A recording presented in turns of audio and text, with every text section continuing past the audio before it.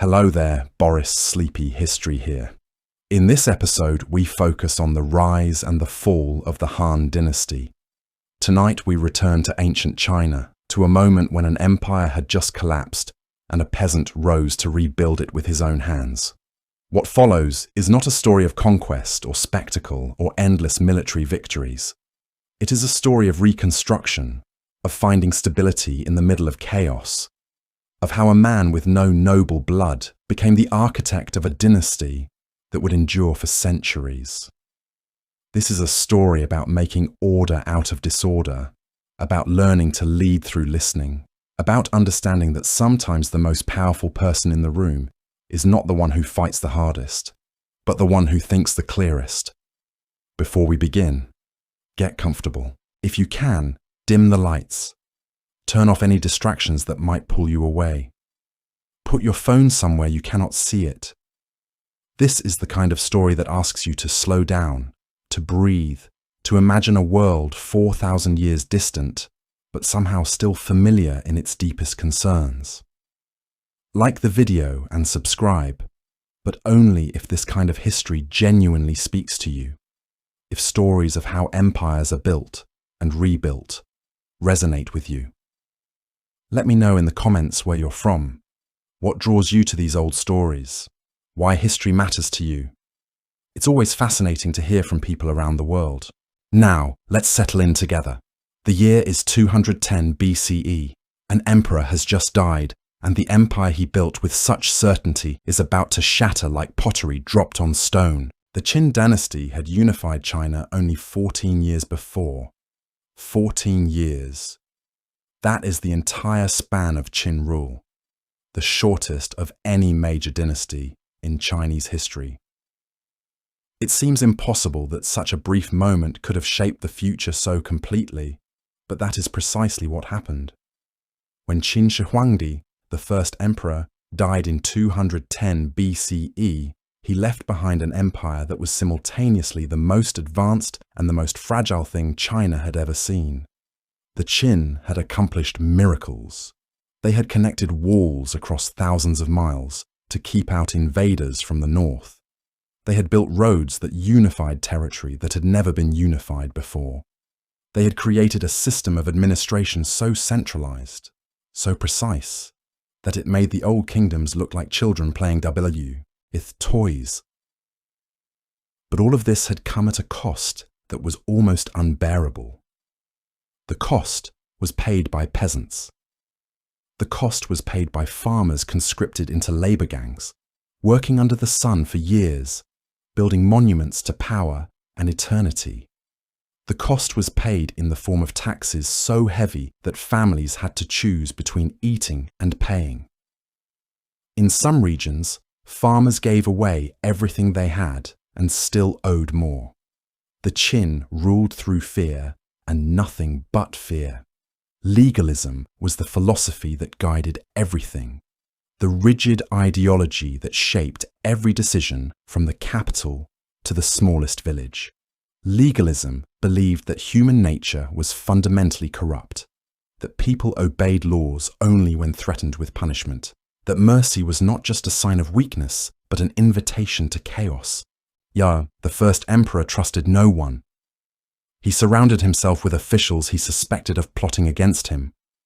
He believed in punishment as the answer to every problem, in surveillance as the foundation of order, and in control as the only form of governance that could work. He burned books he did not approve of. Entire libraries were destroyed because he believed that knowledge could be dangerous, that some ideas should not exist. He executed scholars who questioned his authority, who spoke against him, who suggested that things might be done differently. He did not just kill them, he killed their families to make a point, to show what happened when you challenged the emperor. He built his tomb with an army of terracotta soldiers, thousands upon thousands of them, standing guard forever, and the darkness beneath the earth, constructed to protect him even in death. Some say tens of thousands. He wanted to live forever. He wanted to never face death. He drank mercury because someone told him it would make him immortal.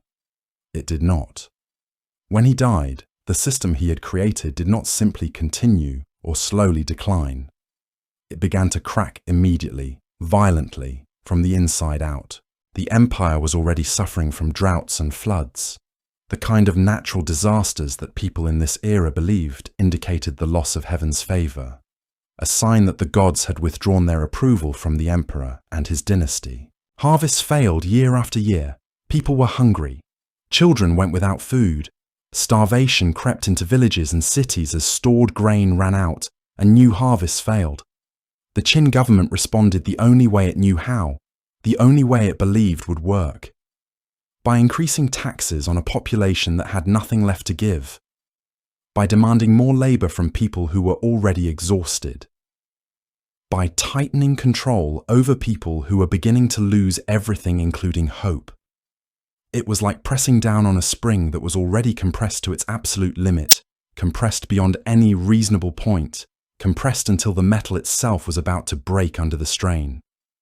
Something had to give. In 209 BCE, barely a year after the first emperor's death, the spring released with terrible force. Rebellion erupted not in one place, but everywhere at once, as if the entire empire had been waiting for permission to explode, waiting for a signal that the gods had abandoned the dynasty. It started with a group of conscripted soldiers who were being sent to the frontier to build walls, to extend the barriers against the northern tribes. They were being sent to what was basically a death sentence. They were going to be executed if they arrived late, so they decided they might as well rebel instead. If death was coming anyway, at least they could choose how it arrived. At least they could go down fighting. One rebellion became two. Two became dozens. Within months, the entire empire was in flames, burning from within. There were rebellions in the north and the south. There were rebellions in the east and the west.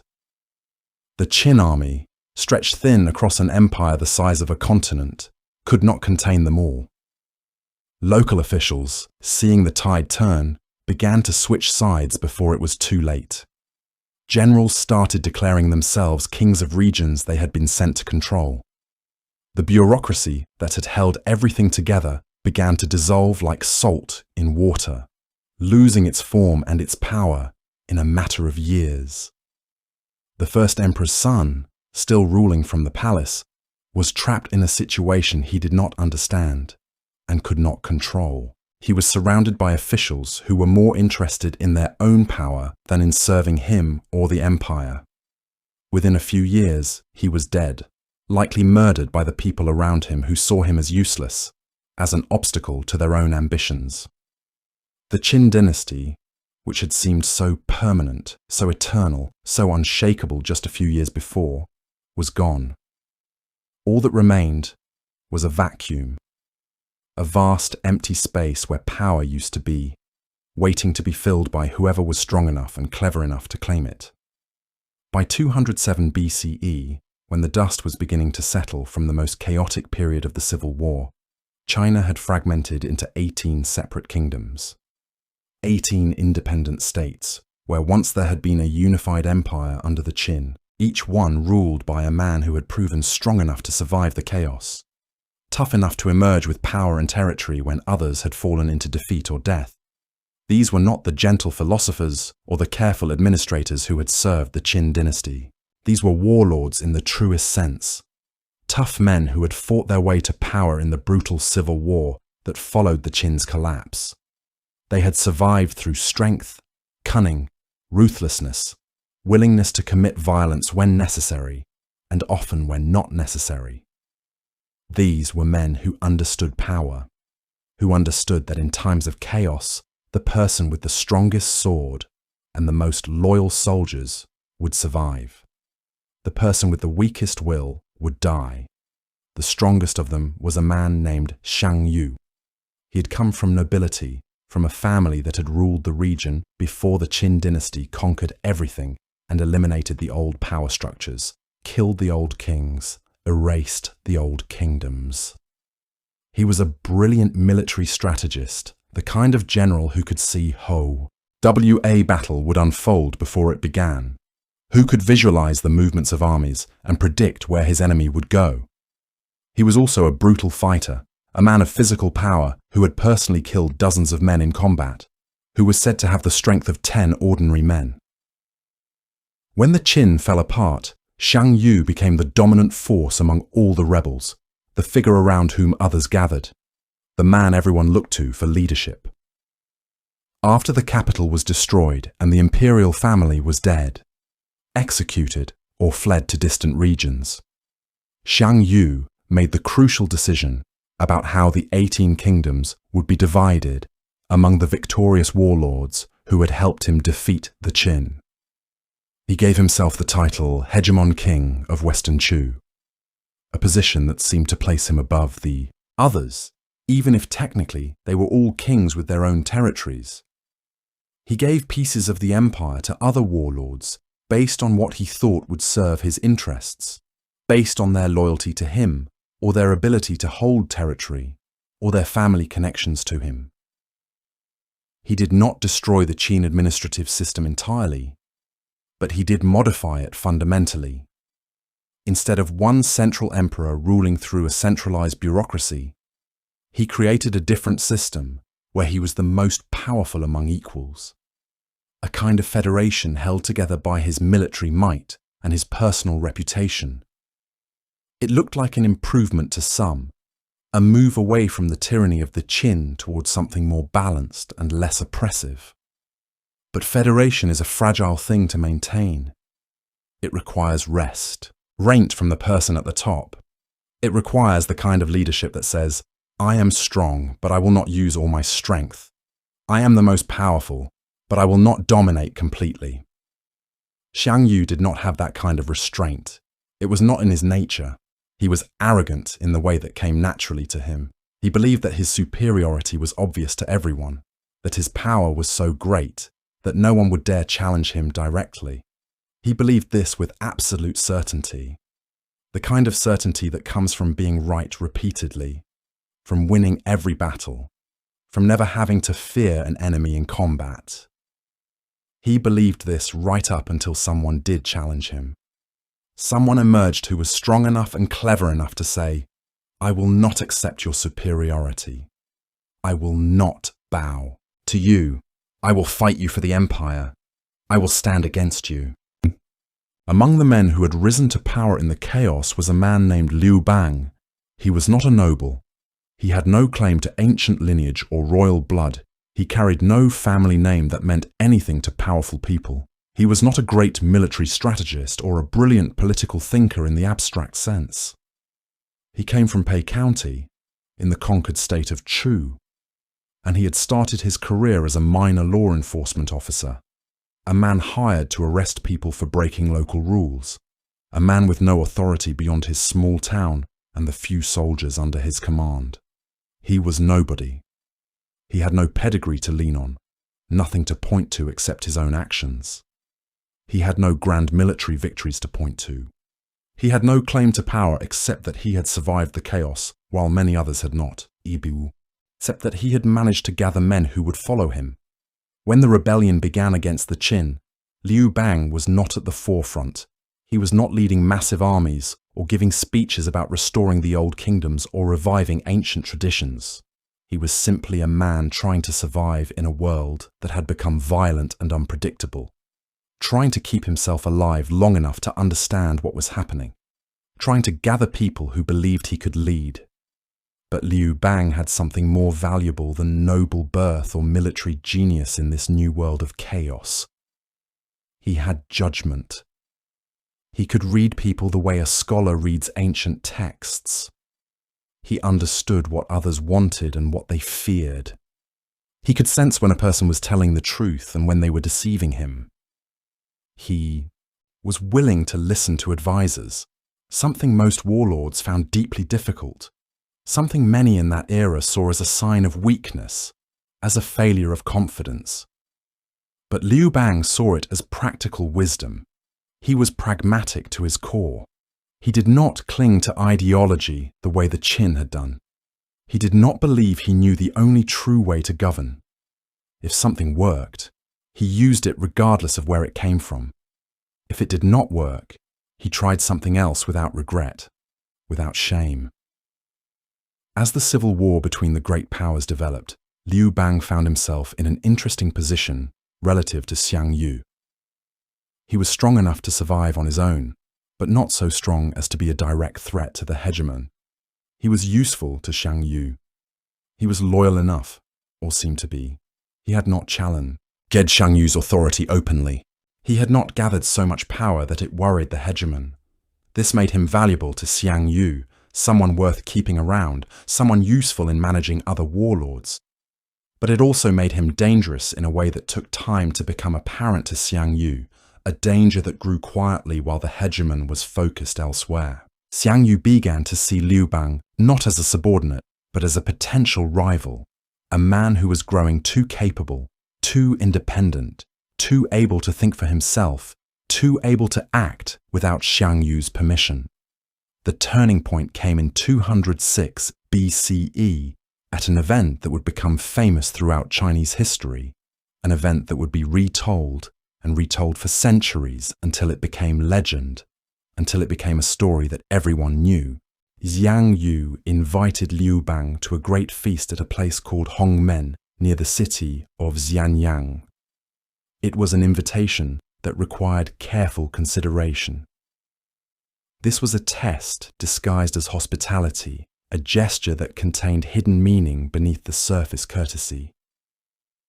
Xiang Yu wanted to see if Liu Bang would show up, would come willingly to his territory, would place himself under Xiang Yu's roof and subject to Xiang Yu's control. If Liu Bang came, it would be a sign of submission, of accepting his place as subordinate. If he refused, if he stayed away, it would be an act of defiance, a challenge to the hegemon's authority. Liu Bang came. He rode toward the feast knowing it might be a trap.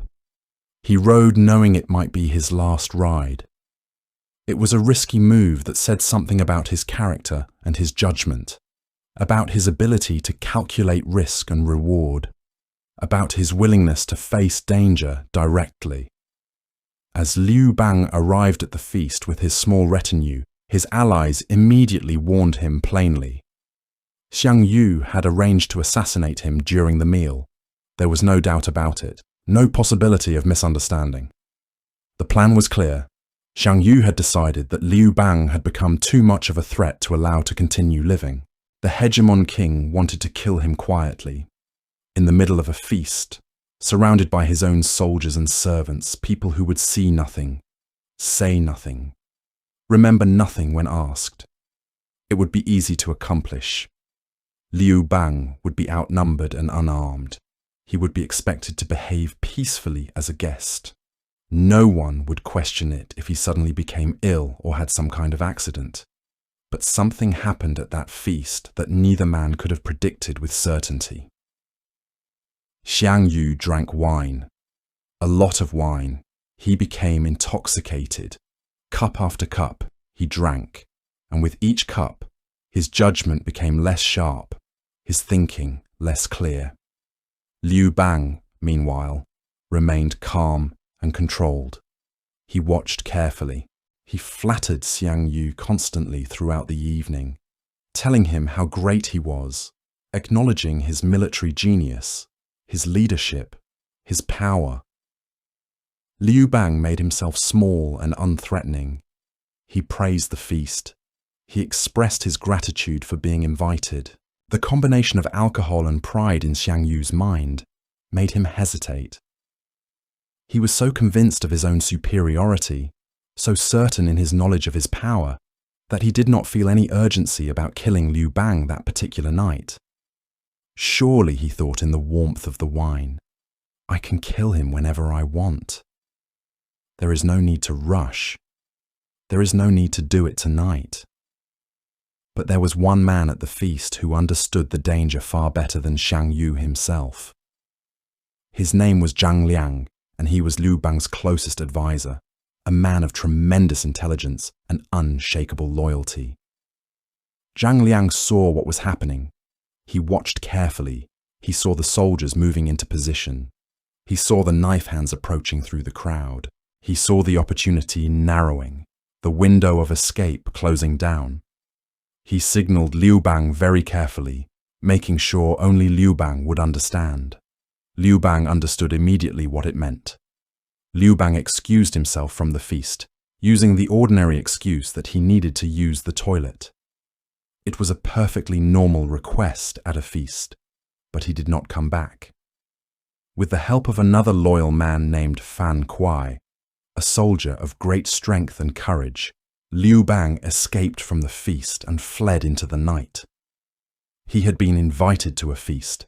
He had been invited, in essence, to die, to be murdered by the man he had been pretending to serve. Instead, he had been given a gift far more valuable than he could have understood at that moment. Proof that Xiang Yu wanted him dead. Proof that he could no longer pretend to be subordinate. Proof that he had to commit fully to resistance or surrender completely to the hegemon's will. He knew now that there was no middle ground, no way to survive by being careful and quiet. You were either with Xiang Yu completely, or you were against him. You were either serving him, or you were an enemy. There was no third option. This changed everything. It clarified everything. From that moment on, Liu Bang's path was clear. He would fight. The escape from the Hongmen banquet was a turning point in ways that both men understood immediately. Liu Bang no longer had the luxury of hiding carefully among Xiang Yu's network of vassal kingdoms, playing the role of a loyal subordinate while quietly building his own power base in the shadows, away from the hegemon's attention. He could not pretend anymore.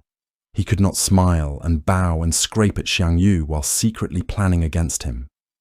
He could not maintain that fiction now that the hegemon had shown his true intentions so clearly.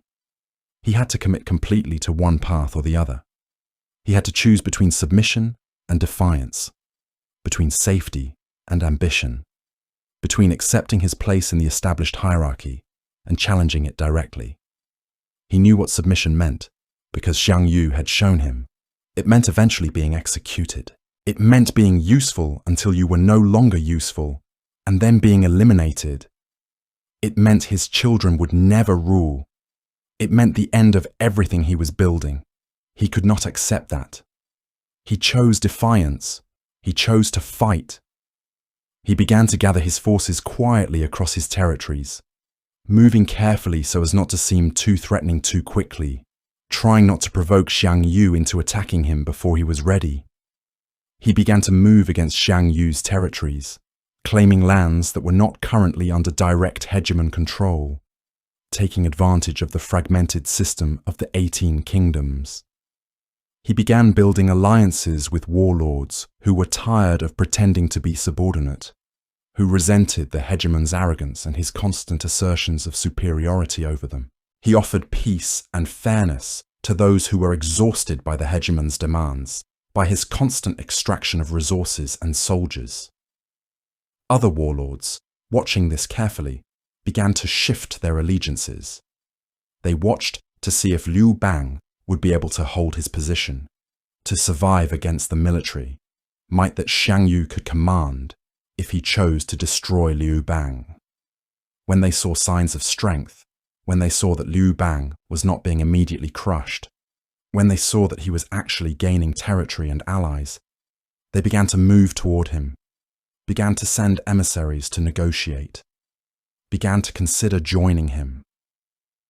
The war that had been simmering beneath the surface of the 18 kingdoms now erupted into open conflict that could no longer be hidden or denied or managed. Quietly. This was the Chu-Han contention, a civil war that would last for 4 years and determine the future of China and the fate of everyone living in it. 4 years of struggle between two visions of what China should become. 4 years of battles and sieges and political maneuvering and diplomacy. Liu Bang controlled the Han territories in the east and south, the lands where he had built his initial power base and where his supporters were strongest. Xiang Yu controlled the Chu territories in the west and center, the lands that had given him his initial power during the rebellion against the Han Dynasty. The fighting was brutal beyond description. It was the kind of warfare that leaves no mercy for the defeated, where entire cities are destroyed to prevent them from falling into Ini, my hands intact, where populations are displaced and killed and relocated. The countryside becomes scorched and empty, fields left unplanted because farmers are conscripted into armies or flee the violence, villages left abandoned as people seek safety. Famine followed armies as resources were consumed. Disease followed famine as malnutrition weakened populations. The human cost of this war was immense, affecting millions of people who had nothing to do with the ambitions of the two men fighting for control of territory and power. Families were torn apart. Children became orphans. Women became widows. Old people died of starvation in villages that had been picked clean by passing armies. The war was not just about the military campaigns. It was about the suffering of ordinary people caught in the middle of the ambitions of powerful men. Liu Bang did not always win. In fact, in the early stages of the war, he often lost. He lost battles. He lost territory. He was forced to retreat into defensible positions. Xiang Yu was the better military commander in traditional terms. He had more experience in the large-scale warfare. He understood tactics and strategy.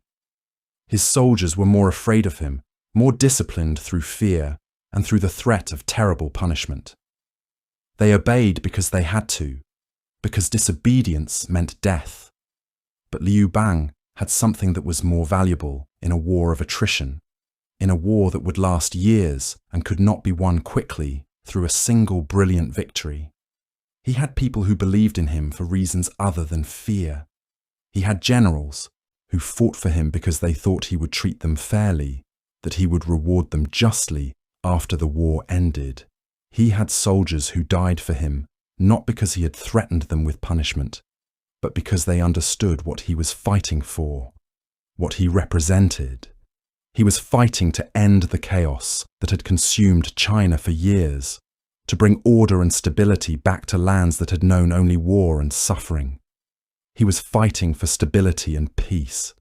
He was fighting for a world where the brutality of the Han Dynasty could be undone, reversed, without returning to complete fragmentation, without bringing back the warring states period when everyone fought everyone else and no empire existed. People believed in him because he had shown them he was different. He treated Li differently. He did not rule through fear alone. He offered something else: hope, the possibility of a better world, the possibility of being treated fairly, the possibility of a leader who cared about his people, not just about his own power and his own glory. This was something new. This was something that Xiang Yu did not offer. As the war continued year after year, Xiang Yu made a series of mistakes that would ultimately prove fatal to his cause, even if he did not understand it at the time. He showed mercy to people he should have eliminated entirely, allowing them to escape and join Liu Bang's forces. He was arrogant when he should have been careful about protecting his power base, about maintaining the loyalty of those beneath him. He believed that his military superiority was enough to guarantee victory, that he did not have to worry about politics, about winning the hearts and minds of people he had conquered or governed. He treated his territories as conquered lands, not as new homes, not as places where people wanted to belong. He extracted resources without giving back. He demanded submission without offering anything in return. He gave little back except the promise that he was strong enough to protect them, that they should obey him because he was powerful. But strength is not enough to hold an empire. You need something more.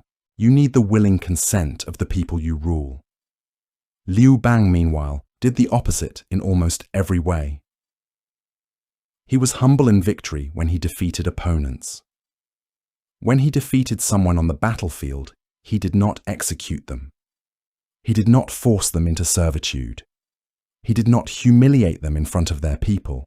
He kept his distance from those he defeated, giving them land and titles and respect, asking them to join him in building a new order that would be different from what came before. He surrounded himself with intelligent advisors and listened to them carefully. He asked questions. He did not assume he knew all the answers. He moved slowly through the empire, carefully, methodically consolidating his power in ways that were less visible than Xiang Yu's military victories, but far more durable, far more lasting. He understood something fundamental that Xiang Yu did not understand. You cannot rule by force alone. If you rule by force, you are always vulnerable.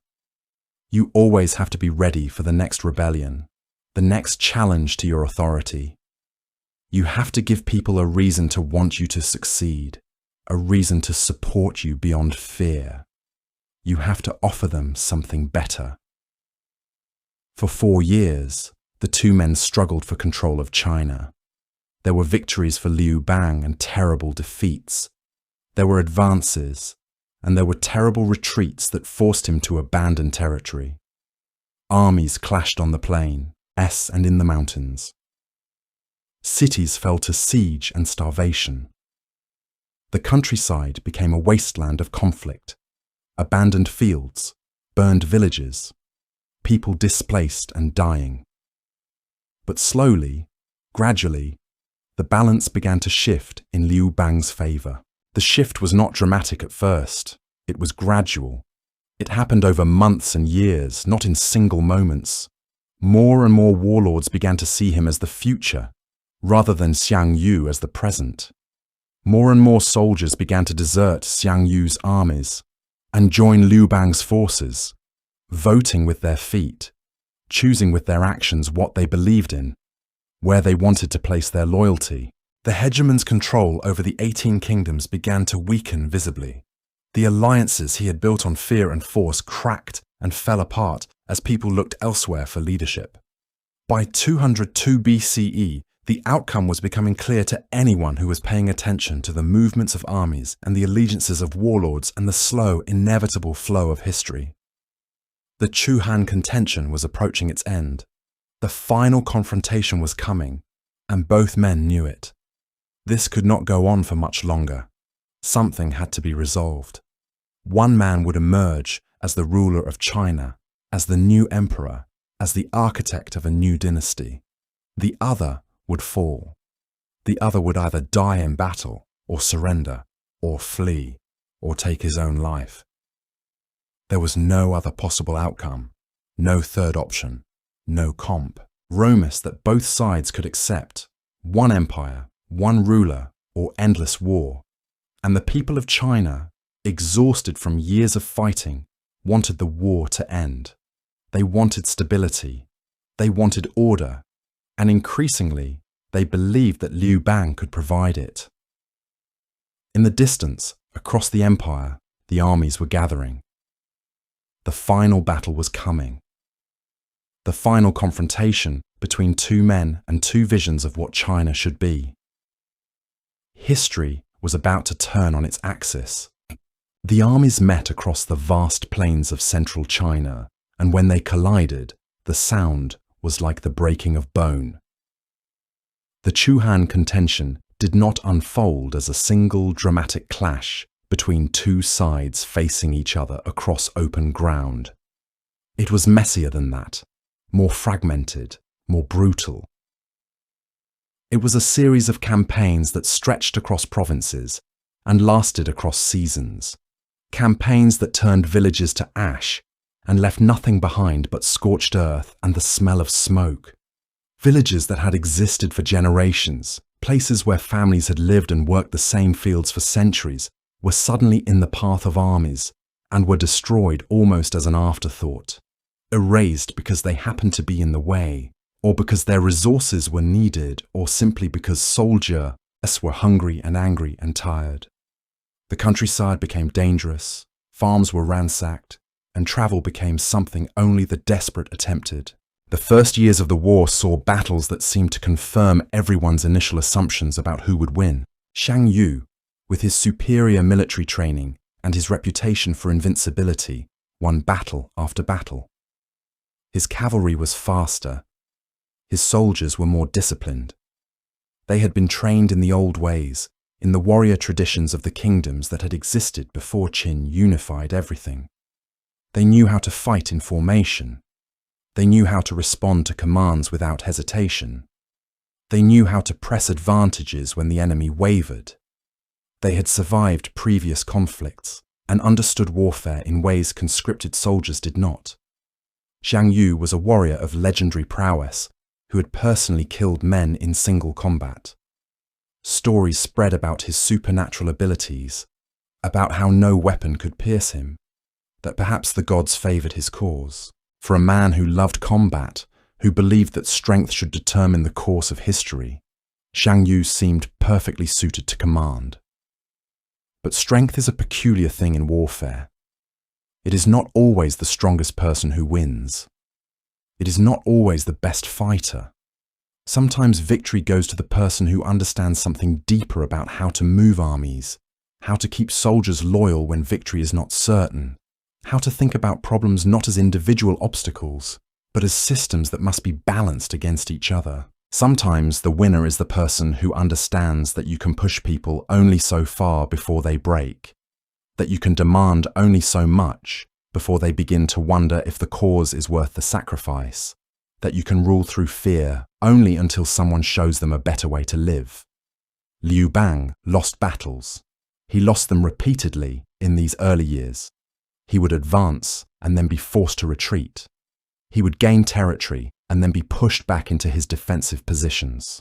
He suffered defeats that seemed to suggest that his cause was hopeless, that he should surrender before he lost everything, that trying to match Xiang Yu's military might was foolish, that he was fighting a battle he could never win. There were moments when he must have questioned himself, when defeats seemed so certain that even the most optimistic advisor might have whispered that perhaps surrender would be preferable to continuing a hopeless struggle. But he did not surrender.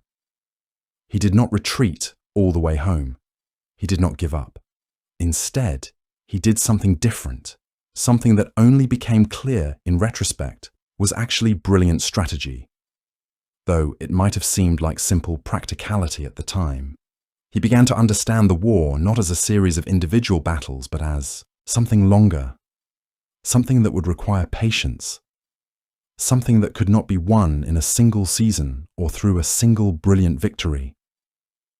He began to see that the real battle was not being fought on the open plains where Xiang Yu's cavalry could dominate, and where traditional military skills would determine the outcome. The real battle was being fought in the hearts and minds of the people who lived in the territories between the two armies, the people who had to decide which side to support, which leader to believe in, which vision of the future was more appealing. These people were exhausted.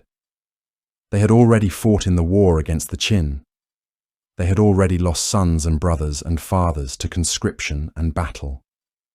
They had already lost harvests to armies that needed food, that requisitioned supplies without paying, that left villages empty of resources and empty of hope. They had lost enough. They could not afford to lose more. When Xiang Yu won a battle and occupied a city, he did not treat the people as citizens. He did not invite them to participate in building something new. He treated them as conquered peoples, as subjects of a foreign power, as resources to be extracted rather than as people to be incorporated into his vision of what the new empire should be. He demanded taxes. He demanded conscripts. He demanded obedience.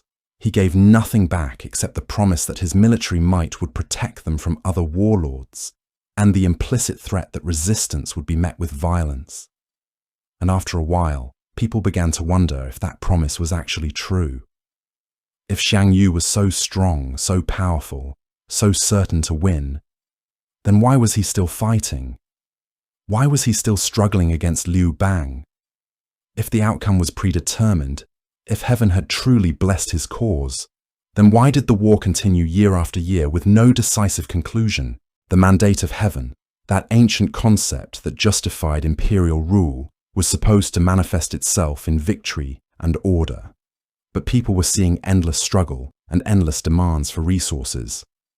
Doubt crept in slowly. It was not the kind of thing that people expressed openly, not in a world where Xiang Yu might hear about it and might decide to punish them for their lack of faith. Xiang Yu had shown himself quite willing to execute those who displeased him. It was the kind of doubt that showed itself in small ways. In the slowing of conscription, in the hoarding of supplies by local officials who began to think they might need them for their own survival, in the hesitation when officials were sent to collect taxes, in the delays and excuses and careful avoidance of actual confrontation, in the small acts of obstruction that did not quite constitute rebellion, but that made governance harder, made it more difficult for Xiang Yu to extract the resources he needed to continue the war. These were not dramatic acts of resistance, not armed rebellions or public declarations of defiance. They were the quiet, subtle ways that ordinary people resist power when direct resistance would mean death. Meanwhile, Liu Bang was doing something radically different in the territories he controlled, something that military strategists of the era found almost incomprehensible, something that seemed to violate every principle of how to prosecute a war and strengthen your position. He was reducing taxes on the peasants. He was allowing farmers to keep more of what they produced. He was encouraging soldiers to go back to their farms during the slack seasons, to work the fields, to help bring in harvests, to rebuild the agricultural system that had been shattered by years of warfare and conscription. He was making the deliberate choice that seemed almost reckless to traditional military minds, that seemed to abandon all sense of urgency and instead to ask the question, what if we slow down? What if instead of trying to win quickly through military superiority, we focus on building something that will last? What if we use the time the war is taking to strengthen ourselves internally, to restore the land, to show the people that we care about their welfare, not just about the war, not just about defeating Xiang Yu?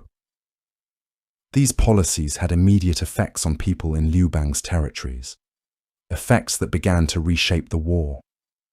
The harsh Qin taxes had devastated agriculture for years. Harvests had been poor. Land had been abandoned because farming was not profitable. You could not make enough money to pay taxes and feed your family. But under Liu Bang's policies, the situation reversed. Farmers who kept more produce could feed their families better. They could maintain fields and invest in irrigation. Young men sent back to farms made farming more productive, making it possible for families to survive without desperation, without selling off their tools and land.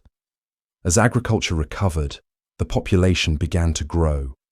People stopped dying of starvation. Families had children again, confident enough in the future.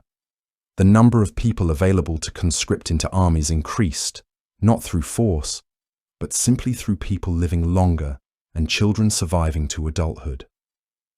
But something more important was happening in people's hearts and minds. They began to believe in Liu Bang's vision. They began to think that perhaps this man cared about their welfare, that perhaps he saw them as people worth caring about, rather than simply as resources.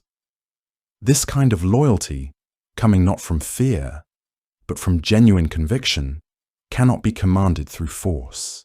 It can only be earned. And Liu Bang was earning it, slowly and methodically, with every tax reduction and every policy that put welfare above war, while Xiang Yu continued to demand obedience and wondered when people stopped complying. The war continued. Year after year, the battles continued. The armies moved across the landscape. Cities fell and were retaken.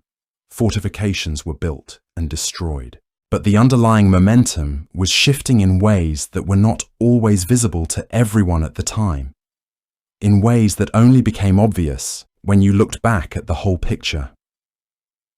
The warlords who had been neutral or uncommitted were beginning to shift toward Liu Bang. The generals who had been serving Xiang Yu were beginning to ask themselves hard questions about where the war was going, about whether their leader was actually going to win, about whether it might be better to switch sides while they still could, while they still had armies and could negotiate favorable terms. Some of them did switch. Some of them changed their allegiance to Liu Bang. Some of them betrayed Xiang Yu and went over to the Han with their forces intact. These defections were not dramatic. They were not announced with great ceremony. But they were devastating to Xiang Yu's position because every defection meant fewer soldiers, fewer resources, more territory that was now hostile rather than loyal. And it meant that Liu Bang's position was growing stronger with each passing month, not because he was winning more battles, but because he was winning the larger war, the war for the hearts and minds of the people and the leaders who controlled the various regions. By the year 202 BCE, the outcome was becoming clear to anyone who understood what they were looking at. The momentum had shifted decisively toward Liu Bang. He controlled more territory now than he had at the beginning of the war. His armies were growing, his resources were increasing, the defections from Xiang Yu were continuing. The hegemon, who had seemed unbeatable in the early years, was now fighting a war he was gradually losing, even if he did not fully understand it yet, even if he still believed in his own invincibility. Xiang Yu made a series of decisions in the final years of the war that would prove fatal to his cause. He became increasingly brutal in his efforts to maintain control. He executed generals he suspected of disloyalty. He destroyed cities that seemed to be wavering in their support. He demanded more conscripts from territories that were already exhausted. He extracted more resources from lands that were already impoverished. Each of these actions made sense if you were trying to win a war through force and intimidation. Each of them was logical if you believed that power came from military strength and that all problems could be solved through violence or the threat of violence. But they had the opposite effect from what Xiang Yu intended. They did not strengthen his position. They weakened it. Each execution of a general removed someone who might have given him valuable counsel. Each destruction of a city removed resources he might have needed. Each conscription from an exhausted territory meant fewer farmers working the fields, meant less food produced, meant more dependence on extraction and plunder. He was winning battles while losing the war. He was defeating Liu Bang in individual encounters while watching his overall position deteriorate month after month. The genius of Liu Bang's strategy, if it could even be called a strategy in the formal sense, was that it did not rely on defeating Xiang Yu militarily. It did not require Liu Bang to be a better fighter or to have better soldiers. It required only that he be more thoughtful, more patient, more willing to think about the long term rather than the immediate victory. It required him to understand that people matter more than territory, that loyalty earned is stronger than loyalty demanded, that building something is often more powerful than destroying something else. By 202 BCE, the final confrontation was inevitable, and both men knew it. The moment had come. This was the end toward which 4 years of struggle had been driving, 4 years of campaigns and battles and slowly shifting loyalty, as 4 years during which the fate of millions of people had hung in balance. The armies of both sides began to converge on a location in the Central Plains where the decisive battle would finally be fought, where the future would be determined in a single day of combat.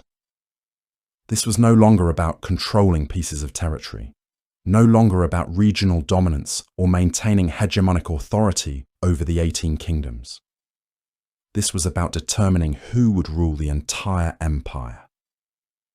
This was about the future of China.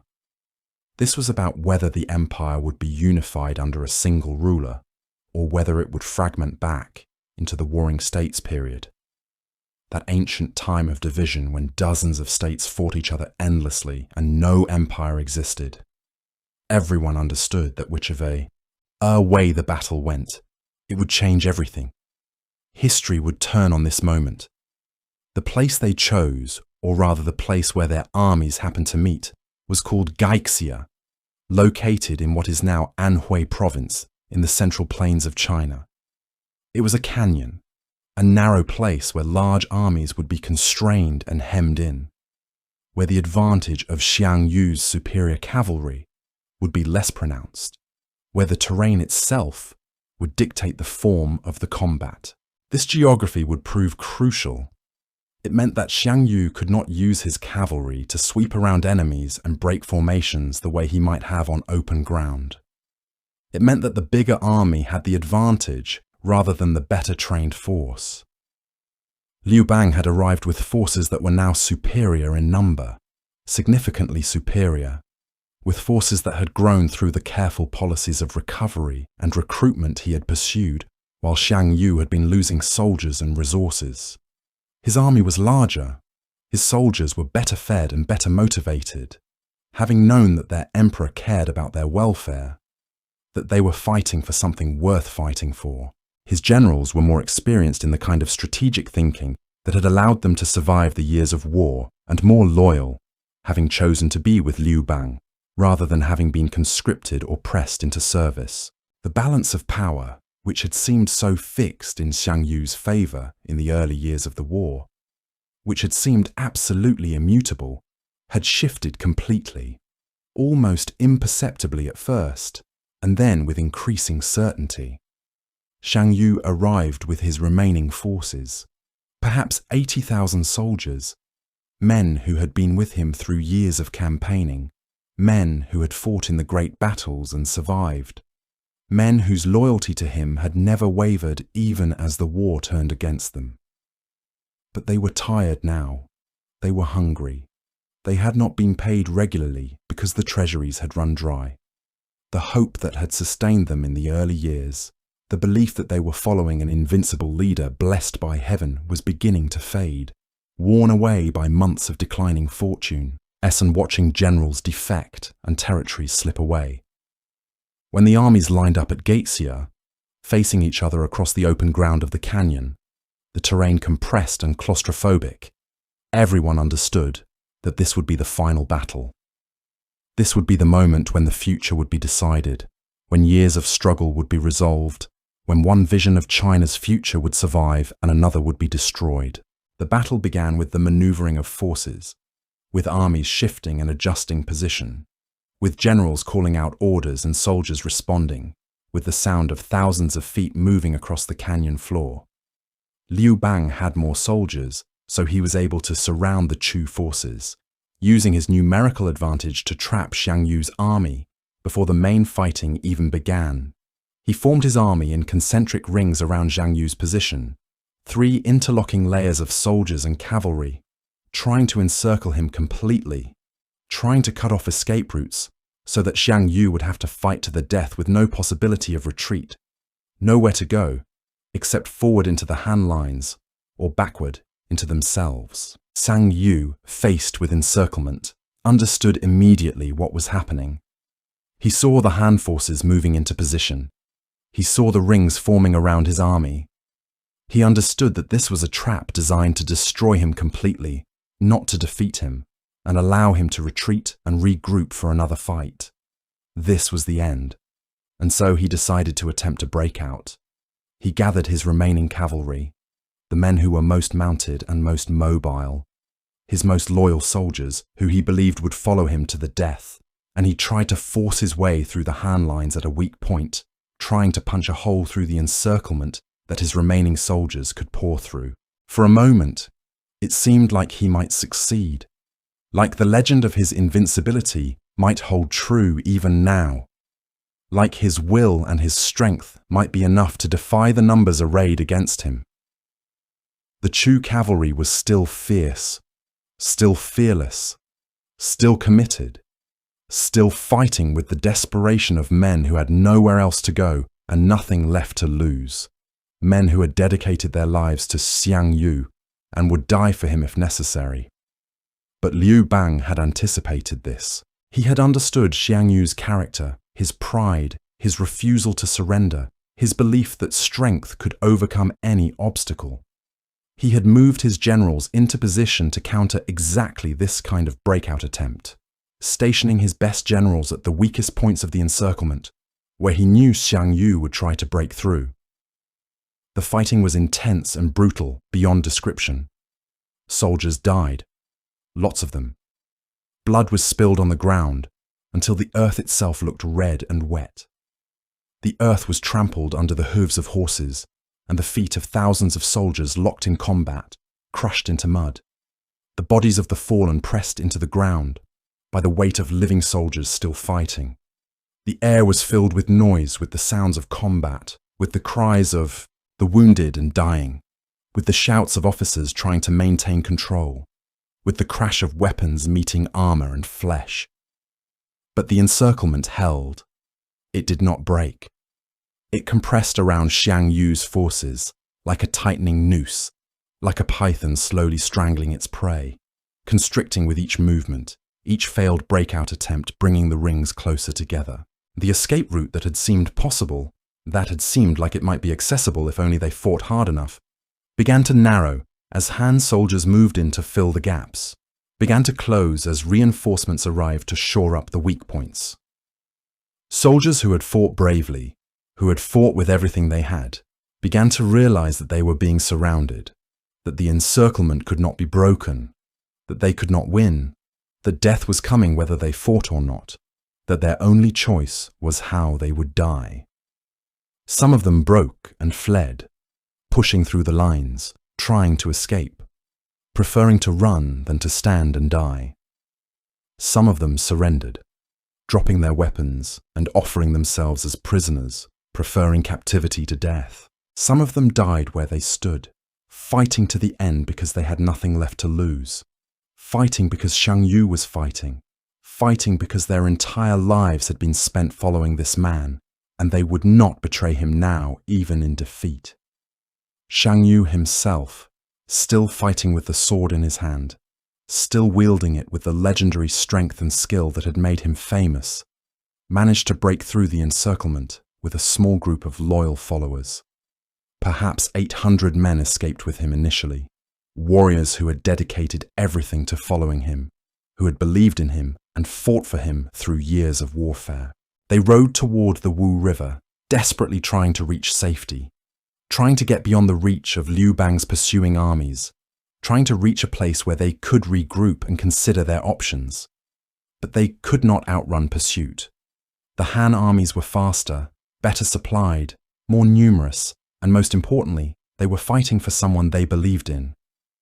Liu Bang's generals, particularly a commander named Guan Ying, led thousands of cavalry after them, chasing them relentlessly across the landscape. The pursuers did not stop. They did not grow tired. They drove forward with the single-minded determination of men who knew they were winning, who understood that history was turning in their favor. As they fled, more and more of Xiang Yu's followers were overtaken and killed. The group that had numbered 800 was whittled down day after day. Men were cut down from their horses by pursuing cavalry. Some were captured and brought before the Han generals as prisoners of war.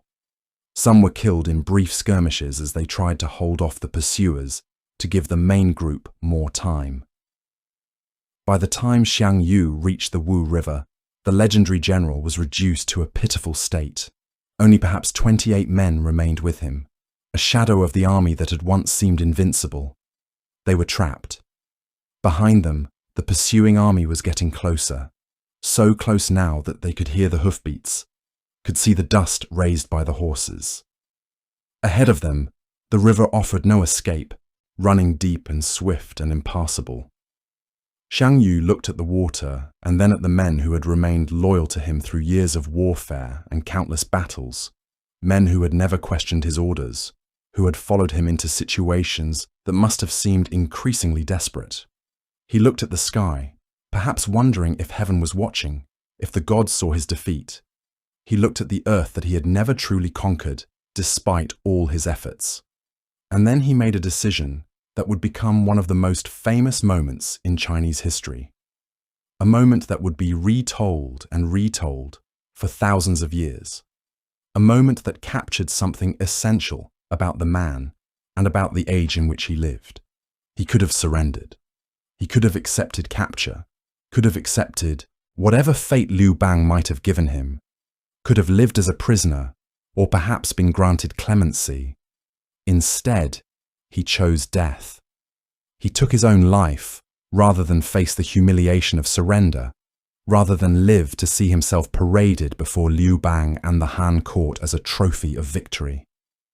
He understood that to be captured was to be diminished, to be turned into a symbol of failure rather than remaining a symbol of tragic resistance. When his soldiers saw what he had done, what their leader had chosen, many of them did the same. They chose death over capture. Some threw themselves into the river, preferring the cold water to the fate of being prisoners. Some used their swords to end their own lives, following their leader into whatever came after life. A few of them, in groups of 3 and 4, rushed at the pursuing Han soldiers in final acts of defiance, dying in combat rather than submitting, making themselves a last sacrifice to the memory of the man they had served. By the time the sun set on the Battle of Gaixia, the war was over. The fighting had ended. Xiang Yu was dead. The Chu forces were broken, scattered, destroyed. The last serious rival to Liu Bang's authority had been eliminated. History had turned. The old order had died. The new order was being born.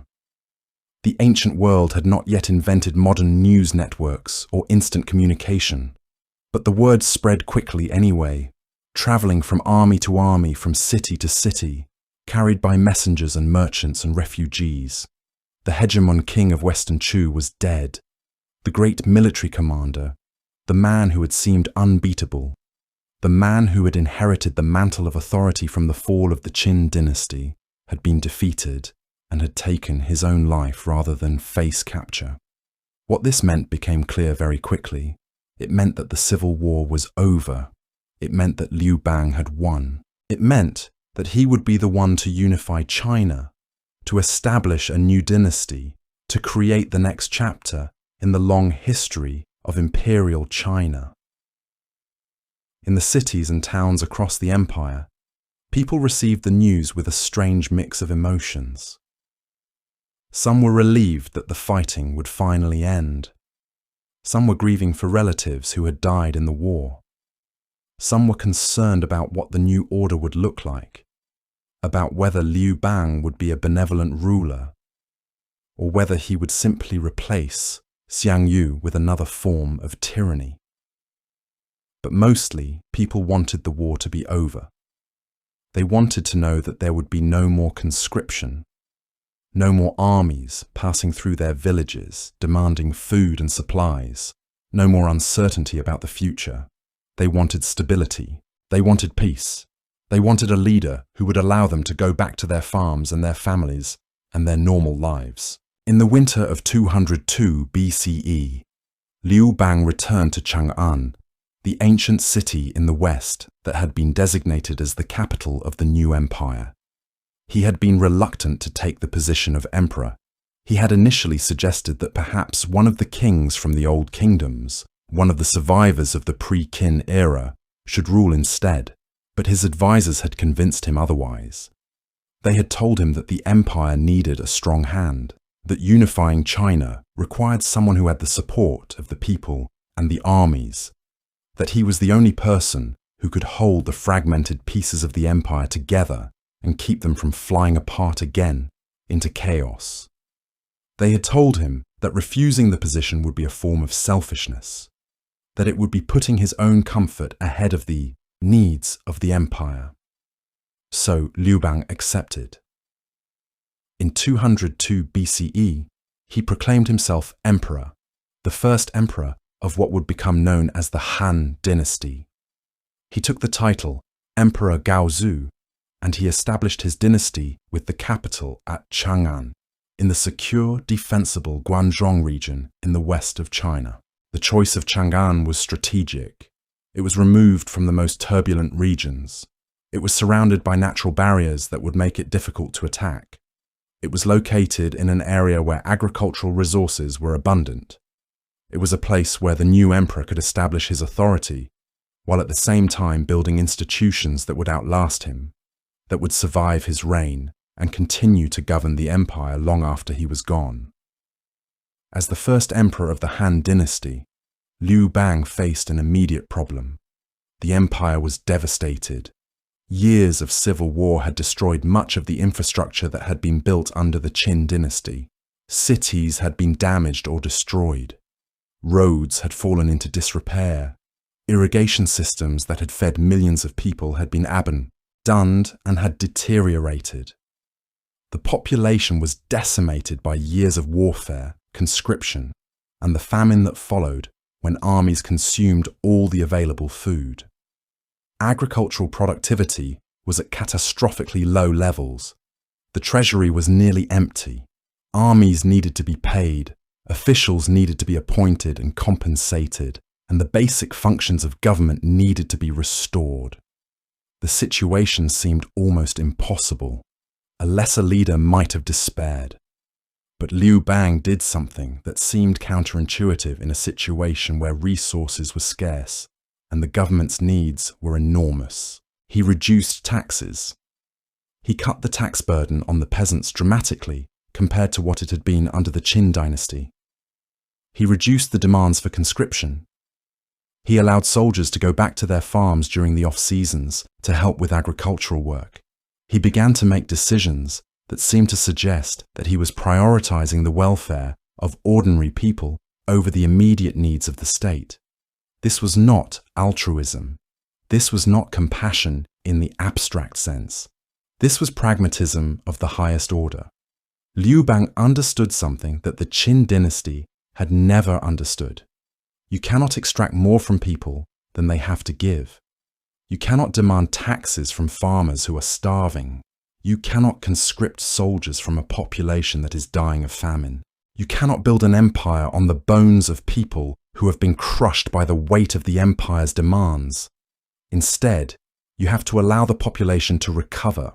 You have to give them space to rebuild. You have to allow the agricultural system to restore itself.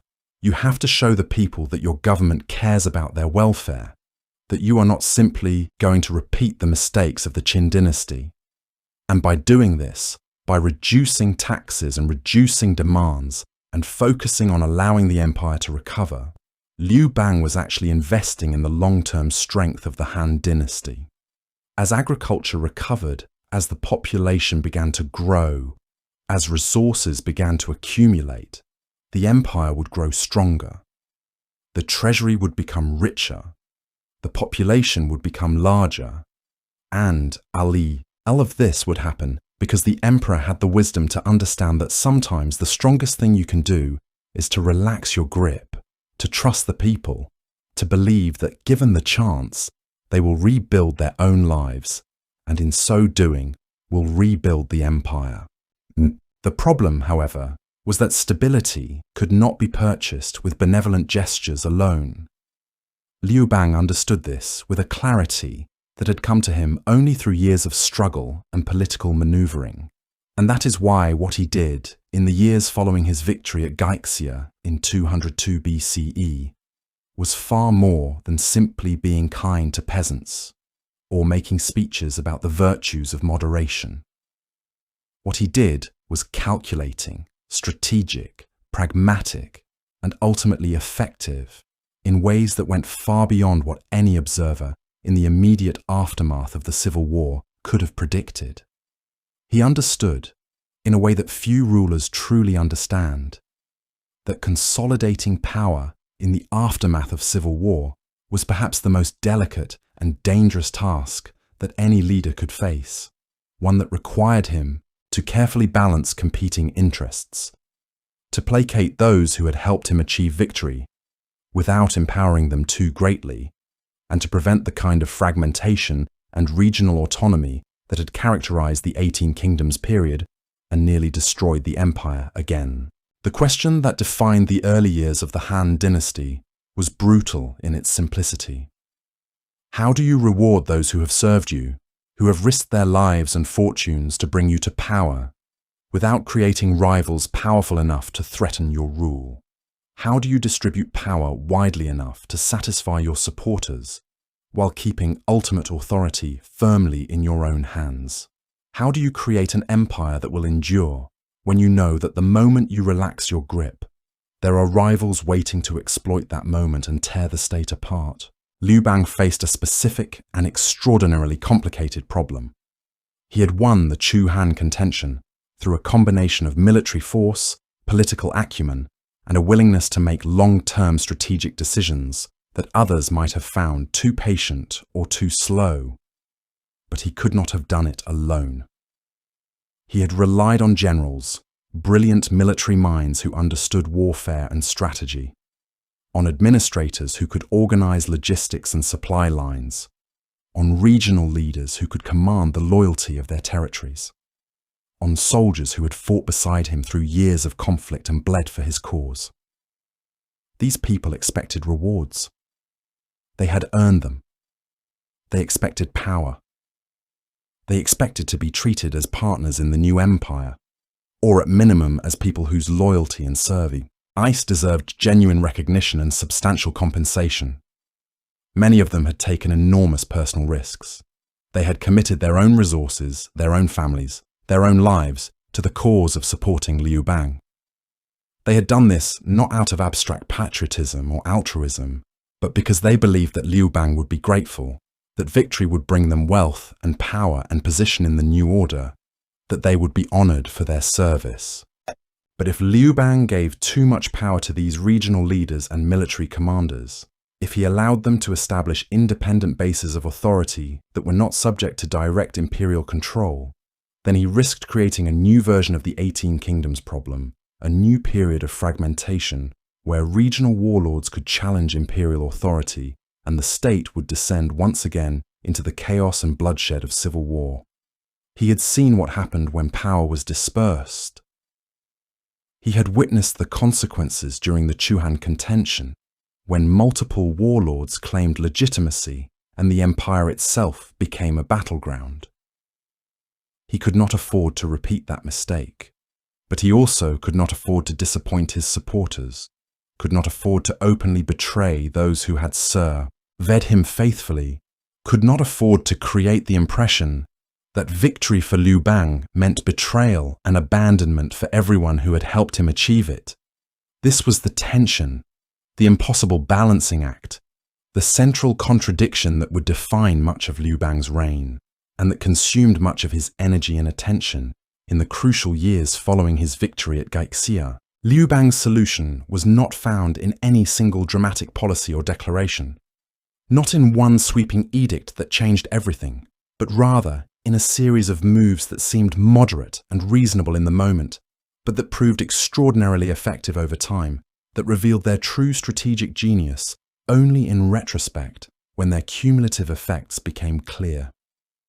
First, recognizing the immediate need to placate those who had served him, who might otherwise feel abandoned or betrayed. He appointed many of his generals and supporters as regional kings, granting them territories and the right to govern them with considerable autonomy, with the power to collect taxes, to administer justice, to manage their own military forces. This satisfied, at least on the surface, their desire for powers, and their sense that they deserved compensation for their loyalty and service. They were rewarded in ways that were visible and tangible. They were given status, the respect and deference owed to a king. They were given authority, the ability to make decisions that mattered, to govern millions of people, to exercise power in their own territories without constant interference from the central government. But at the same time, even as Liu Bang appeared to be rewarding these men, he began to shift the nature of that power in subtle ways that made it less threatening to central authority, ways that would become apparent only over years and decades. He placed trusted family members in key positions alongside these regional kings, creating checks and balances where no single leader could accumulate enough power to challenge the throne without facing opposition from other government branches. He created offices that ran parallel to regional administrations, allowing the imperial court to monitor what was happening in the regions, how wealth was being accumulated, and to intervene if necessary. He also began to systematically reduce the size of territories that could be inherited by the sons of regional kings. This meant that over multiple generations, the power of these kingdoms would naturally diminish as their lands were divided among heirs. What seemed like a generous initial reward was actually the beginning of a long, slow process of diminishing those regions' power until they ceased to be serious threats to imperial authority. But the crucial policy was the one Liu Bang adopted toward the generals themselves, the military commanders who had been most instrumental in his victory. These were not men satisfied with regional authority or willing to let others make final decisions about state matters. These were men like Han Xin, brilliant and tactically innovative, responsible for victories that had turned the course of the Chu-Han contention. Peng Yue was another powerful commander who had controlled territories and commanded massive armies. These men had tasted absolute military power, had commanded armies numbering in the hundreds of thousands, had made decisions that altered the course of history. They saw themselves as partners in founding a new empire, people who deserved a voice in governance, people who might aspire to supreme authority. They had given everything to Liu Bang's cause. They had risked their lives, sacrificed their comfort, separated themselves from their families. They had believed that this sacrifice would be rewarded with power and position in the new state. But Liu Bang came to have a very different vision of how power should be distributed in his empire. This vision had developed gradually as he gained experience in governance, as he observed how power worked, as he came to understand that ultimate authority could not be shared if it was to remain effective. He believed, or had come to believe with increasing certainty, that ultimate authority should reside with the emperor, that the emperor should be the final source of all power in the state, that no regional power should be strong enough to threaten that authority, and that the best way to ensure this was to gradually strip power from those who had accumulated it during the war, to slowly diminish the influence of the great generals, to ensure that military authority was subordinate to civil authority, to create a state where the army served the emperor rather than the emperor depending on the army. This created an impossible situation for people like Han Xin and Peng Yue. If they accepted the reduction in their authority without complaint, if they submitted to Liu Bang's policies of gradual diminishment, then they accepted their own marginalization. They accepted becoming less important, less powerful, less central to the functioning of the state. They would become figures of the past, relics of the Civil War era, no longer essential to governance. But if they resisted, if they attempted to maintain their power by force, if they refused to accept the reduction in their authority, and instead tried to carve out independent power bases that could not be touched by imperial authority, then they would be rebels, would be seen as threatening the stability of the state, would be enemies of the empire, and rebels could be executed with the full blessing of the state and the approval of the bureaucracy. Liu Bang's solution was methodical, calculated, and ultimately ruthless, though it was disguised in the language of bureaucratic procedure and political maneuvering, though it was dressed up in the rhetoric of rational administration, rather than presented as the naked exercise of power. He began to move against these generals not through dramatic confrontations or open declarations of war, not through military campaigns, but through quieter methods, through the mechanisms of the state itself. He would demote them, moving them from positions of supreme military authority to less prestigious roles. He would restrict their authority, taking command of parts of their armies and reassigning them to imperial control, breaking up their unified commands so that no general had complete control over a single military force. He would accuse them of plotting rebellion, using rumors and intelligence reports, some of them possibly fabricated or exaggerated, to create the impression that these men were becoming dangerous, that they posed threats to imperial authority, that something had to be done about them before it was too late. Some of the generals, recognizing the danger they were in, recognizing that Liu Bang was moving against them, recognizing that they had no good options, attempted to actually rebel, made the mistake of thinking that they could use military force to defend their positions, gave Liu Bang the justification he needed to move against them with the full force of the law and the authority of the state. Han Xin, who had once been honored as king of Chu, who had commanded vast armies, who had been celebrated as a military genius, was demoted to a lower rank, stripped of his military command, removed from positions of authority. He was then arrested, accused of conspiracy, put on trial, and finally executed on charges of plotting rebellion. Peng Yue faced similar treatment, demoted from his position of power, accused of involvement in plots against the throne, and eventually killed, either executed or allowed to die in captivity. Others fled the empire, recognizing the danger they were in and choosing to save their lives by abandoning the state they had helped to create. Some were eliminated more quietly, disappearing from the court and never heard from again, their fates unknown, their names gradually fading from historical records. What Liu Bang was doing, through all of these individual actions and decisions, was consolidating imperial authority by removing the one group that could credibly challenge that authority, by eliminating the only people who possessed the military power and the prestige and the resources to potentially overthrow an emperor. The generals had military power, the ability to command armies, the loyalty of soldiers. The regional kings had territorial power, the ability to control resources and collect taxes.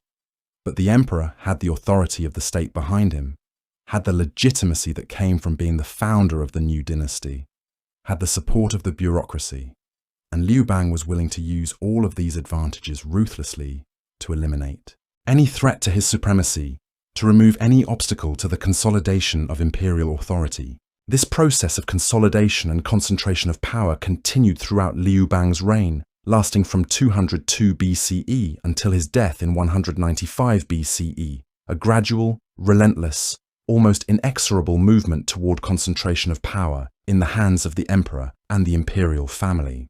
It sometimes seemed gentle, sometimes seemed harsh, but it moved in a single direction with the inevitability of gravity, like water wearing away stone, like the slow accumulation of pressure until something finally breaks. The regional kingdoms remained in existence, but their power was limited, constrained, carefully circumscribed, and ultimately dependent on the emperor's sufferance, on his willingness to allow them to continue existing, on his choice to grant them authority rather than stripping it away. The great generals who had been so essential to the achievement of victory were either dead, eliminated, or marginalized, no longer able to command armies, no longer able to threaten imperial authority, no longer present to contest the emperor's decisions. The imperial bureaucracy was strengthened, made more professional, given more responsibility for governance, transformed from a secondary administrative structure into the primary mechanism through which the empire was governed, the primary institution through which the emperor exercised his authority.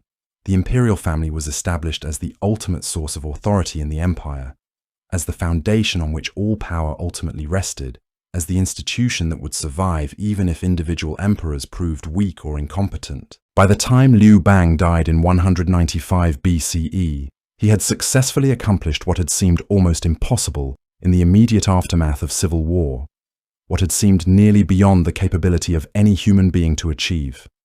He had created a unified state where power was concentrated in the hands of the emperor, where regional leaders had authority but not independence, where the military establishment understood that ultimate power lay with the civilian government rather than with the generals themselves, where the succession was orderly and based on inheritance rather than on the strength and cunning of individual military commanders.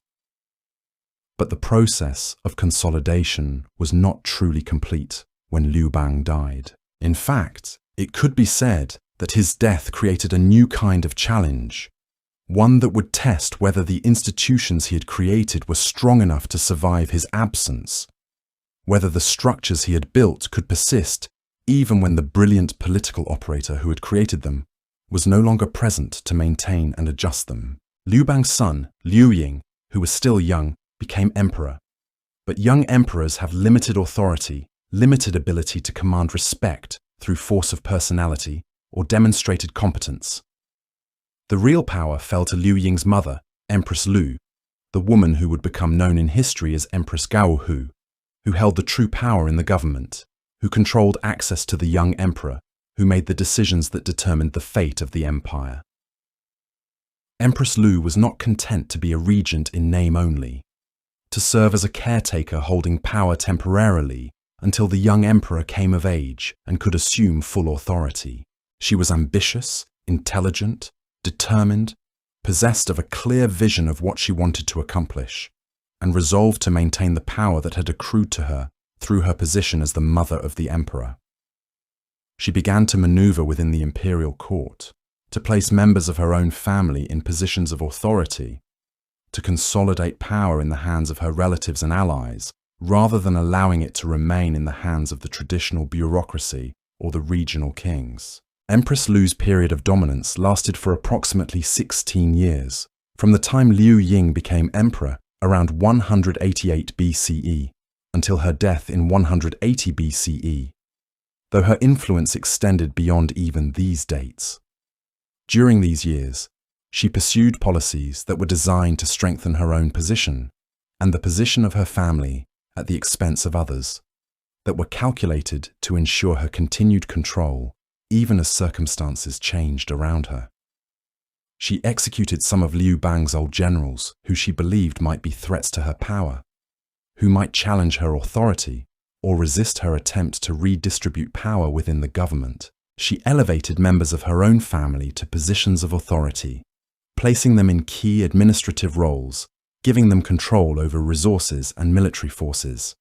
She attempted to ensure that power would remain in the hands of her relatives even after her own death, making plans for the succession that would keep the Liu family at the center of imperial authority. Her vision for the Han Dynasty was fundamentally different from Liu Bang's vision. Where Liu Bang had created institutions designed to constrain power and balance different interests, designed to prevent any single person or family from accumulating too much authority, Empress Lu was trying to concentrate power in the hands of her own family, was attempting to transform the nature of imperial governance by making the Liu family, rather than the emperor, the ultimate source of authority.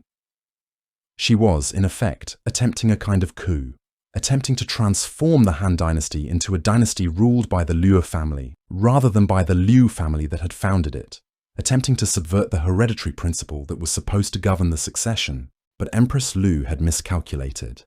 She had not anticipated the degree to which the institutions that Liu Bang had created were strong enough to resist her attempt to seize power, strong enough to protect the fundamental structure of imperial authority, even when the person wielding that authority attempted to redirect it in ways that violated the principles on which it had been founded.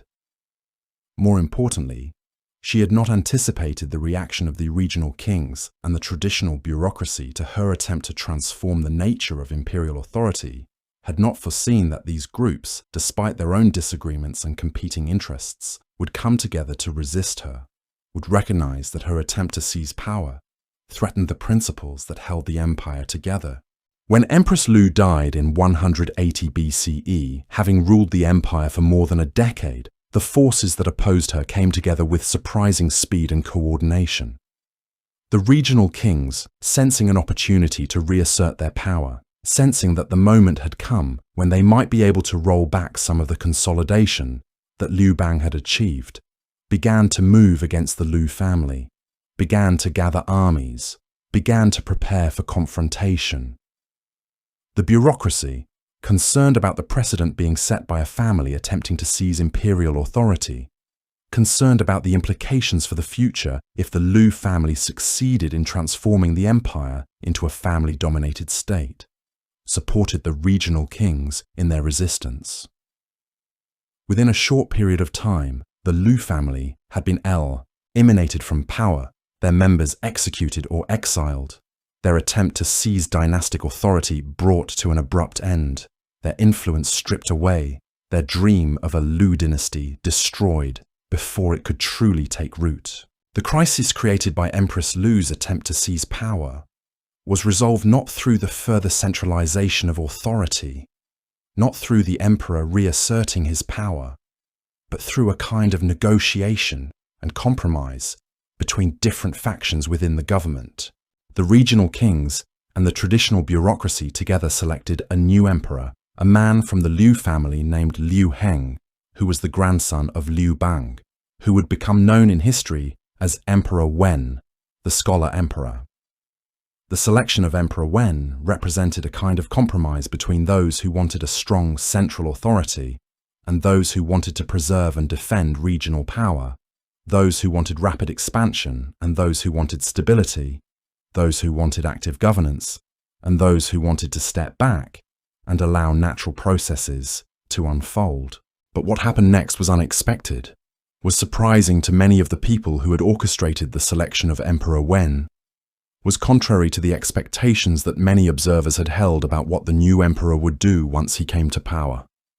Emperor Wen did not attempt to either strengthen imperial authority further or defend regional power and expand the influence of the regional kings. Instead, he pursued a different kind of policy entirely, one that might be called the policy of rest and recuperation, a deliberate and conscious attempt to reduce the demands that the government placed on the population, to allow the economy to recover from years of warfare and civil conflict and exploitation, to let the people rebuild their lives and their communities without constant interference from the state, to create space for natural processes of economic and social recovery to unfold. Emperor Wen's reign lasted from 180 to 157 BCE, a full 23 years of relatively stable governance, where the primary goal, the organizing principle that seemed to guide all of his decisions, was allowing the empire to recover and to stabilize itself, was giving the population time to heal from the wounds of civil war and centuries of exploitation under previous dynasties. This was not a period of dynamic expansion or military conquest, not a period where the emperor was attempting to extend the empire's borders or to extend Chinese influence over neighboring peoples. It was not a period of cultural flourishing or intellectual innovation, not a period where new ideas were being promoted or where the arts were being encouraged. It was instead a period of deliberate quietism, a period where the emperor made a conscious choice to do less rather than more, to ask less of the people rather than more, to let natural processes of recovery unfold without attempting to direct them through imperial policy, without attempting to impose order or vision through top-down mandates. Emperor Wen continued and extended many of the policies that Liu Bang had begun, the policies that emphasized benevolence and moderation in governance. He reduced taxes further, making the tax burden on peasants even lighter than it had been under Liu Bang, further relieving the population of the crushing financial burdens that had been typical of earlier administrations. He reduced the corvée, the obligation of peasants to provide unpaid labor to the state for public works projects, reducing the burden on the common people, allowing them to devote their time and energy to their own productive activities rather than to state projects. He cut military spending and reduced the size of the standing armies, believing that a smaller military establishment would be less burdensome to the population and that the empire's security could be maintained through diplomacy, through strategic positioning, through calculated restraint, rather than through constant military expenditure and the maintenance of large armies. He promoted officials based on their moral character and their knowledge of Confucian texts, rather than promoting them based on their military achievements or their family connections or their bureaucratic rank, attempted to create a government where virtue mattered more than birth or power. His vision was that the empire should be governed by virtuous men who understood the principles of benevolent rule, who believed that the emperor's primary duty was to serve the people rather than to exploit them for the benefit of the state, and who implemented policies designed to benefit the population rather than to benefit the state at the population's expense. These policies had remarkable effects on the empire and its people. Agriculture recovered dramatically during Emperor Wen's reign, in ways that seemed almost miraculous to those who remembered the devastation of civil war. Peasants, freed from excessive taxation and conscription, were able to invest in their farms, improve irrigation systems, purchase better tools and animals. They could afford to leave land fallow to recover fertility naturally and to experiment with new crops and techniques. The result was that agricultural productivity increased substantially. Harvests were good year after year, providing food for the growing population and generating surplus for storage. The population was well fed. People were no longer starving or living on the edge of starvation. Confidence in the government's benevolence increased. People began to believe that the Han Dynasty was truly different from the Qin Dynasty, was truly a government that cared about ordinary people. At the same time, the reduction in military spending and the general quietism of Emperor Wen's policies had the effect of allowing silver and other precious metals to accumulate in the imperial treasury in unprecedented quantities. The government was spending less money than it was taking in through taxes, even though the taxes themselves had been reduced. This occurred because the reduction in expenditure was even more substantial than the reduction in taxation. The empire was, in effect, operating at a significant and growing surplus, accumulating wealth rather than spending itself into poverty, stockpiling resources against future needs. This accumulation of wealth would prove important for the next generation of rulers, who would use that accumulated wealth to fund military campaigns and expansionist policies, who would use the resources that Emperor Wen had so carefully accumulated to pursue a much more active and aggressive foreign policy. But in the moment, during the reign of Emperor Wen, the accumulation of wealth was not the primary goal. The primary goal was simply to allow the empire to recover, to allow the population to breathe, to demonstrate that the Han Dynasty was truly a different kind of government from the Qin Dynasty, one that saw the welfare of the people as important, as central to its mission, that valued stability and peace over constant activity and expansion, that was willing to exercise power with moderation, rather than with the iron fist that had characterized Qin rule. Emperor Wen understood something that few rulers grasp. Sometimes, the most powerful thing you can do is to restrain yourself, to do less, to allow others the space to pursue their own goals, to trust that given the chance and given the freedom, people will rebuild their own lives, and in so doing, will rebuild the empire far more effectively than any amount of imperial intervention could accomplish. Emperor Wen died in 157 BCE and was succeeded by his son, Liu Qi, who became known in history as Emperor Jing. Emperor Jing was young when he came to the throne, younger than his father had been, but he had been trained in the principles of benevolent governance, had been educated in the Confucian texts that his father valued so highly, had absorbed the understanding that the emperor's primary duty was to the people rather than to the state. He continued most of his father's policies with a consistency that suggested genuine conviction rather than mere habit. He maintained the emphasis on benevolent rule, the belief that virtue in leadership mattered more than aggressive assertion of power. He continued the policy of reducing the tax burden on the people, further lightening the load on the peasants, further demonstrating his commitment to the principle that the government existed to serve the people rather than to exploit them. He continued the emphasis on promoting officials based on their moral character and their understanding of Confucian principles, continued the attempt to create a government where wisdom and virtue mattered more than birth or political connections. He maintained the quietism of his father's approach to governance, maintained the belief that the government should do less rather than more, that it should make fewer demands on the people rather than more demands, that it should focus on the principles of virtue and benevolence, rather than on the exercise of raw power. Emperor Jing's reign lasted from 157 to 141 BCE, 16 years of continued stability and continued recovery. During these years, the foundations that Liu Bang had laid in the immediate aftermath of civil war, the institutions that had been created in the aftermath of the Chu-Han contention, the policies that emphasized benevolence and recovery, all of these things were reinforced and strengthened, became more deeply embedded in the structure of the empire. The imperial bureaucracy became more established, more professional, more confident in its ability to govern, more sophisticated in its methods and approaches. The regional kingdoms, which had been a potential source of fragmentation and civil war throughout this period, were gradually pacified and brought more firmly under imperial control without the need for open warfare or dramatic political confrontation, without the need for military campaigns or executions. The population continued to grow year after year as improved nutrition and reduced warfare allowed families to thrive and survive.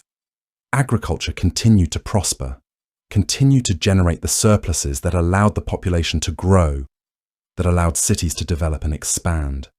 The treasury continued to accumulate wealth, continued to stockpile resources, continued to grow richer with each passing year. By the time Emperor Jing's reign ended in 141 BCE, the Han Dynasty had been in existence for over 60 years, and it had transformed itself from a warring state emerging from civil war into a stable, prosperous, peaceful empire where the principles of benevolent rule had taken root, where the population could pursue their own activities without constant fear of warfare or exploitation, and where the future seemed to stretch ahead with the promise of continued stability and peace, with the resources to accomplish great things, with the foundation to pursue ambitious goals. The period from Liu Bang's victory at Gaixia in 202 BCE through the end of Emperor Jing's reign in 141 BCE was a period of fundamental transformation, a transformation that could not be fully appreciated by those living through it, that only became visible when you looked back at the whole span of time, when you compared the chaos of the Civil War era with the stability that had emerged. The empire had moved from chaos to order, from warfare to peace, from harsh exploitation and constant demands to benevolent governance and moderation, from a state that was barely holding together to a unified, prosperous, confident empire. The institutions that had been created during this period would prove durable enough to last for centuries, would survive emperors who were weaker or less virtuous, would continue to function even when the principles that had guided their creation were sometimes ignored or violated. The principles that had been established, the belief that government should balance the interests of the emperor, the bureaucracy, the regional powers, and the people, these principles would guide Han governance for generations to come, would create a template that other Chinese dynasties would attempt to follow, or at least to acknowledge as an ideal toward which they aspired.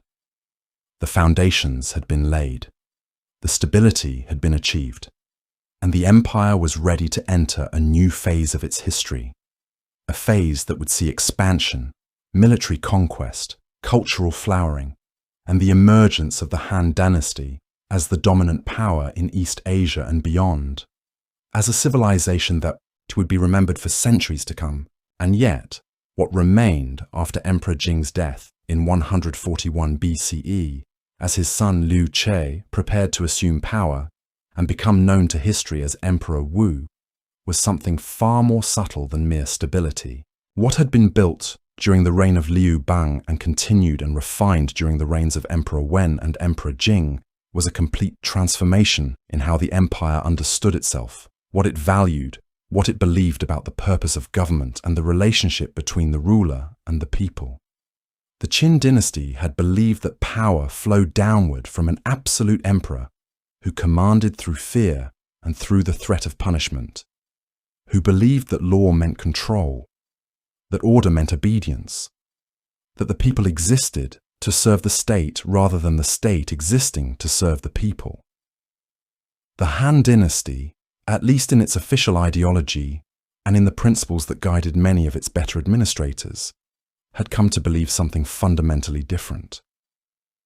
The Han had embraced Confucianism as its guiding philosophy, had adopted the belief that the emperor's authority derived not simply from the fact that he was powerful, but from his virtue, from his moral character, from his demonstrated commitment to benevolent rule and the welfare of his subjects. This was not merely a change in religious belief or philosophical preference. It was a fundamental transformation in the theory of government, a wholesale replacement of one set of assumptions about how power worked with another set entirely. Under the Qin, Advancement in government had been based on the ability to implement the emperor's will effectively, to impose order through the application of strict laws and ruthless enforcement. Under the Han, particularly during the reigns of Wen and Jing, advancement had increasingly become based on demonstrated moral character and knowledge of the Confucian classics. The examination system, while not yet fully formalized into the comprehensive imperial examination system that would characterize later Chinese dynasties, had begun to reward officials who showed evidence of virtue, who demonstrated their understanding of Confucian principles about proper conduct and benevolent governance. This meant that the composition of the bureaucracy changed.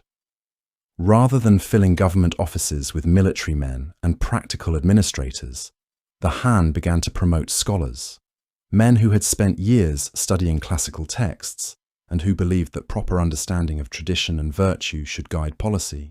These men brought to government a different set of assumptions about what was possible and what was desirable. They believed that if the emperor governed with virtue, the people would naturally obey, that if the government treated people with benevolence, they would respond with loyalty, that if the state reduced demands on the people and allowed them to live their lives in peace, prosperity would flourish naturally without the need for constant imperial intervention and harsh enforcement. This philosophical transformation was not merely theoretical. It had concrete effects on how the empire was governed, on what policies were pursued, on what officials did when they faced decisions. An official who believed in Confucian principles would approach tax collection differently than an official who believed in strict legalism.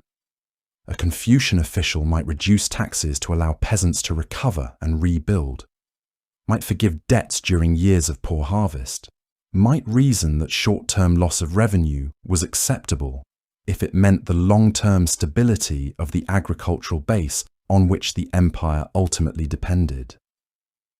A strict legalist would have a very different approach, would prioritize collection of every single tax owed, would enforce laws precisely without exception or mercy, would believe that weakness in enforcement would lead to collapse of the entire system. The difference in these approaches was not trivial. It mattered tremendously for the people living under them, and over the span of decades, it mattered tremendously for the empire itself. The turn toward Confucianism also changed the emperor's relationship to his legitimacy. The Qin emperor had believed his power was absolute, needed no justification beyond itself, could not be questioned or challenged. The Confucian understanding suggested that the emperor's power derived from heaven, that heaven judged the emperor's conduct, that if the emperor ruled wickedly, then heaven would withdraw its mandate, and the dynasty would fall. This was a more fragile basis for power in some ways, because it made the emperor's rule conditional on his performance, made it dependent on his conduct and his virtues. But it was also, in another sense, more durable, because it meant that the emperor could appeal to shared values, could unite the empire around common principles about what government should be, could inspire genuine loyalty rather than fear-based obedience. The imperial court itself began to change character as Confucian values took root. The scholars and officials who gathered around the emperor were no longer purely military men or ruthless administrators. They were also philosophers, poets, and moral teachers. The emperor began to be seen not just as a military commander or an administrator, but as a moral exemplar, a man whose virtue should inspire virtue in others, whose conduct should demonstrate the principles he was trying to instill in society. When Emperor Wen ruled with moderation and benevolence, he was not simply making pragmatic decisions about how to govern. He was demonstrating through his own conduct what he believed the ideal ruler should be, was teaching the empire through his example what virtue looked like when it was embodied in an actual human being. This was a different kind of authority than the Qin had exercised, one that depended more on consent and shared understanding than on fear and coercion. It was an authority that worked because people believed in it, because they accepted its legitimacy, because they could see it reflected in the conduct of officials and in the policies that the government pursued. The practical mechanics of how this worked was perhaps more important than the philosophy itself. Confucian principles about benevolent rule were not merely abstract ideals discussed in courts and schools. They were reflected in actual decisions about tax policy, about punishment of crimes, about the distribution of resources, about how officials should conduct themselves when dealing with the common people. An official who had been selected for his moral character and his knowledge of Confucian texts would approach a situation differently than an official who had been selected for his ability to impose order through force. When a peasant came to a magistrate requesting relief from taxes during a year of poor harvest, the magistrate would consider not merely the immediate impact on tax revenue, but the longer-term consequences for the agricultural base of the empire, the impact on the people's well-being, the implications for the legitimacy of the government. This kind of reasoning, which Confucian philosophy encouraged, led to decisions that were often more merciful and more focused on long-term stability than the decisions made under purely legalist principles. The transformation toward Confucian values was not complete by the time Emperor Jing died in 141 BCE. There were still officials who believed in strict enforcement of laws and who resisted the softening of policies that Confucian principles seemed to demand. There were still areas of the empire where harsh methods were used, where punishment was severe, where the spirit of legalism continued to animate policy. But the direction of change was clear, and the general trend in the empire was toward a more Confucian understanding of what government should be. This philosophical transformation would persist for centuries, would shape how Chinese dynasties understood themselves and how they governed, would create a template that even empires that claimed to reject Confucianism still found themselves following in their actual governance practices. The genius of the Han synthesis was that it did not completely abandon legalist principles, but rather subordinated them to Confucian values, used legalist tools when necessary, while keeping them restrained within a framework of benevolence and moderation. The economic transformation that accompanied this philosophical shift was perhaps even more dramatic than the ideological change. The reduction of taxes that had begun under Liu Bang and been continued and extended under Emperor Wen and Emperor Jing had profound effects on the capacity of the peasantry to accumulate wealth and to improve their conditions. Freed from the crushing tax burden that had characterized the Qin dynasty, peasants could afford to invest in their farms, could save money to purchase better tools and seeds, could afford to let land rest and recover fertility rather than farming it continuously until it became exhausted. Agricultural productivity, which had been devastated by years of war and the exploitation of the Qin dynasty, began to recover year after year, showing consistent improvement as farmers gained the resources to improve their circumstances. The population, responding to improved nutrition and the simple fact that there was no constant warfare killing people off, began to grow steadily, a growth that continued year after year throughout the reigns of Wen and Jing and into the next period, and so on. Population growth itself created a kind of virtuous cycle. More people meant more labor available for agriculture, which meant larger harvests were possible, which meant the population could continue to grow. More people also meant more hands available for other productive activities beyond farming. Artisans could develop their crafts more thoroughly, producing higher quality goods and developing specializations. Merchants could organize more extensive trade networks, moving goods from regions of surplus to regions of scarcity, which increased the overall efficiency of the economy. Cities, which had been devastated during the Civil War period, began to recover and to grow again. The mere fact that there was less violence, that merchants could travel roads without constant fear of bandits and warlords, that craftspeople could work on projects that took months or years to complete without sudden disruption by warfare. All of this contributed to economic recovery and expansion. Trade, which had been disrupted by years of warfare and the political instability of the Qin-Han transition period, began to revive.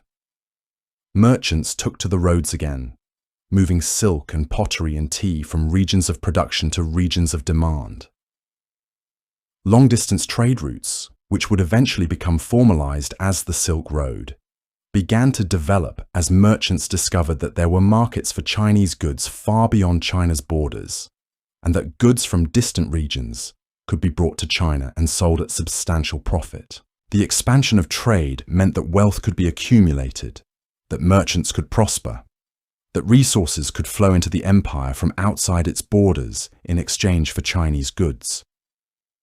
Caravan routes that had been dangerous or impassable during the Qin dynasty and the Civil War years became safer and more regularly traveled. The Han government, seeking to encourage this trade while also maintaining control and collecting customs duties, invested in the construction and maintenance of road systems, in the establishment of relay stations where merchants could rest, in the organization of military patrols that would protect merchants from bandits. The fact that the government itself was investing in the infrastructure of trade showed a different understanding of the relationship between commerce and political authority.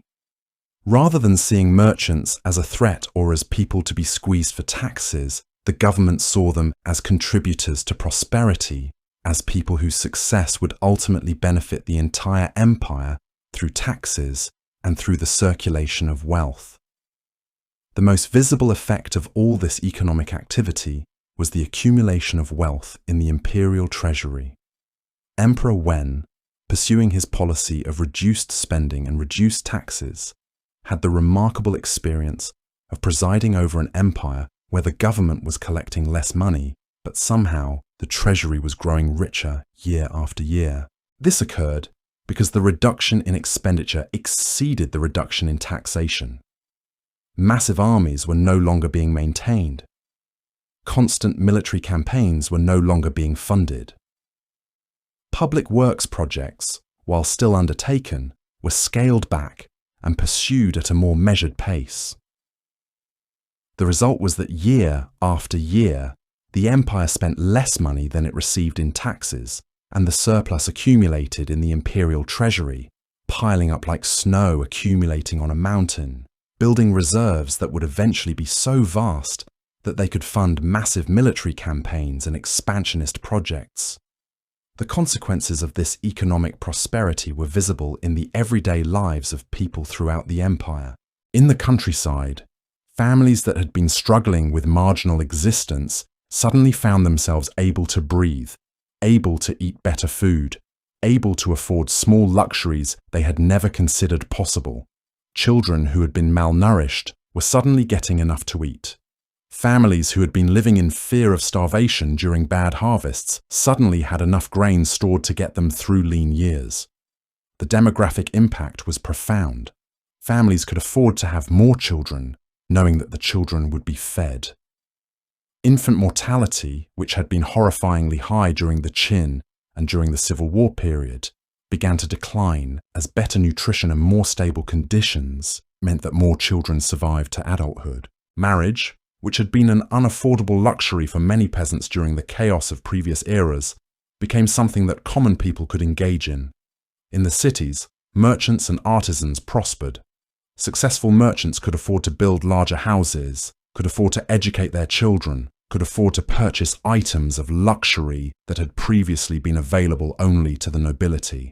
Craftspeople could develop their skills more thoroughly, could produce more refined goods, could establish reputations that extended beyond their immediate area. The standard of living for the ordinary person in the Han Dynasty, particularly by the reign of Emperor Jing, had improved dramatically compared to the standard of living in the final years of the Qin Dynasty. This was not universal prosperity. The poor still existed. Inequality still persisted. Not everyone benefited equally from the economic growth. But the improvement was visible enough that it seemed miraculous to people who remembered the chaos and desperation of the Civil War period and the brutality of the Qin dynasty. The sense that the Han Dynasty represented something fundamentally better than what had come before, that the government actually cared about the welfare of ordinary people, that you could build a life and expect it to continue without sudden disruption by warfare or exploitation by the state. This sense was not merely propaganda. It was rooted in real improvements in people's lives, improvements that they could feel and experience directly. The prosperity of the period also allowed investment in public goods that improved people's lives in less direct ways. Roads were improved, making trade safer and more efficient. Water management systems were constructed and maintained, improving agricultural productivity and preventing catastrophic floods. Public granaries were built and maintained, providing food stores that could be distributed during years of poor harvest, which prevented the kind of mass starvation that had occurred during the Qin dynasty and during the Civil War period. Temples and public buildings were constructed, providing gathering places for communities and allowing religious and cultural activities to flourish. The very act of engaging in these public works projects without the urgency and harsh compulsion that had characterized Qin projects made them feel different, made them seem like expressions of public welfare rather than exercises in tyranny. The intellectual and cultural achievements of the Han Dynasty during the period from Liu Bang's victory to the end of Emperor Jing's reign emerged naturally from this combination of stability, prosperity, and the philosophical embrace of Confucian values. With the elimination of constant warfare and the reduction of the crushing tax burden, people had the time and the resources to engage in intellectual and cultural pursuits. Scholars could spend years studying classical texts without having to worry constantly about feeding themselves or surviving the next military campaign. Artists could develop their crafts, knowing that there would be patrons willing to support and purchase their work. Poets could spend years perfecting their craft, could gather together with other poets to discuss their work and to draw inspiration from one another. The patronage of officials and wealthy merchants meant that there were people willing to support intellectual and cultural activities, willing to commission works of art and literature, willing to fund the activities of scholars. The development of written culture during this period was particularly significant. The Han Dynasty saw great advances in the preservation and transmission of knowledge through written texts.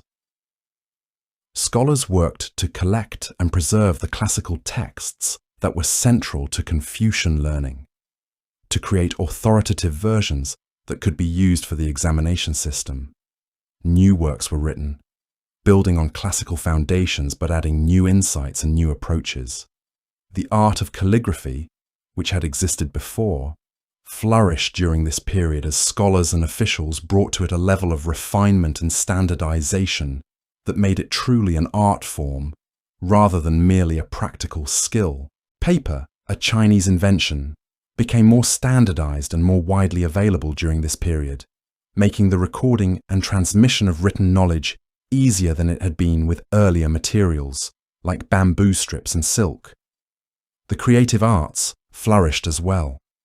Pottery, which had been practiced for thousands of years in China, reached new heights of refinement during the Han Dynasty. Potter's wheels allowed for more symmetrical and refined shapes.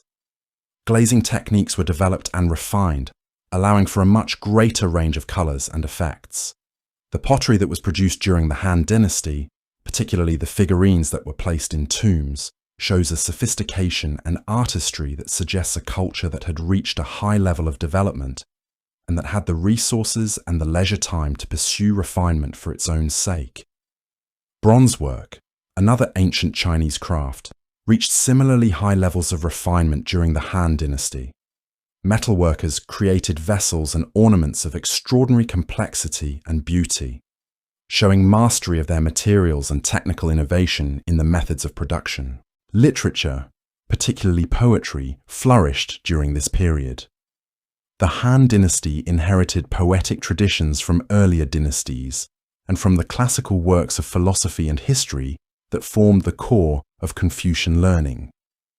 Poets of the Han Dynasty built on these traditions, developing new forms and new approaches while remaining rooted in classical learning. The poems that were produced during the Han Dynasty show great technical skill and emotional depth. Many of them deal with themes of separation and longing, reflecting the reality that officials and merchants often had to travel far from their homes and families. That separation and distance were regular features of life in the empire.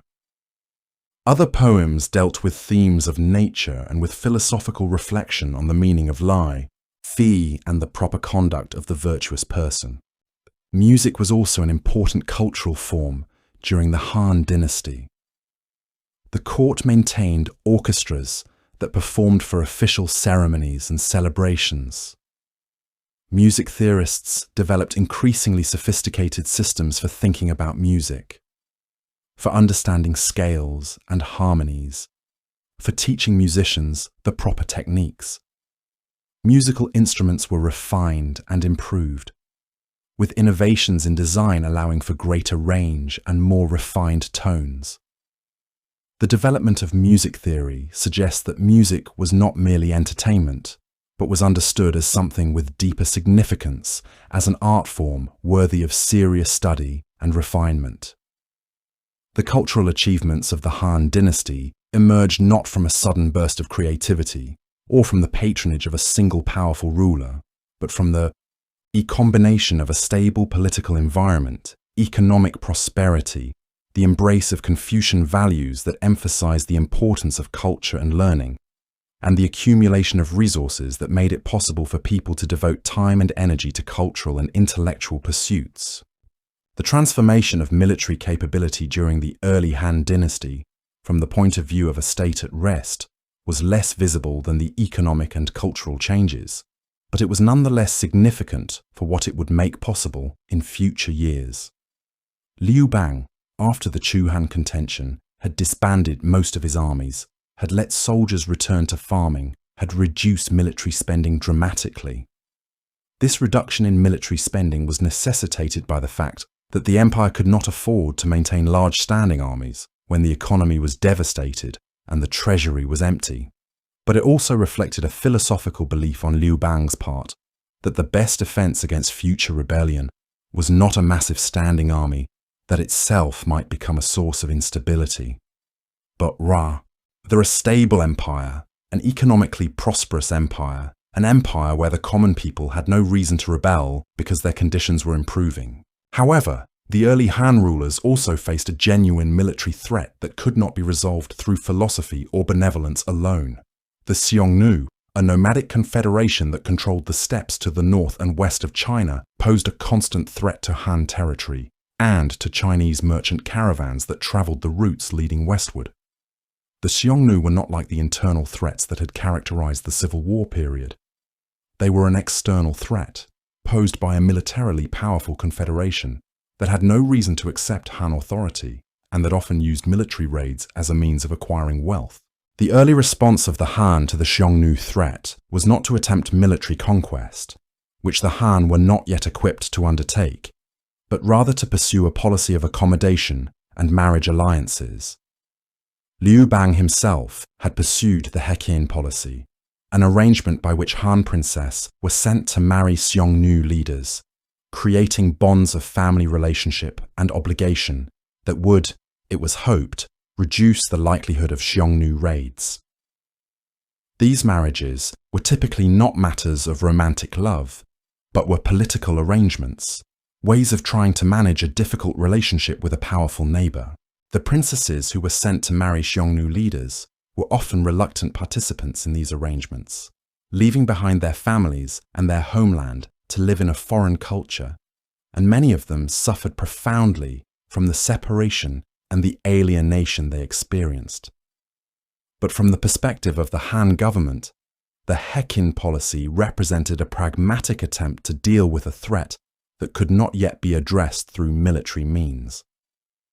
Under Emperor Wen and Emperor Jing, the Xiongnu threat remained, but it was managed through a combination of diplomatic gifts, tribute payments, and the maintenance of a buffer zone of semi-independent states that lay between Han territory proper and the Xiongnu-controlled steppe.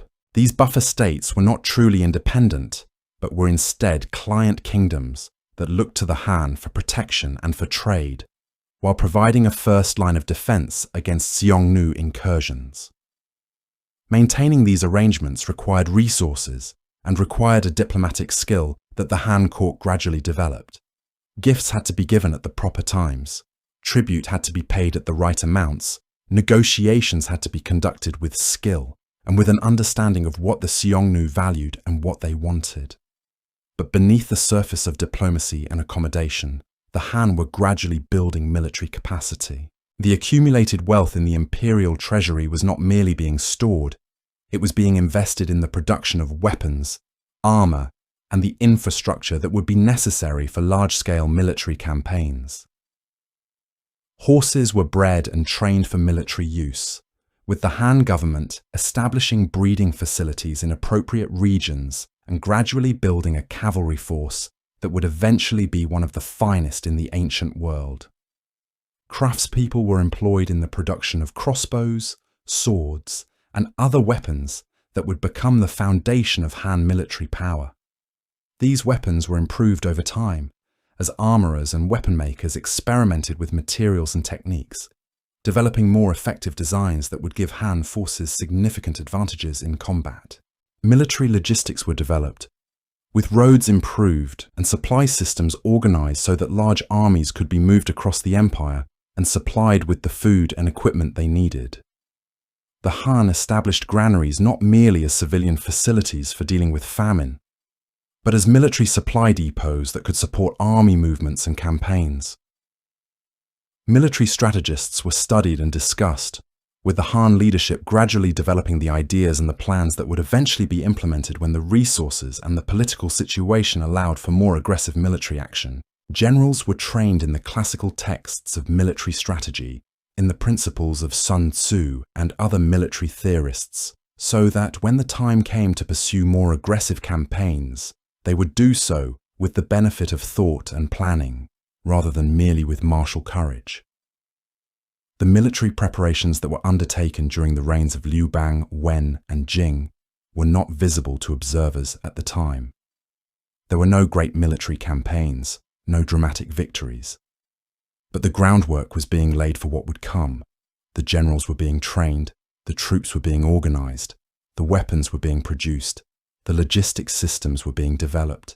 By the time Emperor Wu came to power in 141 BCE, the Han Dynasty would possess the military capability and the accumulated resources that would allow for the kinds of aggressive military campaigns and territorial expansion that would define his reign and that would extend Han authority across an enormous territory. By the time Emperor Jing died and the throne passed to his son Liu Che, who would become Emperor Wu, the Han Dynasty had completed a fundamental transformation. The empire that had emerged from the chaos of the Chu-Han contention, through the careful governance of Liu Bang, that had been given time to recover and to consolidate itself during the reign of Emperor Wen, that had been given further stability and growth during the reign of Emperor Jing, was now a state that possessed tremendous resources, a stable administrative system, a population that was growing and prosperous, a culture that was flourishing, and the military capacity to pursue ambitious goals. The chaos of civil war seemed like a distant memory. The harsh brutality of the Qin dynasty had been replaced by a system of governance that, while still hierarchical and unequal, was far less oppressive and far more concerned with the welfare of ordinary people. The population believed in the legitimacy of the Han Dynasty, believed that it was fundamentally better than what had come before, believed that the emperor's authority derived from heaven and from virtue rather than from naked power alone. And now, at the threshold of a new reign, with all of these foundations in place, with all of this power accumulated, with all of these resources ready to be deployed, the Han Dynasty was poised to undertake great things. The boundaries of the empire were about to expand dramatically. Military campaigns would be launched into the territories of the Xiongnu, pushing them northward and westward away from Han territory. The Battle of Mo Bay, which would occur decades later at the height of Emperor Wu's military campaigns, would never have been possible without the accumulation of horses, weapons, supplies, and trained soldiers that had been quietly happening during these decades of apparent peace. Trade routes would be established that would connect China with the distant West, bringing goods and ideas and cultural influences from vast distances away. The Silk Road itself would begin to take shape under Emperor Wu, as Han military victories in the West created security corridors through which merchants could safely pass. The empire was about to enter a phase of expansion and achievement that would define it for centuries to come, that would establish it as the dominant power in East and Central Asia, that would create the conditions for the flourishing of culture, learning, and civilization that would be remembered as one of the great ages of human history. But none of this would have been possible without the foundation that had been so carefully and patiently built during the previous decades. The stability had to come first. The prosperity had to be established before expansion could be pursued. The institutions had to be strengthened and refined before they could be tested by the demands of imperial expansion. Liu Bang, Emperor Wen, and Emperor Jing had understood this, had the patience to do the necessary work of consolidation and stabilization before moving forward to the next phase. They had resisted the temptation to immediately pursue military expansion and conquest, had instead focused on the quieter, but perhaps more important work of building a stable state that could endure and that could support expansion when the time came. They had not sought glory in their own lifetimes, but had instead built the conditions that would allow their successors to achieve glory. This kind of restraint, this willingness to do the necessary unglamorous work of consolidation rather than to pursue the immediate satisfaction of conquest, was itself an expression of Confucian wisdom. The proper ruler focused on virtue and stability and allowed the benefits of that wisdom to accumulate across decades and generations. And so now, as Emperor Wu prepared to assume the throne in 141 BCE and to pursue his ambitious vision for the empire, the stage was set for greatness. The population was growing, the agriculture was productive, the treasury was full, the military was prepared, the bureaucracy was stable and professional. The people believed in the legitimacy of the government. The ideological foundation had been established. All that was needed was a ruler willing and able to deploy these resources toward great ends.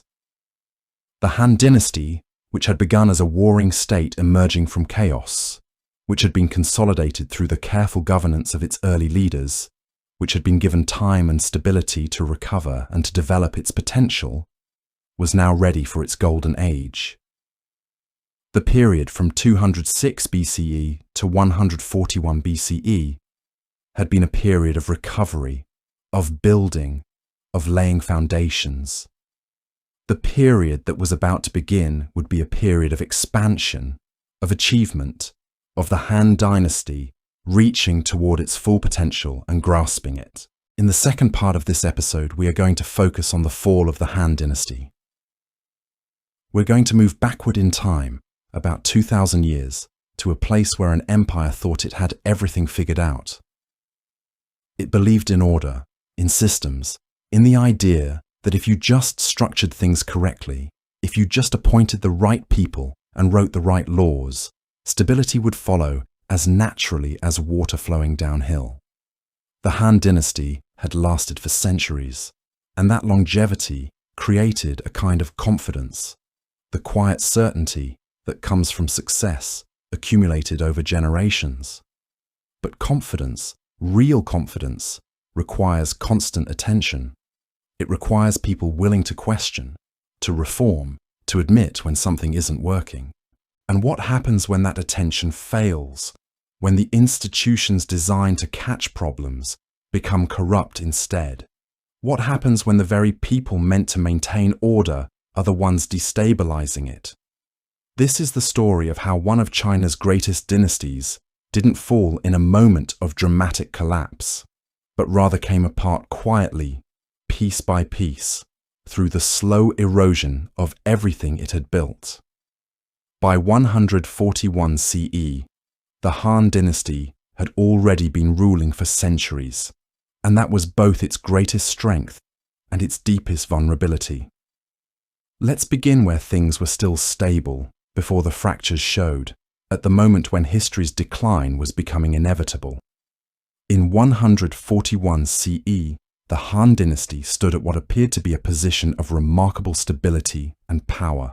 The empire controlled approximately 2.5 million square miles of territory, and nearly 60 million people lived under its rule. The sheer scale of this domain was staggering. To put it in perspective, the Han emperors commanded authority over more people than any other political entity on Earth at that time.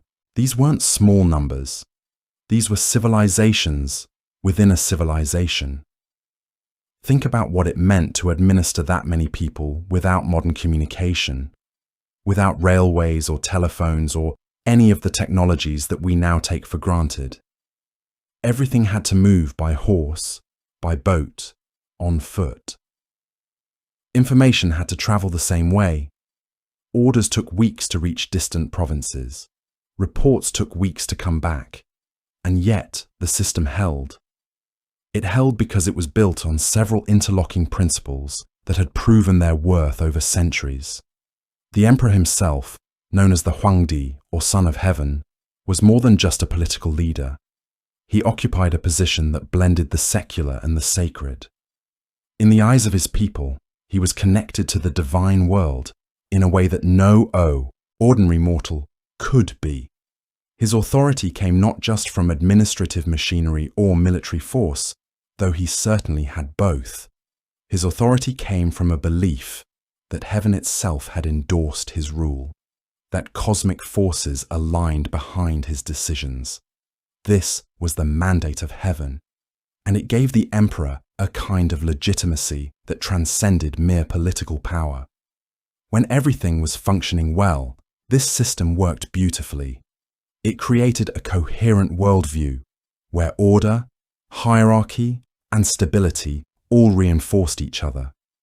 Everyone had a role to play, from the emperor at the top down to the humblest peasant in the countryside. If everyone accepted their role, if everyone understood the structure and worked within it, the whole thing functioned smoothly. But the Han Dynasty had already reached its golden age by 141 CE and past it. The golden age had been the period when the empire was expanding, when there were new territories to conquer, new peoples to integrate, new wealth flowing in from conquest. The empire had expanded about as far as it could expand without overextending itself completely. In the earlier centuries, under emperors like Wu the Great, the dynasty had pushed outward aggressively, installing new kings in conquered territories and establishing tributary relationships that bound those territories to Han interests. By the 2nd century, that expansion had plateaued. The empire had reached its natural limits. The policy shifted from conquest to extraction. Rather than installing puppet rulers and directly controlling distant territories, the Han now simply demanded tributes from surrounding states and dealt with them at arm's length. This generated wealth, certainly. The tributes came in steadily, but it didn't generate the same kind of direct control that military conquest provided. It didn't give the court the same sense of momentum and growth. Regional governors had more autonomy than before. That autonomy would later become dangerous. Yet the empire itself appeared intact. The bureaucracy still functioned. Taxes still flowed in. The army still marched when commanded. The great administrative machinery of the Han state hummed along as it had for centuries. Temples were built. Public works were maintained. The civil service examinations still produced educated officials qualified to administer distant regions. On the surface, everything looked normal. But beneath the surface, beneath the appearance of stability and control, something had already begun to shift. The system was gradually becoming top-heavy. Power was concentrating in fewer hands, and those hands were increasingly occupied with internal politics rather than actual governance.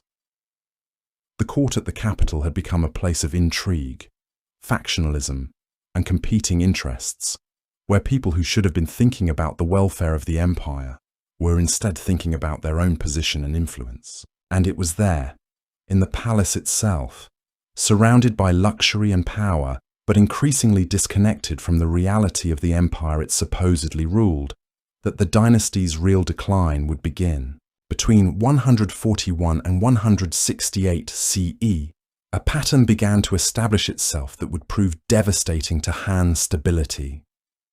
It was a pattern of weak emperors succeeding each other, each one ascending to the throne at a young age, often when they were barely old enough to understand what power meant. This was not unusual in itself. Many dynastic systems saw young heirs inherit the throne.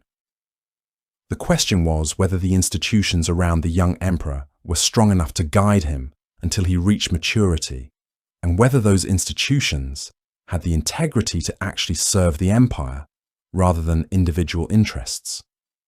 In the Han case, the answer was increasingly no. A young emperor in an imperial palace is a vulnerable person. He is surrounded by people with their own agendas, their own ambitions, their own desire to be close to the source of authority.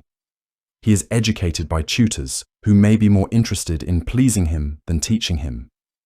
He is advised by counselors who may be more interested in advancing their own position than giving him good counsel. He is guarded by attendants whose loyalties are not entirely clear. The problem was compounded by the fact that, in the absence of a strong emperor, various factions at court began to jockey for position and influence openly. The empress dowagers fought with imperial relatives. The court officials argued among themselves, forming alliances and conspiring against each other. The imperial harem became a place of political maneuvering, where women sought to position their sons and grandsons for succession. Everyone was watching the young MP, Ero, trying to figure out which way he would lean, which advisor might gain his ear, which faction might secure the succession. This wasn't subtle. This was naked political struggle happening in the chambers of the most powerful person in China, and the person himself, usually a child or adolescent, was basically irrelevant to the actual mechanics of power. He might have nominal authority, but real authority was exercised by others. Decisions were made in his name, but not by him. Laws were issued under his authority, but they reflected the interests of those who controlled him. The emperor was a piece on a chessboard, a useful piece because his name carried legitimacy, but a piece nonetheless. What emerged during these decades was a kind of systematic erosion of imperial authority, not through open rebellion, not through military defeat, but through the gradual hollowing out of power from within. The emperor remained on the throne. The ceremonies continued. The imperial seals remained in use. The form of authority stayed intact. But the substance, the actual ability to command and enforce decisions, slipped away. It concentrated instead in the hands of whoever happened to be closest to the throne at any given moment, whoever had the young emperor's ear, whoever could convince him or manipulate him or coerce him into making favorable decisions. And for most of the 2nd century, that meant it concentrated increasingly in the hands of the eunuchs, men who lived in the palace, attended the emperor constantly, and had learned how to work the levers of power without appearing to do so. The eunuchs presented a unique problem in the Chinese imperial system, a problem that had been there from the beginning, but had only now become catastrophic. They were men who had been castrated, usually in childhood, for the specific purpose of serving in the imperial palace. This castration made them, in theory, the ideal servants.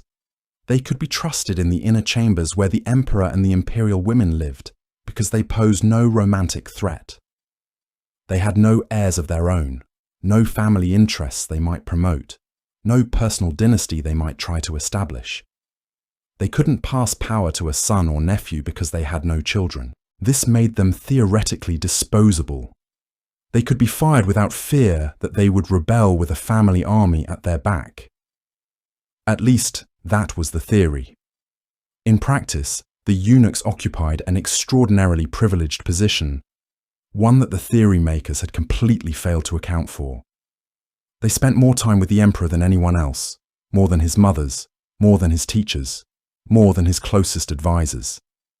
They attended him from his birth. They dressed him, fed him, bathed him when he was a child. They were present during the most intimate moments of his life. They saw his fears, his weaknesses, his preferences, his embarrassments. When an emperor was young, the eunuchs essentially raised him. They had direct access to the emperor at all times, at any hour of the day or night. Other people had to be announced. Other people could be denied. But a eunuch could always walk into the imperial chambers.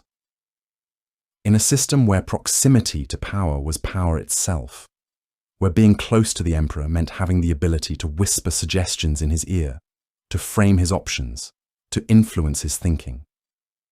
This made the eunuchs extraordinarily influential.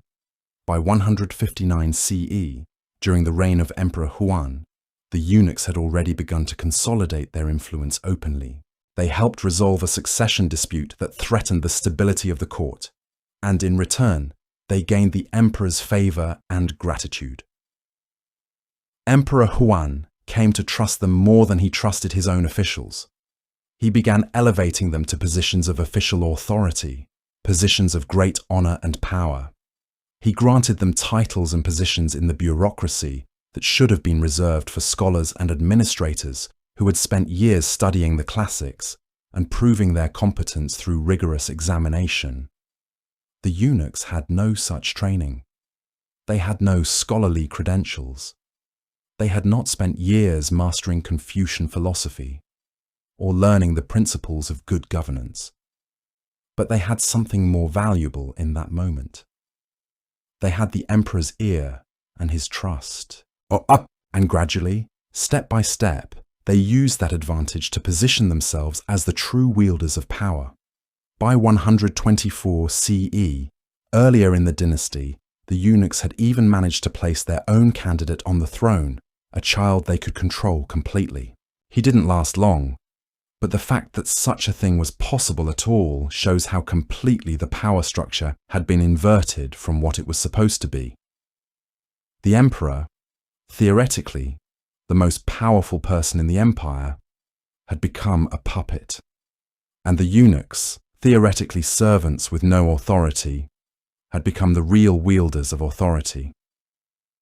What made this particularly pernicious was the corruption that came with it, corruption that was not incidental, but built into the system itself. The eunuchs received only a basic subsistence salary from the imperial treasury, a modest stipend to live on, but they controlled access to the emperor. They controlled who could see him, who could petition him, who could gain his attention.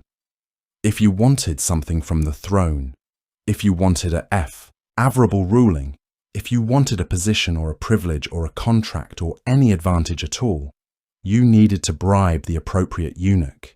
You needed to pay them personally, sometimes substantial amounts. This was organized corruption on a massive scale, built directly into the structure of imperial power. The eunuchs became fantastically wealthy through these bribes. They accumulated properties, treasures, and influence. They used their wealth to gain even more power, to forge alliances, to buy the loyalty of people around them. And as they accumulated power and wealth, they became more invested in maintaining that power, more determined to prevent any threat to their position. They began to see threats everywhere. Court officials who questioned their influence became enemies. Reformers who suggested limiting their power became problems to be eliminated. And because they controlled the emperor's ear, because they had access to his authority, they had the ability to move against anyone who threatened them. They could have an official arrested on false charges. They could have a general removed from command. They could arrange the death of someone inconvenient. And no one could stop them because the emperor himself was under their control. During the reign of Emperor Ling, from 168 to 189 CE, eunuch power reached its absolute apex. There was a group of eunuchs so influential that history calls them the 10 attendants, though in reality there were actually 12 of them. They held the title of central regular attendants, which might sound bureaucratic and modest, but in practice it meant they controlled access to the emperor and influenced every major decision made by the throne. The emperor relied on them for everything: what to wear, what to eat, who to see, what decisions to make. They were with him constantly. These men represented the nadir of Han imperial authority, the lowest point that the legitimate imperial system would ever reach. They persecuted civil and military officials who questioned them relentlessly. They consolidated wealth and power with brazen openness, making no attempt to hide their corruption. They eliminated rivals without hesitation, arranging deaths, imprisonments, and disgrace for anyone who stood in their way. The corruption became legendary, the stuff of stories that people whispered about in the markets and the streets. There were stories of officials killed on false charges, of positions sold to the highest bidder, of laws overturned if they threatened eunuch interests. There were stories of eunuchs who had accumulated more wealth than some provincial governors.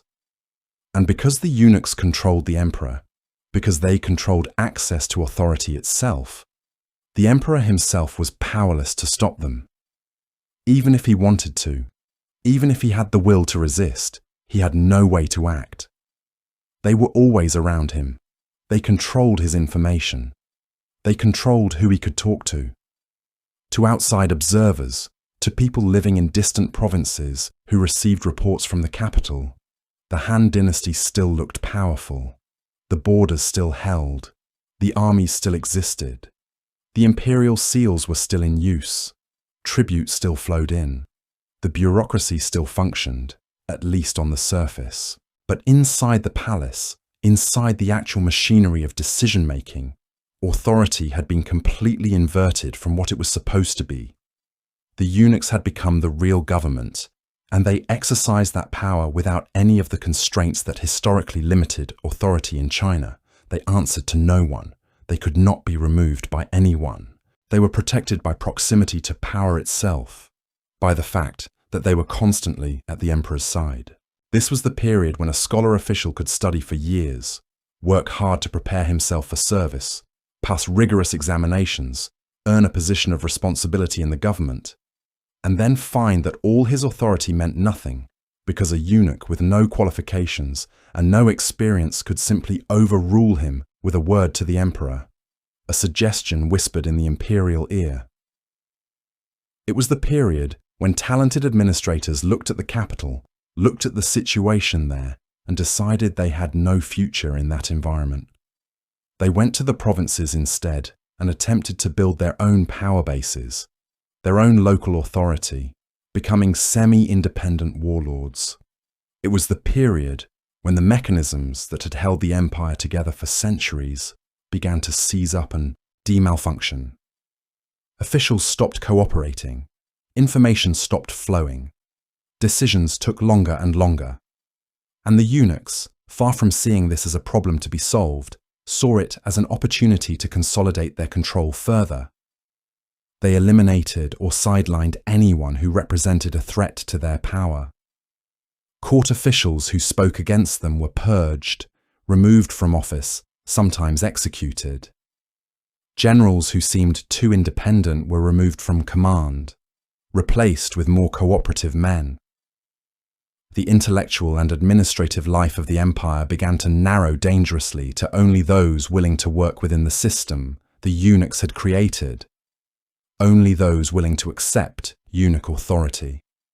This was not sustainable. No system based on the unchecked power of a small group of people, no matter how intelligent or capable that group might be, can sustain itself indefinitely. Eventually, something has to give. Eventually, the contradictions become too obvious to ignore. Eventually, the system breaks. But before that happened, before open rebellion and collapse, There was another layer to the dysfunction that made everything worse. It wasn't just that the eunuchs had seized power. It was that they had done so while simultaneously attacking and destroying the scholar official class that had traditionally provided balance to imperial authority. In 166 CE, something called the partisan prohibitions occurred. What this really was a purge, an organized campaign of repression and violence. The scholar officials at court were divided into various political factions, groups aligned with different imperial relatives, different policy preferences, different visions for the future of the empire. This wasn't unusual. Political factionalism was normal in Han courts. Ambitious officials had always competed for position and influence. But during Emperor Huan's reign, the eunuchs decided they could use this existing factionalism to their advantage. They essentially launched a campaign against the scholar official factions that posed the greatest threat to eunuch power. The eunuchs were clever about it. They didn't attack the factions that were powerless. They attacked the ones that mattered, the ones that had influence, the ones that might have been able to challenge eunuch authority. The most principled officials, the ones most committed to reform and limiting eunuch power, were targeted. They were arrested on charges of sedition and conspiracy. Some of these charges were invented out of whole cloth. Some were exaggerated claims, but it didn't matter. The eunuchs had the emperor's ear, and the emperor had the imperial authority. These officials were executed. Their families were disgraced. Their entire families could be punished for the offense of one member. Their students and associates were persecuted, their careers destroyed, their reputations ruined. Hundreds of officials were killed or imprisoned, their talents removed from service to the state. This was called the partisan prohibitions, but it was really a purge, a systematic elimination of the scholar official opposition to eunuch rule. What the eunuchs succeeded in doing through this campaign was destroying the one institution that might have provided a check on their power. The scholar official bureaucracy had been the backbone of Han governance for centuries. These were educa, its headmen who had spent years studying the Confucian classics, who understood law and policy, who had some commitment to the public good as opposed to pure personal advancement. They couldn't have stopped the eunuchs alone.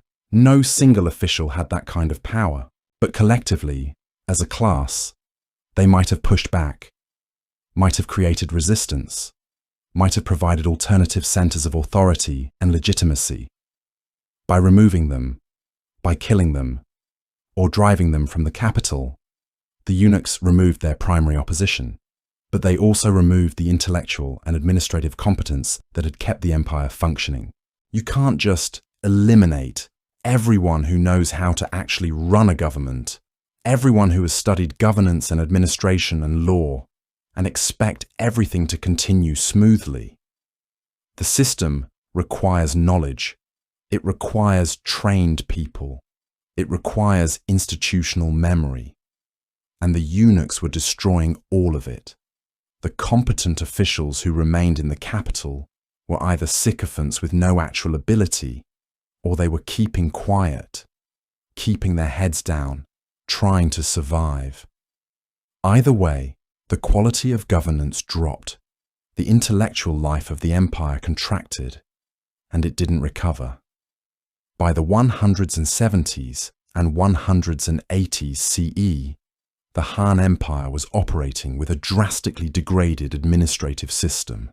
The best and brightest were either dead, in hiding, or had fled to the provinces. Those who remained at court were either sycophants willing to work within the eunuch system, or people of limited ability who couldn't have opposed the eunuchs even if they wanted to.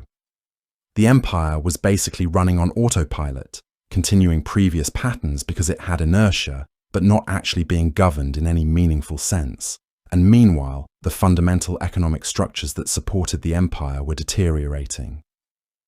The partisan prohibitions had another effect beyond the simple elimination of political opposition.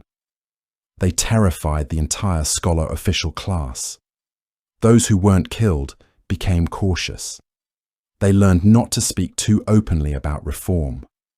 They learned that principled stands against corruption or eunuch power could cost them their lives. This created a kind of intellectual paralysis. Officials who might have noticed problems, who might have proposed solutions, who might have pushed for change, instead kept quiet and tried to survive.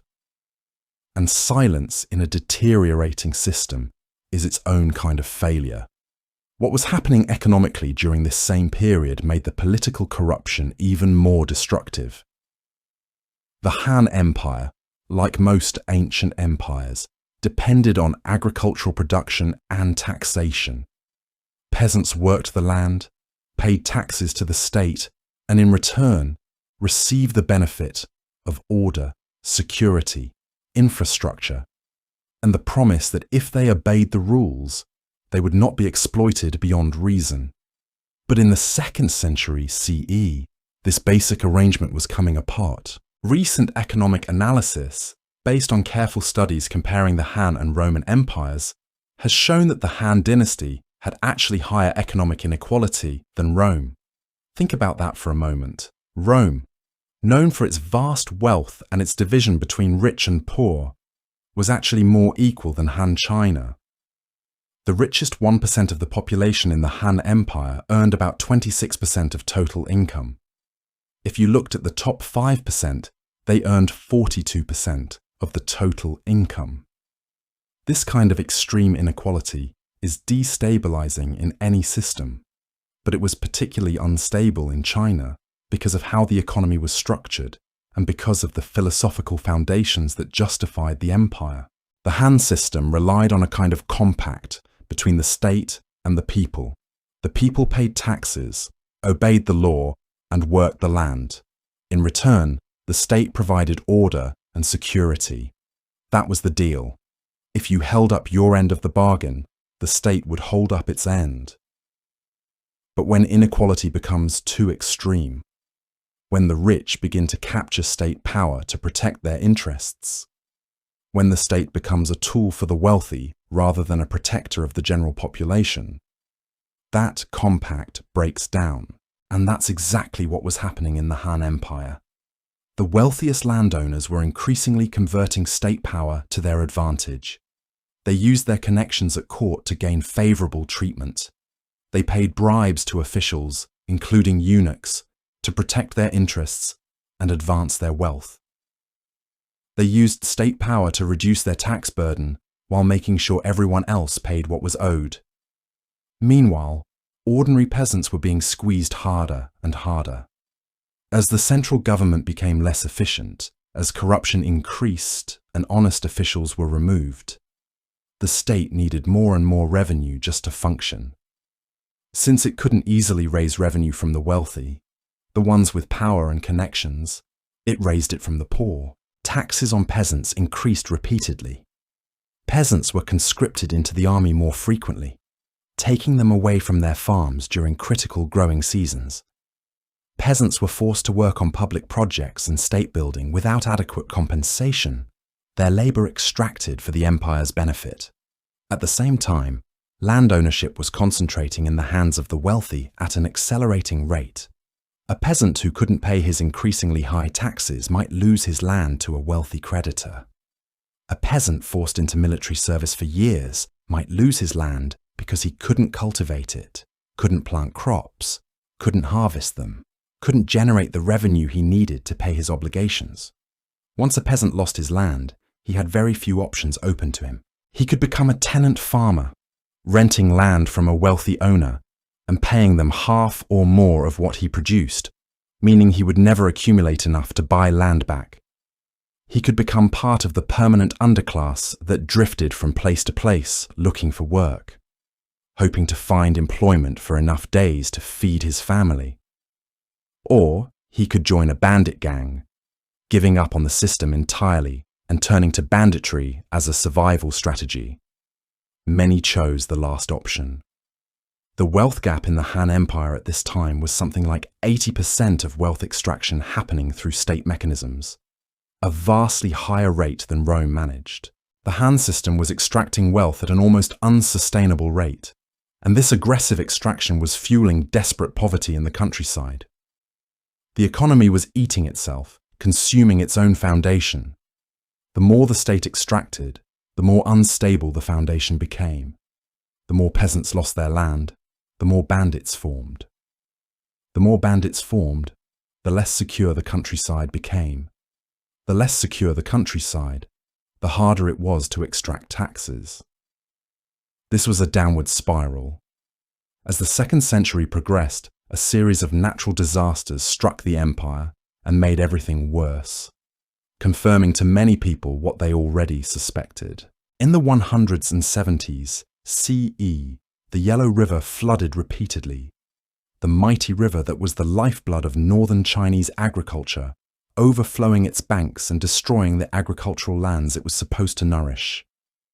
These floods displaced hundreds of thousands of people from their homes.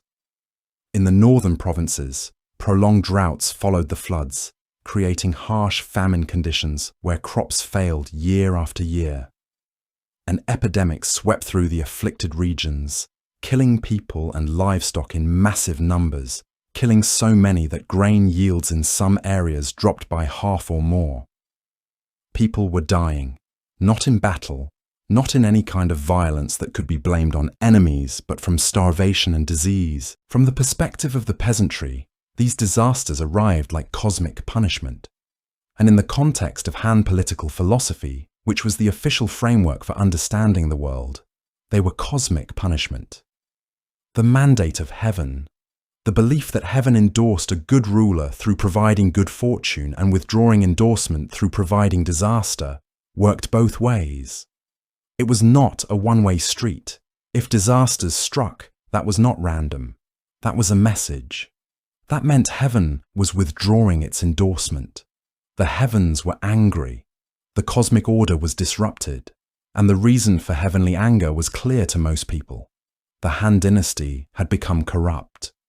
The eunuchs were stealing from the people. The officials were selling positions and justice to the highest bidder. The empire was rotting from within. The officials meant to serve were instead exploiting. The protections meant to exist did not. These were not just abstract beliefs held by rural people with no education. These were the official political theories of the Confucian system that underpinned Han legitimacy. The educated understood them. The uneducated understood them. Everyone understood them because they had been taught these ideas from childhood. They were woven into the culture. And when floods, droughts, and famines arrived in succession, they seemed to confirm what everyone could already see with their own eyes. The system was failing. The heavens had withdrawn their mandate. The cosmic order was breaking down. If the emperor could not restore order, if heaven did not smile upon the empire again, if the disasters did not stop, then heaven would validate someone else, some other leader, some new dynasty. This theological framework meant something concrete. It meant that dissent was justified. It meant that rebellion might be legitimate. It meant that the old order was losing its claim to rule. This was not merely a political problem or an economic problem.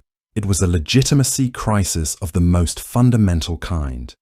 Every natural catastrophe was not just an economic problem, but a political problem. It was a sign that the old order was ending and that new leadership might be justified by heaven itself. And somewhere in the countryside, in the villages affected by floods and famines and epidemic, people were listening to these messages. They were interpreting them. They were discussing them. They were beginning to believe that maybe the Han Dynasty's time had passed and that heaven was looking for something new. Maybe the heavens were ready to withdraw the mandate and give it to someone else. Someone more worthy. Someone who could bring order again. Someone who could make the disasters stop.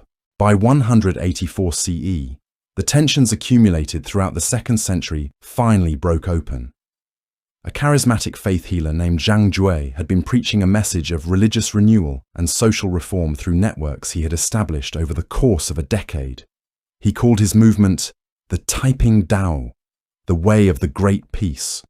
He told his followers that a new age was coming, an age of equality and justice, an age where the exploitative officials and eunuchs who currently ruled would be swept away and replaced by a heaven-sanctioned government that actually served the people.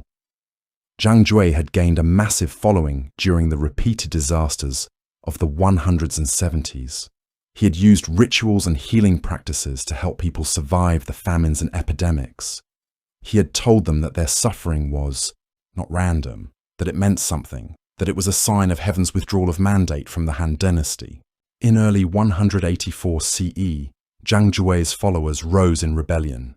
They called themselves the Yellow Turbans because they wore yellow headdresses as a symbol of the earth element, which they believed would replace the red fire element that represented Han rule.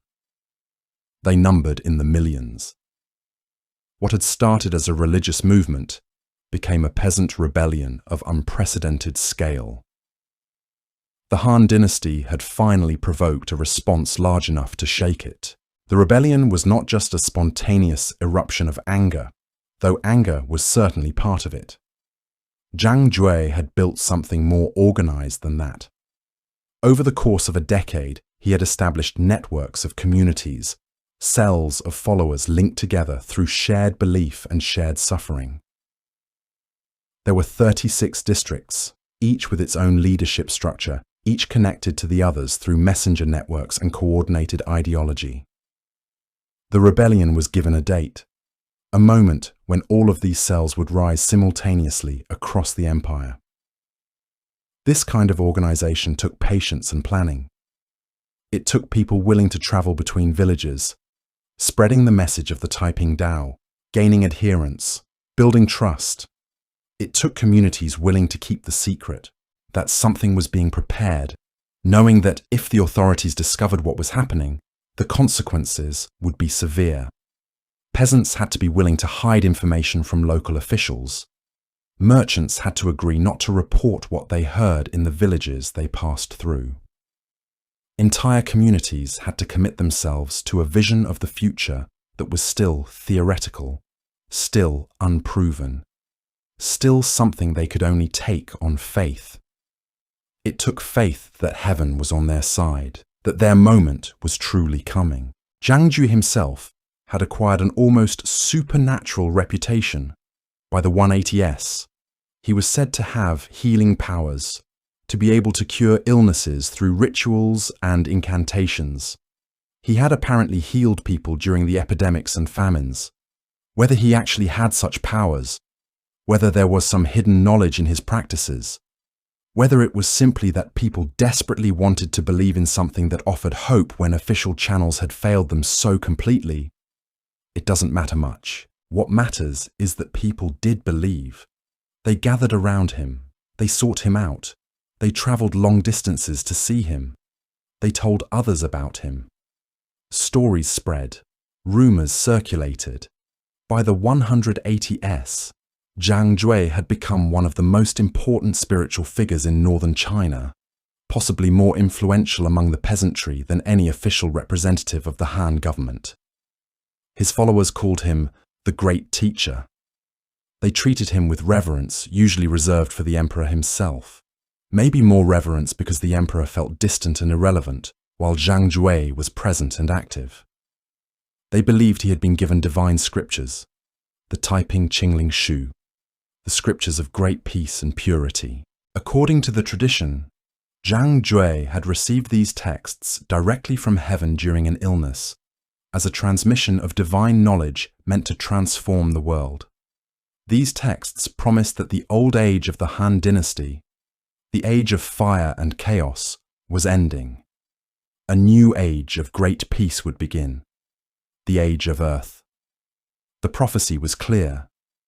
The mandate of heaven would be withdrawn from the Han. A new dynasty would rise to replace it. And the vehicle for this transformation would be the Yellow Turbans themselves, millions of ordinary people who would break the chains that bound them to the old order and step into the freedom of the new age. But the rebellion was nearly betrayed before it could even begin. A man named Ma Yuanyi, an important organizer and contact person for Zhang Zhou, had connections inside the imperial palace itself. He had spent years building relationships, understanding the political landscape, finding people who were disaffected with the current order. He had even managed to reach some of the eunuchs, men who were apparently willing to support a rebellion against the Han Dynasty from the inside. This was remarkable in itself. The eunuchs ran the palace, but they did not run the entire empire without friction. Some of them apparently believed that a different order, even a revolutionary order, might serve their interest better than the decaying Han system that was becoming harder and harder to control. The plan was sophisticated. There would be coordination. Internal conspirators would act at the same moment that the external rebellion rose. The capital would be destabilized from within, even as it faced threats from without. The timing had to be precise. The people inside the palace would have a limited window of opportunity to act. They would need to eliminate key officials, secure the emperor, prevent reinforcements from reaching the capital. Meanwhile, outside the city walls, millions of yellow turbans would be moving simultaneously across multiple provinces. The date was set, the plans were made, everything was ready. The conspiracy seemed poised to work. And then, 1 month before the scheduled uprising, everything nearly fell apart. Another disciple of Zhang Zhou, a man named Tang Zhou, betrayed Ma Yuanyi to the authorities. The records do not tell us why. Perhaps Tang Zhou had been caught and turned by torture. Perhaps he developed doubts and went to the authorities seeking forgiveness. Perhaps he was ambitious and thought that betrayal would bring him reward. Whatever his motivation, Tang Zhou reported the entire plot. Ma Yuanyi was arrested by imperial officials. The authorities executed him brutally, using a form of execution that was meant to be as painful and humiliating as possible. His body was torn apart, dismembered, used as an example to anyone else who might consider treason. The eunuchs inside the palace who had been approached with the rebellion offer were exposed. Some were questioned. The entire conspiracy unraveled, and suddenly, what had been a secret movement carefully hidden across the empire became something the authorities knew about. The Han government began to mobilize with urgency. Resources were gathered. Forces were readied. Generals were called back from their assignments. Orders were issued to increase vigilance in the capital, to inspect suspicious activities, to arrest anyone who seemed connected to the rebellion movement. The empire was bracing for attack. Zhang Zhou had a choice when he learned that the conspiracy had been exposed. He could delay, hope that the threat would blow over, wait for another moment when the authorities had let down their guard. He could call off the rebellion entirely, scatter his followers, preserve his network for a future opportunity when conditions seemed more favorable. He could essentially dissolve the movement back into the countryside before the government had time to consolidate its response. Or he could accelerate. He could move the date up, launch the rebellion immediately before the government was fully prepared to respond, before more details could be extracted from interrogations of the arrested conspirators, before the entire structure had been compromised and dismantled. He chose acceleration. When Zhang Zhou received word that Ma Yuanyi had been arrested and executed, when he understood that the conspiracy in the capital had unraveled and that remaining cells were being discovered, he made a decision that changed everything. The moment had to be now, or it would never come. He sent out the signal that had been prepared.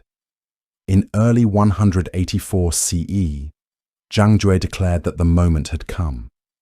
The prophecy was being fulfilled. The new age was beginning. Heaven was calling them to action. It was time. The yellow turbans rose, and they rose simultaneously across the empire. The coordination was stunning given the limitations of communication in the ancient world. In all 36 districts, followers emerged from the villages and towns wearing yellow headdresses, identifying themselves as part of the rebellion. They did not hide. They did not skulk in the shadows. They walked openly through the streets, declared their allegiance to the new order, and prepared to transform the world. They overwhelmed local authorities who were unprepared despite the warnings. The governments in the provinces had not fully mobilized. They did not have enough troops in place to resist. The Yellow Turbans attacked government buildings and seized supplies. They freed prisoners, including political prisoners who had been held by the Han authorities for daring to speak against the system. They distributed land to peasants who had been landless, addressing the very grievance that had driven so many people to support the rebellion in the first place. They proclaimed that the old age had ended and a new one was beginning, that the mandate of heaven had truly been withdrawn from the Han, that they themselves were now the legitimate representatives of the heavenly order. The sheer scale of it shocked the empire. Nobody had expected anything like this magnitude, anything approaching this level of coordination and simultaneous action. The Han government had been aware that something was brewing in the countryside, had received warnings from local officials, had made some preparations to increase security. But the scale and the coordination of the rebellion, the fact that it burst out in all 36 districts at essentially the same moment, still took them completely by surprise. Millions of people rose simultaneously across the empire. The number is genuinely difficult to grasp, even when looking at historical records centuries later. The chronicles mention figures that seem almost impossible, but even if they are inflated, even if the real numbers were significantly smaller, the fact remains that this was an uprising of unprecedented scale. This was not a small uprising confined to one province that the authorities could isolate and crush. This was a nationwide movement reaching across multiple provinces simultaneously, a distributed rebellion that hit the system from many directions at once. The Yellow Turbans controlled entire regions of Chinese territory. They had their own administration, their own governmental structures, their own laws, their own courts. They collected taxes from the land they held. They maintained order according to their own rules and their own interpretation of justice rather than imperial law. They were not just rebels in the traditional sense, not merely people in open defiance of authority who were still part of the same system they opposed. They were an alternative government, a competing state inside the empire, a vision of a different order operating in parallel to the established Han system. They had the capacity to make decisions about how their territories would be governed, to govern them effectively, to command loyalty and obedience from their followers. The Han Dynasty suddenly faced a crisis that threatened its very existence. For the first time since its consolidation centuries before, since the early days when the dynasty had defeated all its rivals and established unified rule, the central authority seemed genuinely uncertain whether it would survive. The response had to be immediate and comprehensive. Emperor Ling, still alive at this point, could not simply ignore a rebellion of this scale. He ordered generals to mobilize.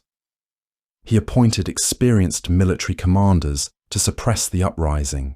Huang Fu-song, one of the most capable generals still serving the Han, was given command of troops and resources. Zhu Sui and Lu Ji, two other respected generals with proven track records, were activated and sent to different theatres of conflict. The imperial court dispatched them to suppress the rebellion with all available force. This was not a polite request. This was a command that the empire's survival depended on them succeeding. The regent He Jin, the brother of the Empress Dowager who held significant power at court, coordinated the defense of the capital and the overall strategy. Special commanders were appointed to guard the 8 passes leading to the capital, the strategic choke points through which armies would have to move. Additional forces were positioned around the administrative center of Luoyang. The court was essentially turning itself into a fortress, preparing for the possibility that rebel forces might actually reach the capital itself. This was not a peripheral threat that could be managed with a few additional troops. This was an existential crisis that demanded the full attention and resources of the entire system. The rebellion was indeed militarily defeated, but it took more time and more resources than anyone had anticipated.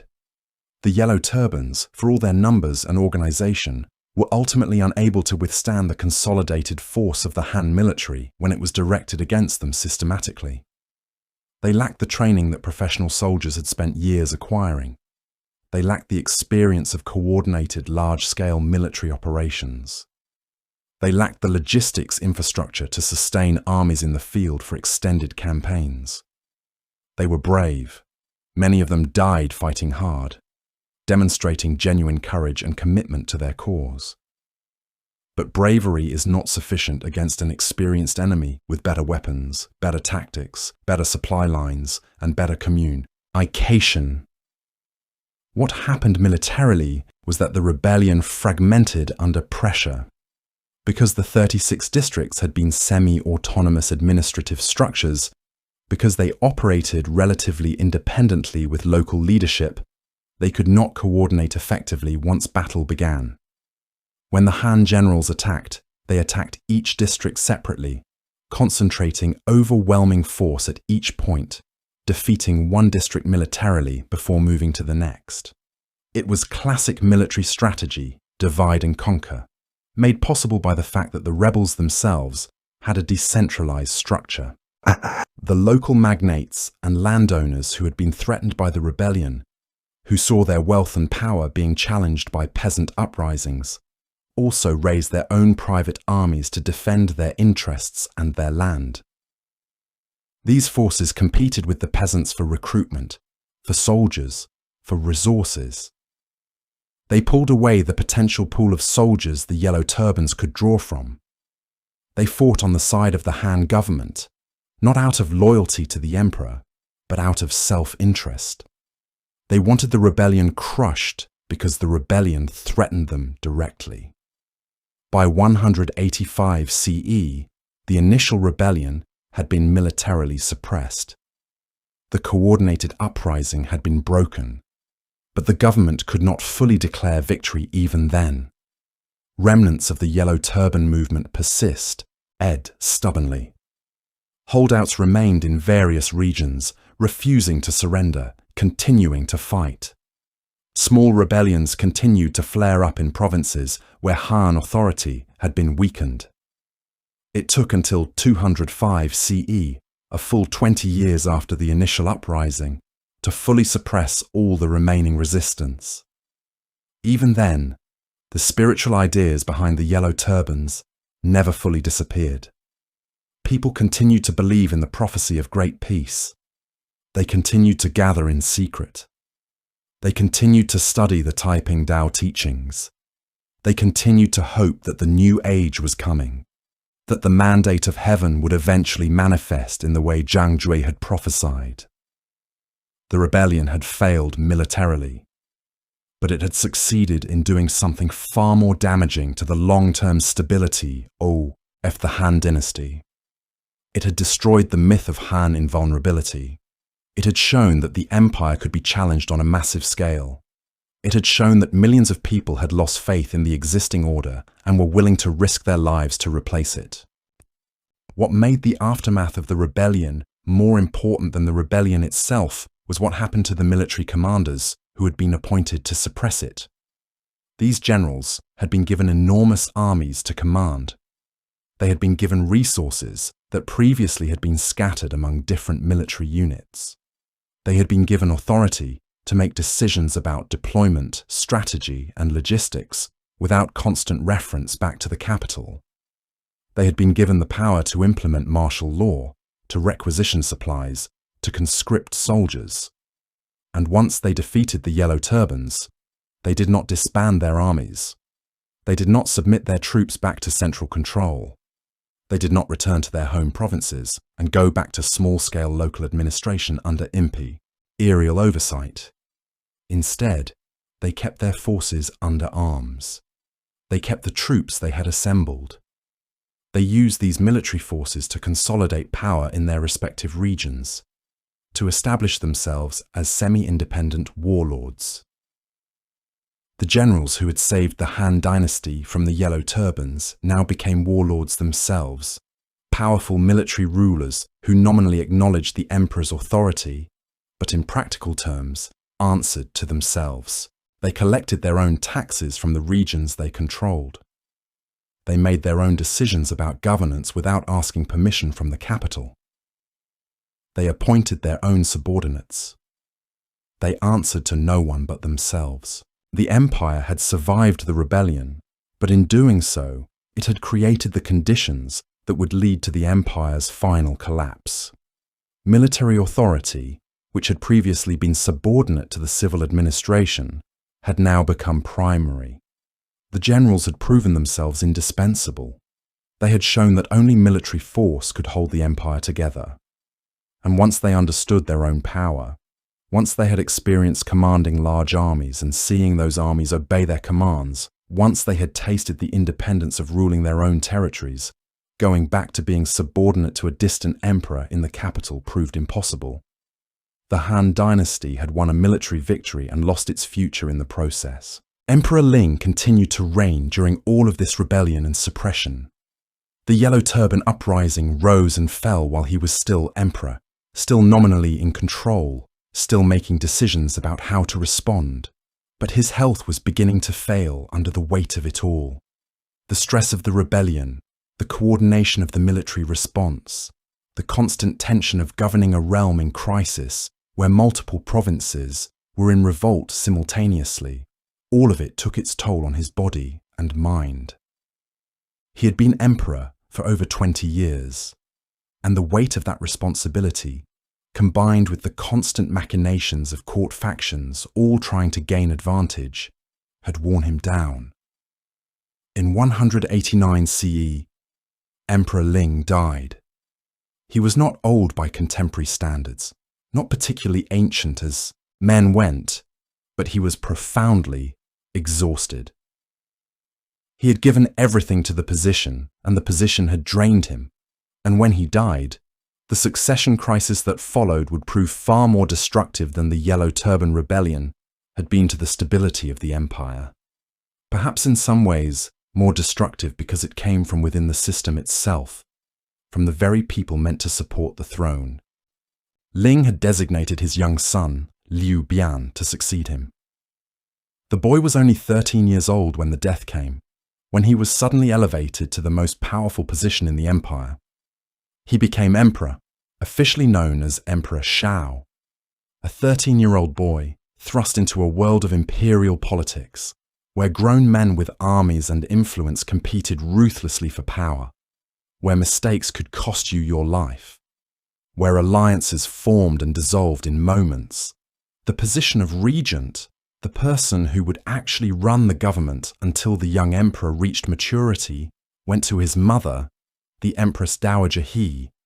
She was intelligent and apparently wanted to govern well, but governing during such a time required not just intelligence but also ruthlessness and absolute convictio. She appointed her older brother, General He Jin, to be the general-in-chief, the highest military officer in the empire and one of the most powerful positions that existed. He Jin became the most powerful man in China, answerable nominally to his sister, the Empress Dowager, but in practical terms answerable to no one. His vision was clear and determined. He wanted to eliminate the eunuchs, to destroy their power once and for all. The eunuchs had dominated the previous reigns. They had controlled emperors by controlling access and information. They had arranged assassinations and power transfers. They had extracted enormous wealth through systematic corruption and bribery. He Jin believed that if he could simply eliminate the eunuchs, sweep them away like an infestation being exterminated, from a household, the Han government could be fundamentally reformed. Real authority could return to capable people like himself, military leaders and scholar officials with genuine training and vision. The scholar officials could be restored to positions of genuine power, rather than serving as rubber stamps for eunuch decisions. The empire could be saved from decay. It was a good plan in theory. It assumed that the eunuchs would allow themselves to be eliminated without a fight. But the eunuchs were not going to allow themselves to be eliminated without a fight. They had every reason to resist. They had spent their lives accumulating power and influence. They had built positions where they wielded enormous authority. They had networks of allies throughout the palace, people they had elevated, people they had done favors for, people who depended on their patronage.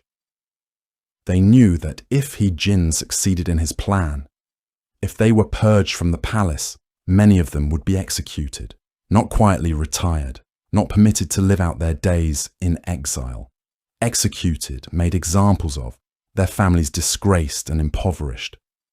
The eunuchs had built networks of power and influence throughout the entire palace apparatus. They had allies among the servants, among the soldiers, among other officials. They had access to information because they moved through the palace constantly. And they had something He Jin did not fully appreciate. They had the ear of the young emperor. A 13-year-old boy, suddenly elevated to the most powerful position in the empire, suddenly surrounded by people trying to use him for their own purposes, suddenly burdened with responsibilities he could barely comprehend, is actually quite vulnerable to manipulation and suggestion. The eunuchs had spent their entire lives learning how to influence young emperors. They had a decade of practice with the previous emperor. They understood the psychology of a child given absolute authority. They knew how to flatter, how to suggest options, how to make a child feel powerful and respected, even words, or controlling what he actually did.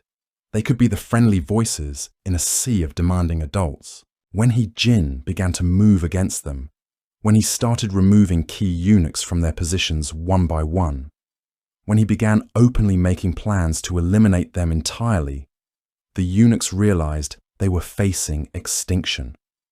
This was not a political disagreement that could be negotiated. This was not a factional conflict where both sides might gain something. This was an attempt to systematically destroy them as a group. And they decided that if they were going to die, they would not die passively. They would strike first. They would take the initiative. They would eliminate He Jin before he could complete his purge. The eunuchs learned of He Jin's specific plot to eliminate them through their own intelligence networks. How they learned this detail, the historical record is not entirely clear, but they did learn it. They knew that He Jin was planning their destruction, and they moved to eliminate him before he could act. One of the eunuchs, a man named Zhang Rang, was particularly instrumental in organizing the response. In September of 189 CE, the eunuchs orchestrated a brilliant piece of deception, the kind of political maneuver that required nerve and understanding of how the palace worked. They sent a message to He Jin, supposedly from the Empress Dowager He, his own sister, the regent of the empire. The message asked him to come to the palace at a specific time, summoning him to a meeting. He Jin, trusting the message because it appeared to come from his sister, from someone he had worked with, arrived at the palace without his usual military escort. This was crucial. He had followers, soldiers, armed men who normally traveled with him. But if his sister was summoning him, he did not need them. This was family business, not a military matter. Once he was inside the palace, once he had crossed the threshold into the women's quarters, once he was alone and vulnerable in an environment controlled entirely by his enemies, the eunuchs trapped him. They murdered him on the spot, killed him right there in the palace in September of 189 CE. They killed the one man who had actually posed a real threat to their power, the one man who had the military authority and the political will to challenge them. The assassination of He Jin was the pivotal moment. Everything after this point, every subsequent event, unfolded in a cascade of violence that the central authority could no longer control or direct. After He Jin was killed, his subordinates and allies did not respond with caution or restraint or careful planning. They responded with rage and revenge, with the kind of violent emotion that overrides judgment. Military commanders who had followed He Jin, who had served under him for years and trusted him with their careers and their lives, now learned that their leader was dead, murdered inside the imperial palace by enemies he had tried to eliminate. They did not negotiate. They did not send diplomatic messages. They moved to avenge his death immediately. They mobilized troops. They marched on the capital. They entered the palace with armed men, with soldiers prepared to kill, and they began indiscriminately killing everyone who looked like a eunuch. The killing was not surgical or precise. It was not targeted against specific individuals who had participated in He Jin's murder. It was a massacre, a general destruction of the eunuch class as revenge. In the chaos of the palace, filled with armed soldiers and terrified servants and officials running in different directions, young men without facial hair, boys who were obviously not eunuchs because they had not undergone castration, desperate for their lives, dropped their clothes in front of the advancing soldiers to prove they were not eunuchs, to demonstrate they were not part of the group being exterminated. The violence was so extreme, so uncontrolled, that it fundamentally destroyed the possibility of restoring normal authority or restoring the structures that held the imperial system together. The palace itself, the center of imperial power, the place where decisions affecting the entire empire were supposed to be made with wisdom and foresight, had become a place of murder and chaos, a place where armed men killed whoever they identified as enemies and called it justice. And watching all of this, watching the eunuchs being slaughtered, watching the palace filled with armed men conducting revenge killings, watching the institutions of government literally collapse into violence, was the boy emperor, Emperor Shao. He was 13 years old. He was terrified. He watched power dissolve. He watched the institutions meant to protect him become vehicles for violence. He watched everything the empire was supposed to be, everything the Han Dynasty had represented for centuries, simply collapse into chaos right in front of him. He could do nothing to stop it. He had no authority anyone would recognize or respect in that moment. He was just a child surrounded by adults with weapons and grievances. It was at this moment that Dong Zhuo arrived. Dong Zhuo was a general, a military commander from the province of Liang in the west, commanding a powerful army loyal to him personally, rather than to the empire as a whole. He had been summoned to the capital to help maintain order in the wake of the He Jin assassination and the subsequent violence. Instead, he arrived to find a situation even more chaotic than the messages had suggested. He found a young emperor who was terrified and powerless, a child who had just witnessed the collapse of the structures meant to protect him. He found a capital filled with violence and chaos. He found authority that had broken down completely, with no one person or group clearly in control. The Prince of Chenliu, another potential heir to the throne, another young man with a claim to power, was also in the capital, also confused and uncertain. When Dong Zhuo appeared with his army, when he made his presence known, when he demonstrated that he had military force at his disposal and was willing to use it, the young emperor gave orders to the general, trying to exercise whatever authority he still had, trying to assert control. But Dong Zhuo was not interested in serving the emperor or protecting him. He was interested in power itself, in the absolute authority that came with controlling the military and the palace. He took the armies that were nominally defending the capital, the forces that various military officials had assembled, and he used them to consolidate his own position. He essentially took control of the government. He made himself the true wielder of authority. Within weeks of arriving in the capital, within weeks of his first actions, Dong Zhuo had removed the young Emperor Shao, had essentially deposed him, and placed his preferred candidate, the Prince of Chenliu, on the throne.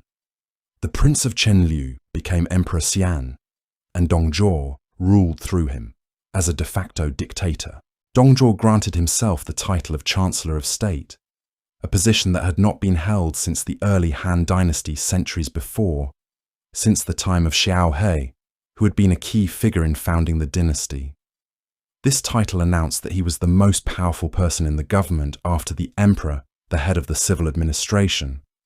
But Dongzhuo also gave himself privileges that demonstrated his contempt for even the pretense of imperial authority, for even the appearance of respecting the emperor as the ultimate authority. He allowed himself to enter the presence of the emperor without removing his weapons, without disarming, as was customary and required. He allowed himself to enter without removing his shoes, without the ceremonial submission that was normally demanded of everyone, even the highest officials. These were small things in appearance, but they were enormously significant.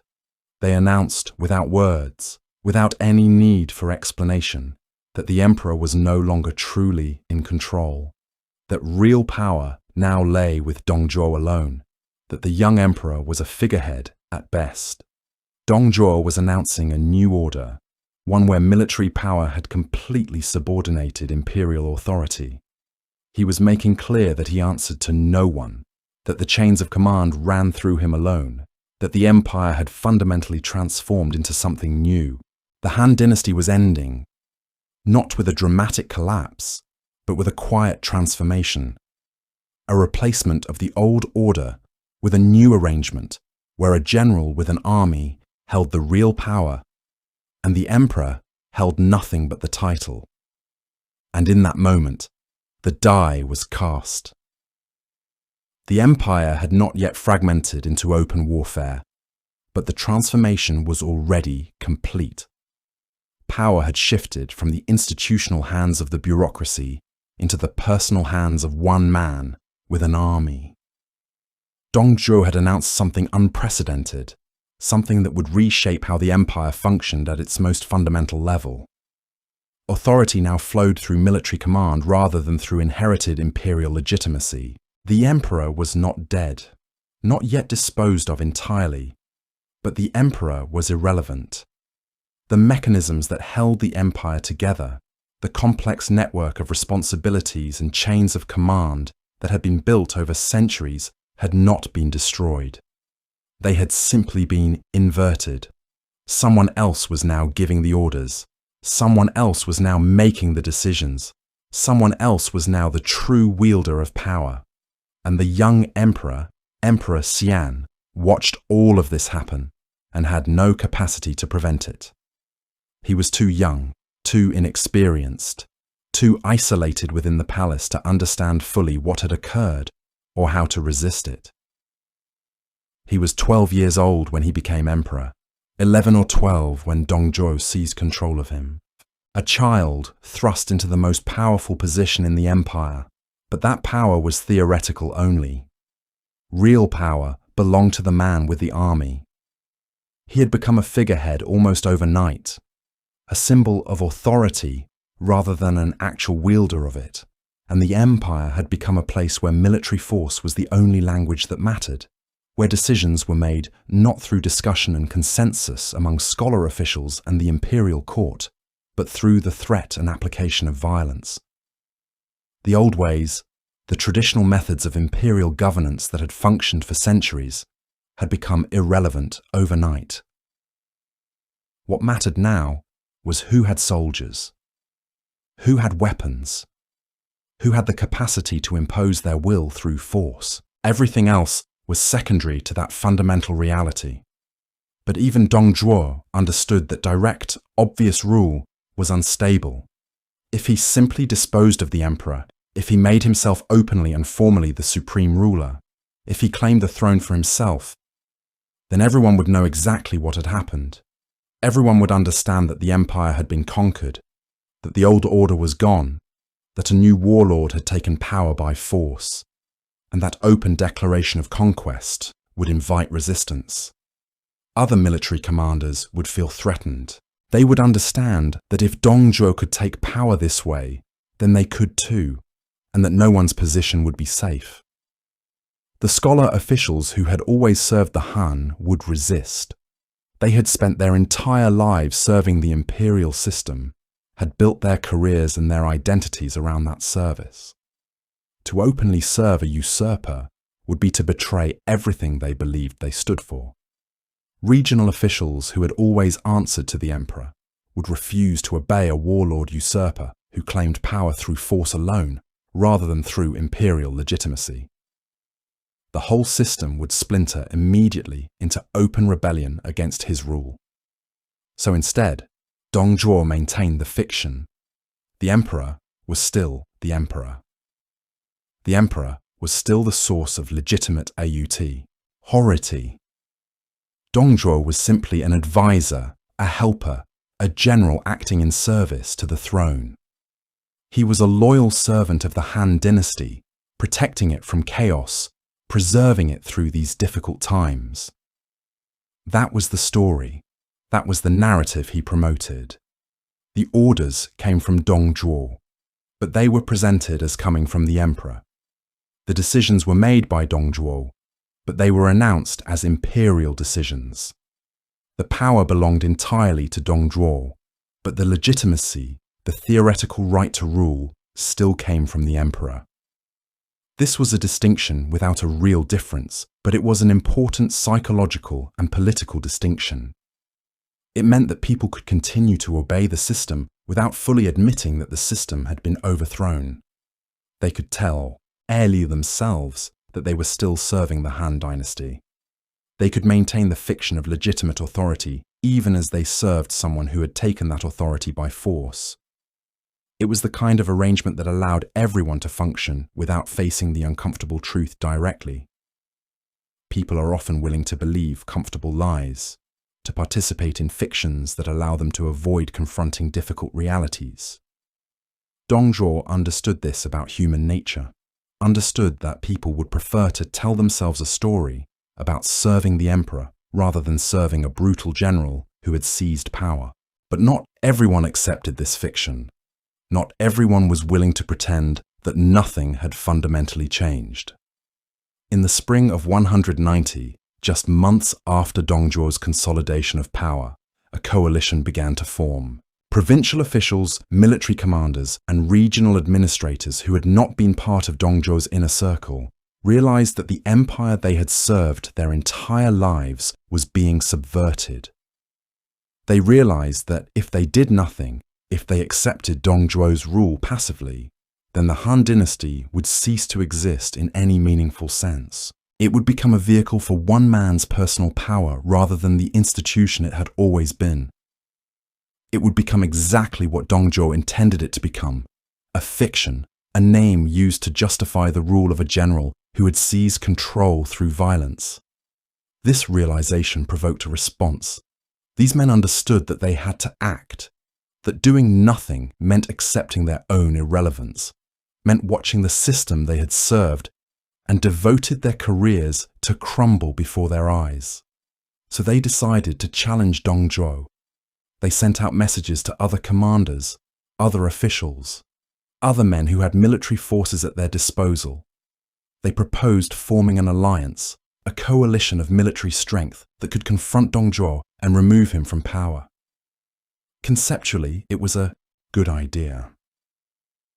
In practice, it was far more complicated. The coalition was nominally led by Yuan Shao, a powerful administrator from one of the northern provinces, a man with considerable authority and military resources who had opposed Dong Zhuo early on.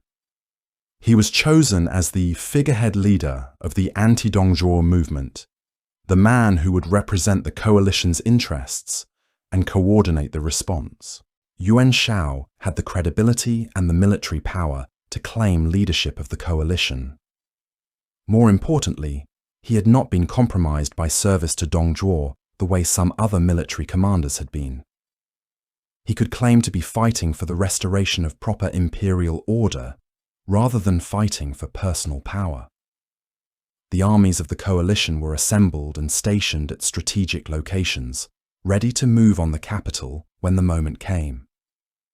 They gathered near Henne, in what is now Hainan province, positioning themselves to march westward toward Luoyang, where Dong Zhuo held the seat of power.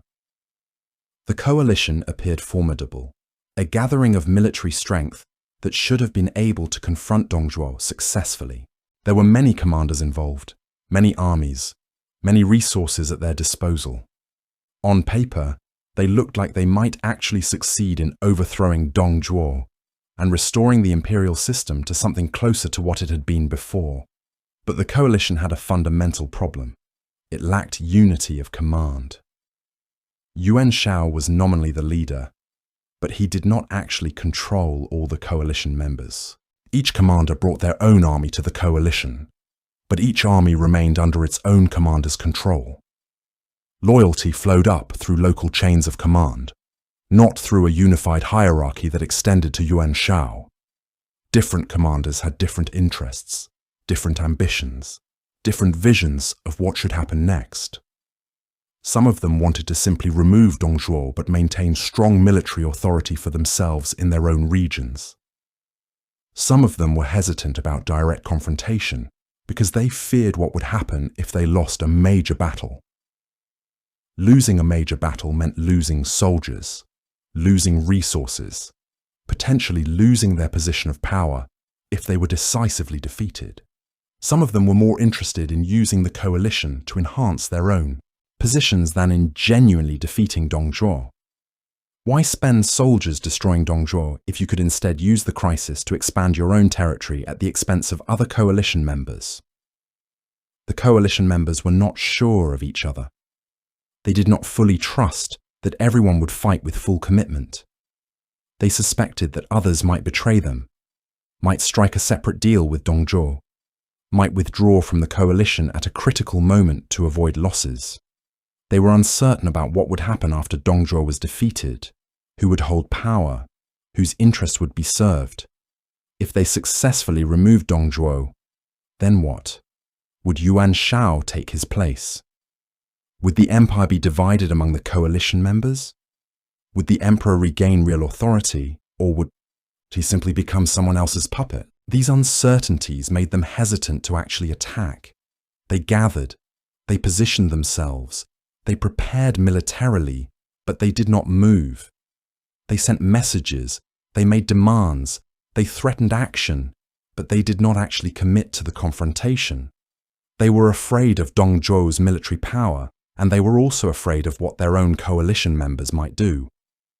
Would they be left alone to face Dongzhuo's full force if others withdrew? Would they gain enemies among the coalition if they pressed for aggressive action that might get soldiers killed? Dongzhuo, watching this gathering, understood the coalition's weakness. He could see that they were not unified, that they were hesitant, that they would probably not attack him directly despite their superior numbers. A unified coalition with clear command would have been a genuine threat. A disorganized collection of warlords, each uncertain of the others, each worried about their own position, was not. So he made a calculation. He decided that the capital was too dangerous a place to remain, not because he feared imminent defeat, but because the constant pressure was destabilizing. The coalition was close enough to pose a theoretical threat, strong enough to potentially breach the defenses if they ever finally committed to attacking, close enough that at any moment they might overcome air internal divisions and attack. Better to move, better to remove himself and the emperor and the seat of power from Luoyang entirely and establish himself in a new capital, one that was more defensible, one that was farther from the coalition's armies, one where he could consolidate his power more completely without the constant threat of imminent attack. In 190, Dongzhuo made the decision to relocate the capital. This was not a decision made in panic or in response to imminent danger. This was a strategic choice to relocate to more favorable ground. He moved the entire imperial court westward to Chang'an, a city farther from the coalition's assembled forces, a city in a region that he controlled more completely, a city where his power base was stronger and his control over the surrounding territory was absolute. The move was traumatic for everyone involved in the government. The capital had been in Luoyang for centuries. The institutions of government were centered there. The administrative infrastructure was built around that location. The bureaucracy functioned through networks built over generations of proximity. The imperial palaces, the official buildings, the record repositories, Everything was in Luoyang. To move the capital meant disrupting everything, moving all the officials and the court and the records and the imperial household hundreds of miles westward to a new city. It was a massive undertaking. It meant disrupting the lives of thousands of people. It meant abandoning infrastructure that had been built carefully over centuries. It meant the danger and difficulty of moving the imperial household while maintaining security and order. But Dongzhuo did not hesitate. He understood that consolidating his power was more important than maintaining the continuity of government in the traditional capital. He ordered the move. The capital relocated, physically transferred from the east to the west, from Luoyang to Chang'an. And the coalition, watching this, realized that they had lost the chance to confront Dongzhuo directly. He had slipped away from them. He had moved to a location where they could not reach him as easily, where his defensive advantages were greater, where his control was more absolute. The coalition had threatened, had gathered military force, had appeared ready to act, but had ultimately failed to commit to actual battle at the moment when it might have changed the course of events. So the coalition dissolved without ever achieving its purpose. The warlords dispersed, returning to their home provinces, their individual territories, their personal power bases. Some of them remained nominally opposed to Dongzhuo. Some of them began shifting their allegiances, trying to accommodate themselves to the new reality of his power. Some of them simply focused on consolidating their own regional authority, on expanding their own territories, on strengthening their own positions in what was increasingly looking like it would become a fractured empire rather than a unified state. The failure of the coalition to confront Dongzhuo directly was perhaps the final proof that the old imperial system could not be restored. There was no longer a unified center of authority that could command obedience from all the military forces in the empire. There was no longer a consensus about what the empire should be or who should rule it. What had once been a relatively unified system under the emperor, even a system weakened by unit corruption and court factionalism, had now become something entirely different. It had become a collection of semi-independent military powers, warlords with armies, each controlling a territory, each making decisions for themselves, each pursuing their own interests. The empire was already beginning to fragment, even though it had not yet formally split apart. In 192, just 2 years after consolidating his power in Luoyang and then moving the capital to Chang'an, Dongzhuo was assassinated. One of his own subordinates, a general who had been close to him, who had served him loyally, betrayed him and had him killed. The records are not entirely clear about the motivation. Perhaps the subordinate feared that he was falling out of favor, feared that Dongzhuo would eventually eliminate him as a threat to his power. Perhaps he believed that killing Dongzhuo would allow him to take power for himself. Perhaps he simply wanted to be rid of a brutal master. But the assassination happened, and Dongzhuo was dead, and his death changed nothing and changed everything at the same time. It changed nothing because the fundamental fracturing of imperial authority had already occurred. The military had already become the primary source of power. The warlords already understood their own strength. The system was already too weakened to pull itself back together around a single center of authority.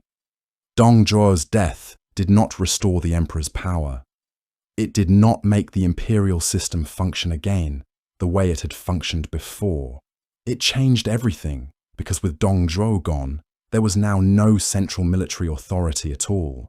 There was no one man who held enough power to impose order on the empire, even through military force. There was just a collection of warlords, each with their own armies, each controlling their own territories, each pursuing their own interests. The empire began to genuinely splinter at this point.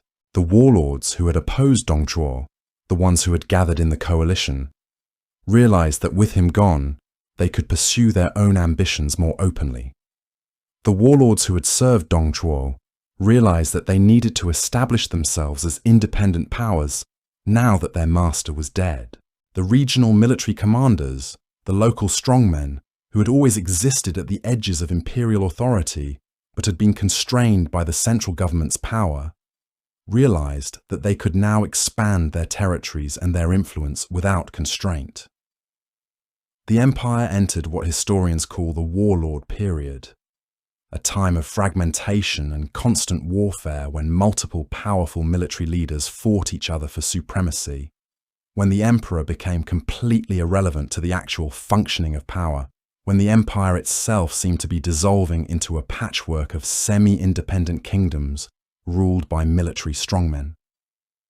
This period would last until the Three Kingdoms period formalized the empire's division into three separate states, but the warlord period was when the fragmentation actually happened, when the unified empire became an empire in name only, while the reality was a collection of separate powers.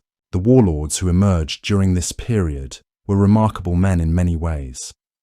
They had the capacity to command loyalty from soldiers and administrators who had no reason to obey them other than military strength and personal charisma.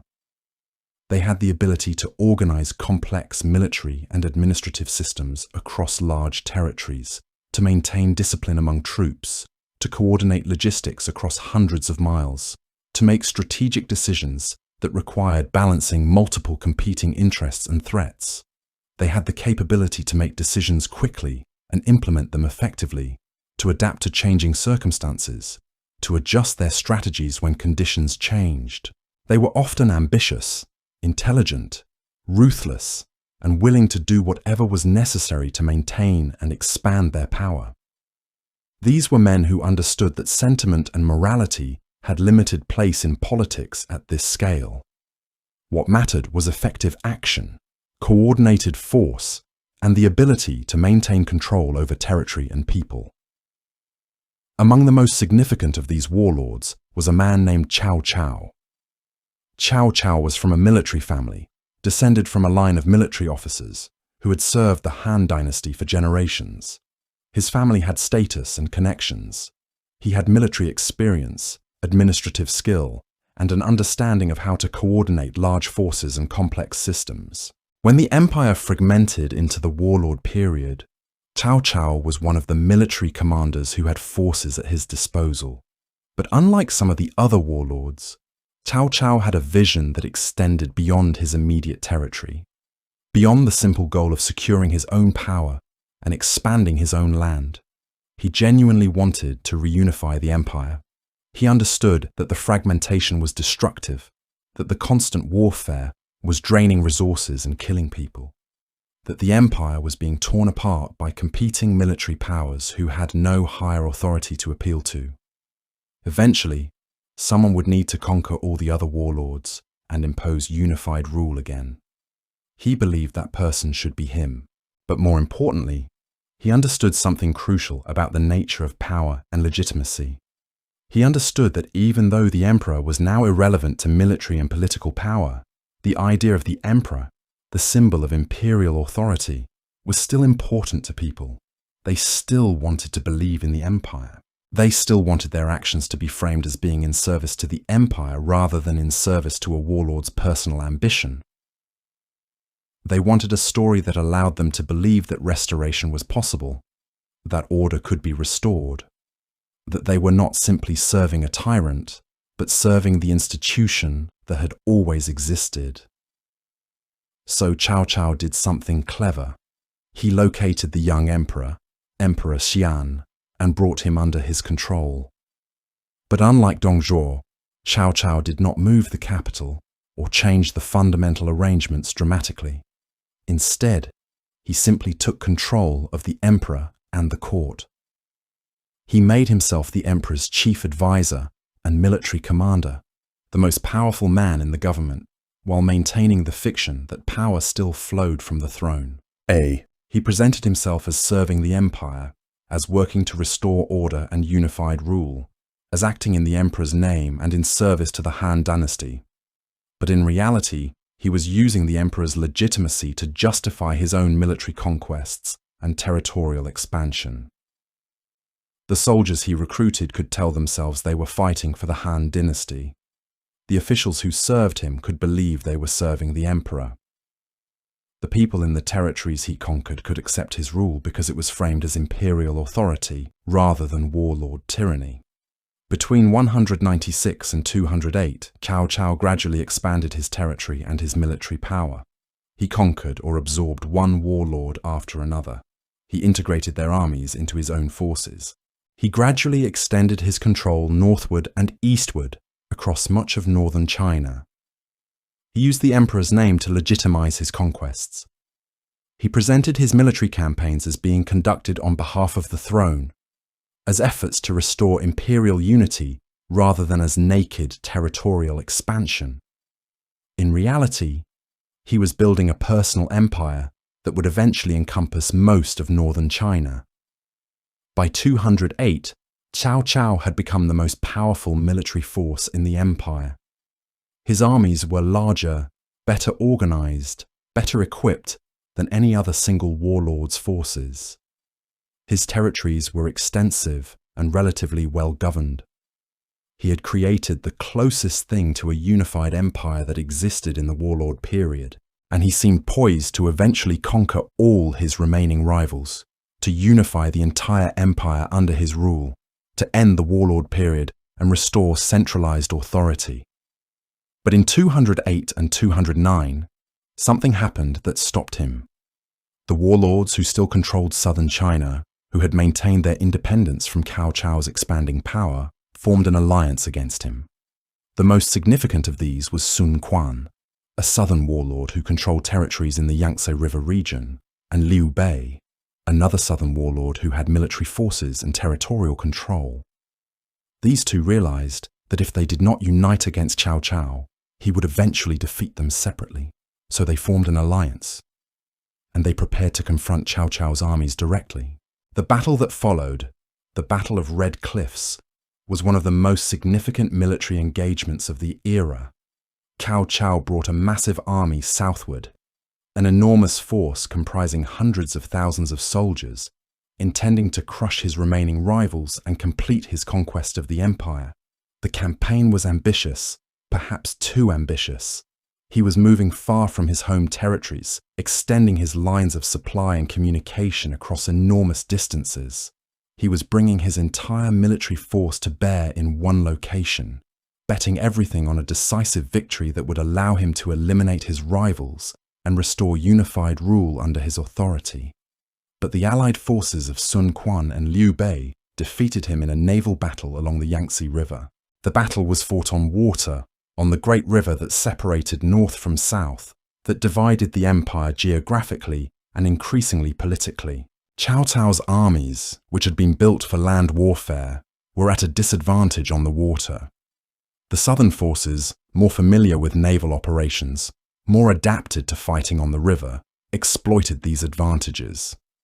The battle was fought with fire, with naval tactics that the southerners understood better, with coordination and timing that caught Cao Cao off guard. When it was over, Cao Cao had suffered a significant defeat. The battle demonstrated that despite Cao Cao's overwhelming military advantages in the aggregate, despite his superior organization and resources, despite everything that seemed to suggest he would eventually conquer the entire empire, he could actually be stopped. He could actually be defeated. No strategy, no amount of preparation, no organizational superiority was sufficient to guarantee victory when facing a united opposition that had prepared effectively for battle. And the defeat demonstrated something crucial about the state of the empire at that moment. No single warlord was strong enough to conquer all the others. No single military power could impose unified rule across the entire realm. The empire had fragmented into multiple centers of power, each with its own army, its own territory, its own interests, and it was becoming apparent that it would remain fragmented, that the unified Han Dynasty was not coming back, that the future would be a division of the empire into multiple kingdoms rather than a restoration of central authority. The battle itself was militarily complex, involving naval tactics, political maneuvering, timing, and coordination between the Allied forces. It was not a simple clash of armies, but a sophisticated military operation that demonstrated the level of strategic thinking that had evolved in this period of fragmentation. Commanders had to understand logistics, had to coordinate operations across long distances, had to anticipate enemy movements and adjust their own strategies accordingly. It was far more complex than the simple models of warfare that had dominated earlier eras. And in the end, it was not a total destruction of Cao Cao's forces, but rather a defeat that demonstrated the limits of his power. He withdrew his armies northward to his home territories. The southern warlords remained independent, no longer subordinate to his authority, no longer under threat of imminent conquest. And the three great powers that would eventually form the three kingdoms took shape, each one controlling a significant portion of what had once been a unified empire. After the Battle of Red Cliffs, the warlord period gradually gave way to what historians call the Three Kingdoms period. The three major warlords who had survived the fragmentation and the warfare, Cao Cao in the north, Sun Quan in the south, and Liu Bei in the center and west, gradually consolidated their territories into what became three distinct kingdoms. These kingdoms were still nominally part of the empire. The emperors still existed, still issued decrees, still maintained the fiction of central authority, but in reality, they were independent states. They had their own armies, their own administrations, their own foreign policies, their own courts, their own systems of government. They were separate kingdoms that happened to exist on the territory that had once been the Han Empire. They maintained the appearance of being part of the empire, while functioning as completely independent nations. The Three Kingdoms period would eventually last for several decades, a long interregnum between the fall of the Han and the rise of the next great empire. Eventually, one of the kingdoms, the state of Wei, that had developed out of Cao Cao's northern territories, would become the most powerful and would gradually absorb the other two kingdoms, leading eventually to the establishment of a new empire. But that would not happen until long after the Han Dynasty had formally ended, long after the emperor had been formally deposed and the imperial title passed to new hands. The transition between dynasties was prolonged, drawn out, lacking the dramatic finality that people associate with the fall of empires. By the time the formal transition of power occurred, when the last emperor of the Han Dynasty formally abdicated in favor of Cao Cao's son in 220 CE, the real power had already shifted so many times, had already passed through so many hands, that the official change of dynasty was just a formality, just a recognition of a reality that had already been established years before through military conquest and political maneuvering. The Han Dynasty did not end in a moment. It did not end in a dramatic clash of armies or a decisive battle that everyone recognized as the end. It did not end with a clear declaration that one era had finished and another had begun. It ended gradually, almost imperceptibly, as the warlords expanded their power and the imperial authority contracted as military force became more important than imperial legitimacy, as the old institutions weakened and fragmented. It was the kind of ending that was difficult to pinpoint, difficult to date precisely, difficult to identify as a specific moment when the change occurred. By the time the formal abdication occurred, by the time the emperor sent the imperial seal to Cao Cao's son and announced that the new era was beginning, nobody was really surprised. Everyone had already understood for years that the empire had ended. The formal transition was just the final acknowledgement of a reality that had been unfolding for decades. And Emperor Xian, the last emperor of the Han Dynasty, accepted his exile and his reduced status with what the records describe as resignation rather than shock or anger. He had watched it all happen. He had felt his authority drain away piece by piece. By the time the end came officially, he had already experienced the end in every way that mattered. The empire was gone. What remained was just the paperwork, the formal recognition of what had already become true. And in that way, the greatest empire of East Asia, the Han Dynasty, that had ruled for over 400 years, that had created the culture and identity that would define China for centuries to come, simply faded away into history, not with a sudden collapse, but with a long, gradual loss of authority and legitimacy, until the thing that remained was no longer an empire at all, but just a collection of kingdoms that had once been part of something greater. The Han had endured for centuries through strength and resilience. It had survived rebellions and natural disasters. It had weathered economic crises and political turmoil, but it could not survive the moment when the military became stronger than the civilian authority, when the warlords realized they no longer needed the emperor to justify their power, when ambitious men with armies understood that they could take what they wanted without pretense. The empire fell not because it was weak, but because it was hollow.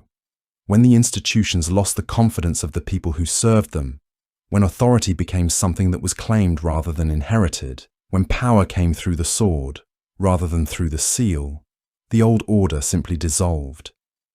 It did not go out dramatically. It faded, and the world moved on. But the paperwork had to happen eventually. The world moved on, but slowly, reluctantly, as if waiting for permission to believe what had already come true. In the years after Dongzhuo's assassination, after the coalitions had dissolved, and the warlords had begun their own campaigns for supremacy, Emperor Xian still technically ruled. The imperial seal still existed. Decrees were still issued in his name. Ambassadors still approached the throne with appropriate ceremony and respect. But everyone knew the truth. The emperor was not a person anymore. He was a location, a symbol, a useful fiction that powerful men could gather around while they fought for actual power. By the time Cao Cao had consolidated his control over northern China, by the time he had defeated or absorbed the other northern warlords and created the most powerful military force that still nominally served the Han throne, the emperor had become something more like a hostage than a ruler. Emperor Xian sat in the capital, issued the documents that Cao Cao asked him to issue, made the announcements that advanced Cao Cao's interests, performed the ceremonies that gave those interests the appearance of legitimacy. He was not abused exactly. He was given the respect due to an emperor, the honors that the position still carried, the deference that people still thought they owed to the highest office in the empire. But these courtesies were exactly what made the situation so complete. The emperor was treated well because he was useful. He was maintained in comfort because a comfortable, content emperor was less likely to resist or create complications. The arrangement was almost genteel in its way, almost civilized. The emperor was given quarters in the palace. He was provided with everything necessary for his physical survival and his emotional comfort. He was allowed to maintain a court, to have attendants and servants, to engage in the ceremonies and rituals that still occupied much of his time. He was even occasionally consulted on matters of policy, his opinion asked for and occasionally listened to, his advice sometimes followed when it did not conflict with Cao Cao's interests. But these small gestures of respect could not conceal the fundamental truth. The emperor had no authority to exercise, no real choices to make, no capacity to influence events. Everything was decided by Cao Cao, or by Cao Cao's subordinates. The emperor simply went along with it, understanding that this was the only existence available to him anymore. Resistance would have been not just futile, but dangerous. The comfort in which he was maintained could be revoked. The respect could be withdrawn. The courtesy could be replaced with genuine imprisonment or harm. So Emperor Xian accepted his situation. He became good at performing his role, at saying what was expected of him, at maintaining the fiction that he was still the ruler, while understanding completely that he was not. The warlord period lasted for years. The exact dates are difficult to pin down because the transition was gradual, because there was no dramatic moment, when everyone agreed that the warlord period had formally begun or would formally end. But somewhere in the first years of the 3rd century, it became clear to everyone that the Han Dynasty would not be restored. The southern warlords controlled territory that the north could not conquer. The northern regions under Cao Cao's control had become too powerful for any coalition to challenge. The empire was not going to be reunited under the old imperial order. It was going to be divided. The warlords who had fought for decades understood this truth before anyone else. They had been fighting for power, for territory, for the ability to rule according to their own vision and their own interests. Unifying the empire under the old Han Dynasty meant limiting their own power, meant submitting themselves to an imperial structure that no longer functioned. Most of them did not want that. Most of them wanted to keep the territories they had conquered, the armies they had built, the authority they had established through military victory and strategic maneuvering. So the question became not how to restore the Han Dynasty, but how to end it, how to formalize what had already become true, how to replace the old order with a new one that actually reflected the distribution of power that had emerged from years of warfare and fragmentation. The southern warlords had no interest in legitimizing Cao Cao's rule by acknowledging his supremacy. They wanted recognition as independent powers, as rulers of their own regions, as equals rather than subordinates. Cao Cao, meanwhile, had become so powerful that he could afford to be direct about his ambitions. He did not need to hide behind the emperor anymore. He did not need to pretend that he was merely serving the imperial throne. He was strong enough to claim power openly. By 207, after years of military success and political maneuvering, Cao Cao took a step that would have been unthinkable just decades earlier.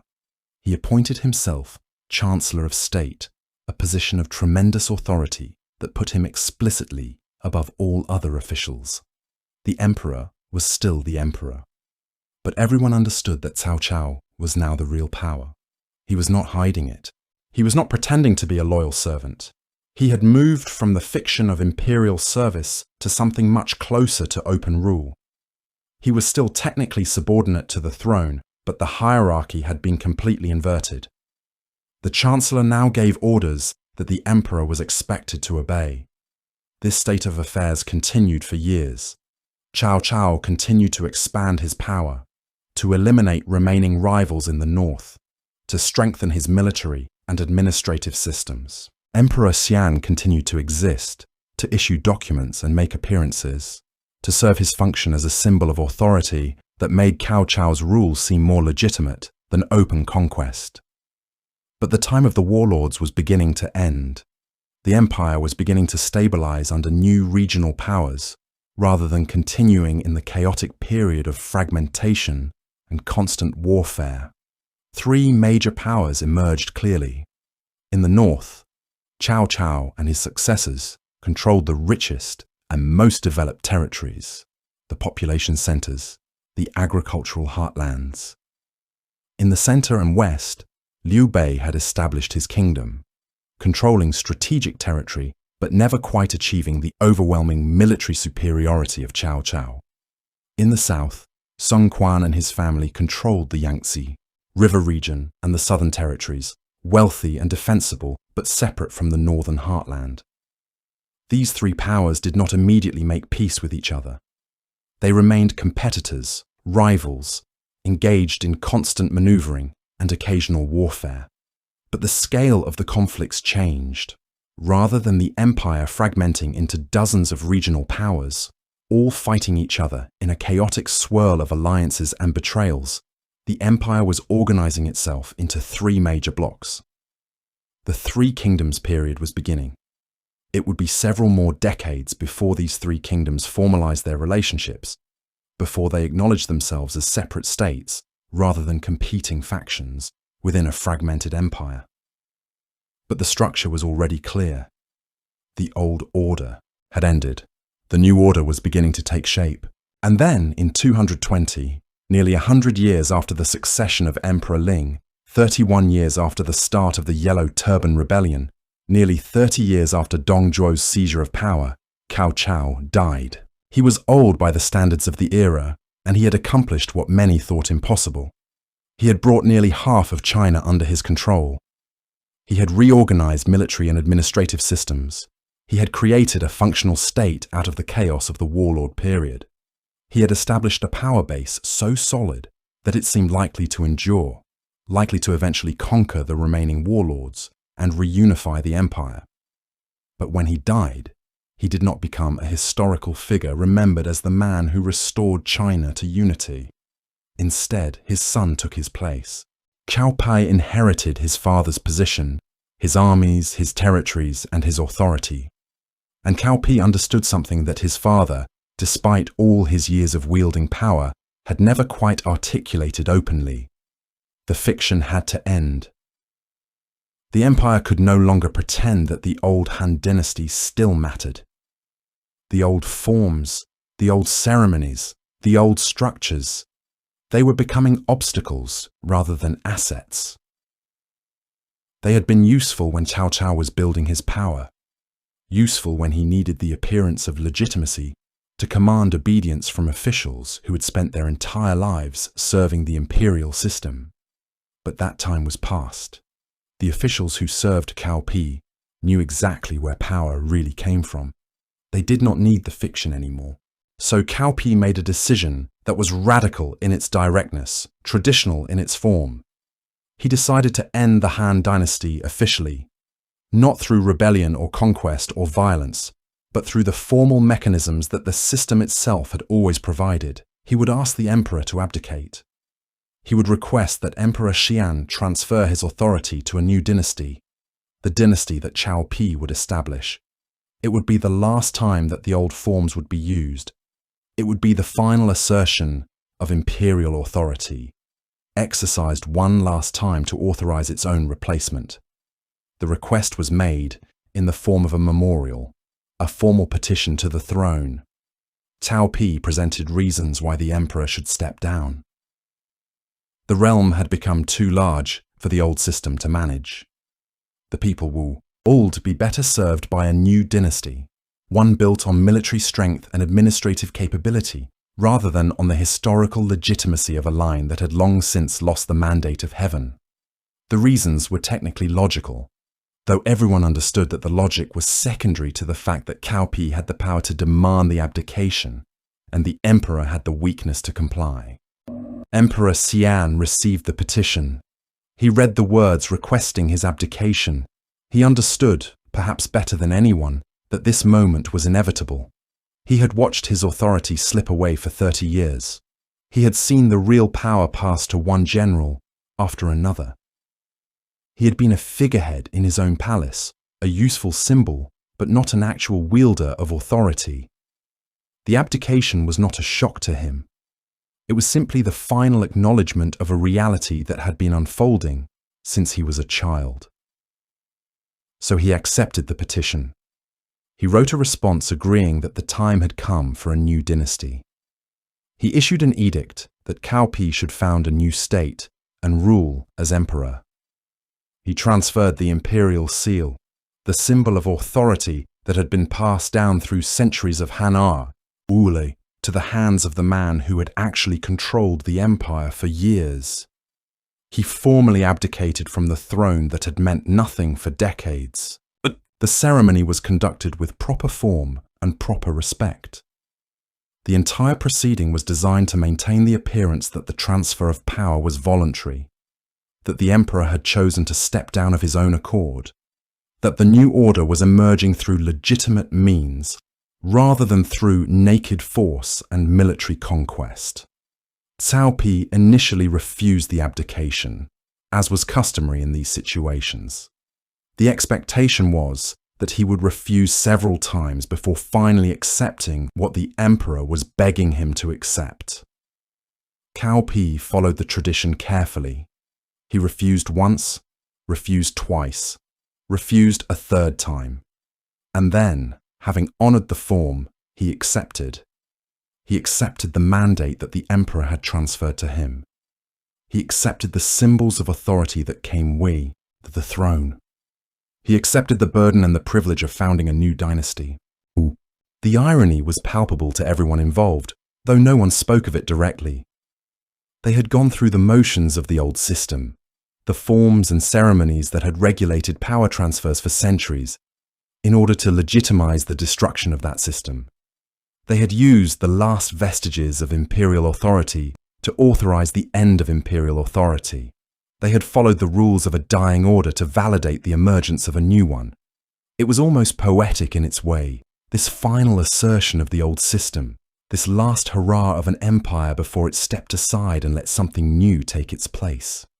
And in doing so, Cao Pi formally ended the Han Dynasty that had ruled for over 400 years. The date was 220 CE, in the winter, when the world was cold and the year was turning to wall. At a new beginning, a new cycle of history was opening. What happened next was remarkably formal. Cao Pi issued the necessary decrees. The new state of Chao Wei was formally proclaimed. The capital was moved from one location to another, re-establishing the seat of government in Luoyang, the ancient capital that Dongzhou had abandoned decades earlier. A new court was established, new officials were appointed, new administrative systems were formalized. The machinery of government that had been fractured by years of civil war began to be reassembled under the new dynasty's control, and Emperor Xian, the last emperor of the Han Dynasty, was given a title that acknowledged his former status while removing him from any possibility of power. He was made the Duke of Shanyang, a position of honor but no authority, a way to acknowledge his past while making clear that his time of rule had ended.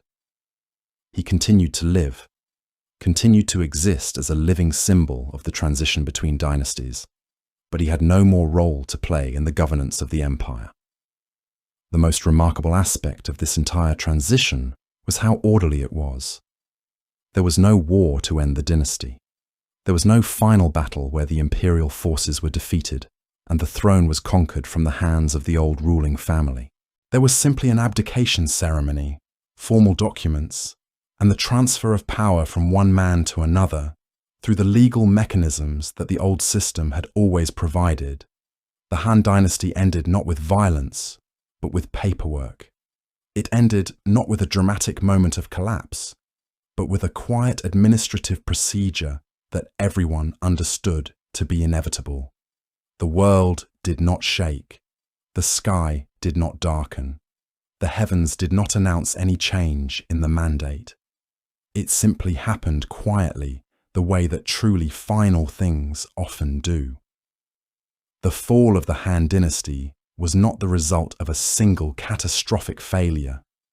It was not the consequence of one terrible decision or one irredeemable mistake. It was instead the accumulated effect of multiple different kinds of decay, each one weakening the system in different ways, each one contributing to a final breakdown that was gradual rather than sudden. To understand why the Han fell, why an empire that had ruled for so long and seemed so permanent could simply dissolve, you have to look at the different systems that held the empire together and see how each one failed, how corruption and decay ate away at the foundations until the structure could no longer stand. The court itself, the very center of imperial authority, had become a place where power was wielded by men without formal responsibility, by eunuchs who had no stake in the long-term health of the dynasty, but only in their own immediate power and wealth.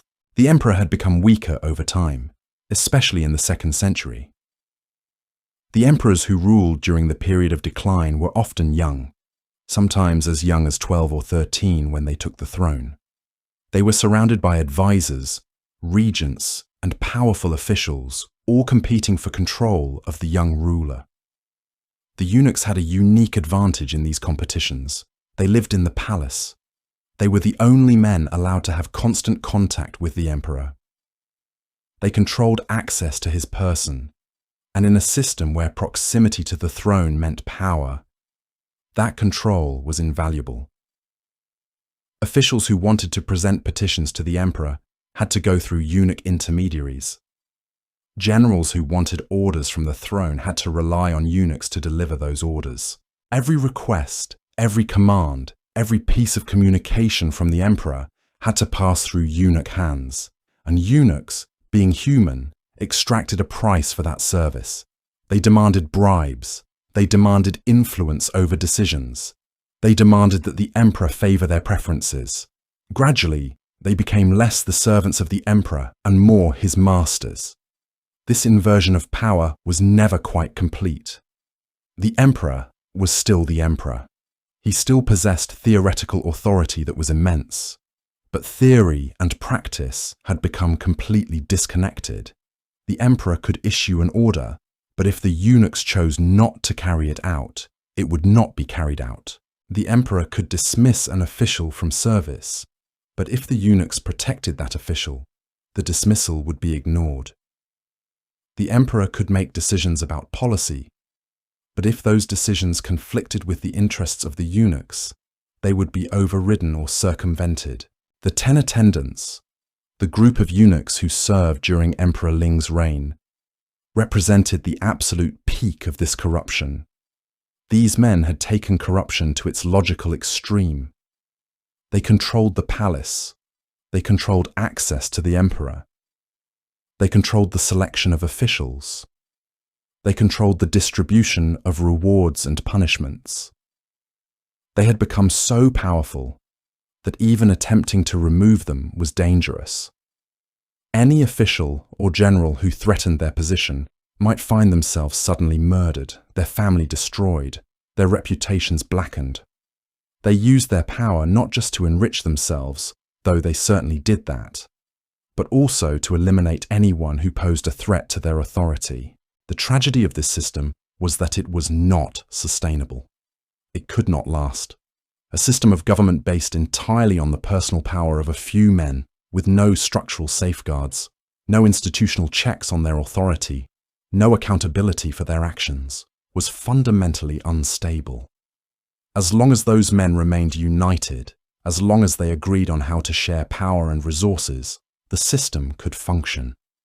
But the moment they began to disagree, the moment factional disputes emerged among them, the whole structure began to collapse. And collapse it eventually did, in the catastrophic violence of 189 CE, when the eunuchs were massacred in their hundreds, when the palace became a killing ground, when the formal systems of government broke down entirely under the weight of factional violence. The damage done by decades of eunuch rule was not easily repaired. The bureaucracy had been corrupted from top to bottom. Officials had learned that loyalty to the system meant less than loyalty to the powerful men who controlled access to advancement and wealth. Honest service was not rewarded. Dishonest service, service that put personal relationships and factional loyalty above the interests of the state, was exactly what the system had come to expect. By the time the eunuchs were eliminated, the harm was already permanent. The bureaucracy had lost its integrity. Officials had learned how to function in a corrupt system and could not unlearn those lessons. Even as reformers attempted to rebuild the system, even as new administrators tried to restore standards of service and honesty, the old patterns persisted. Corruption had become the normal way of doing business. But court corruption was only one of the factors that brought the dynasty down.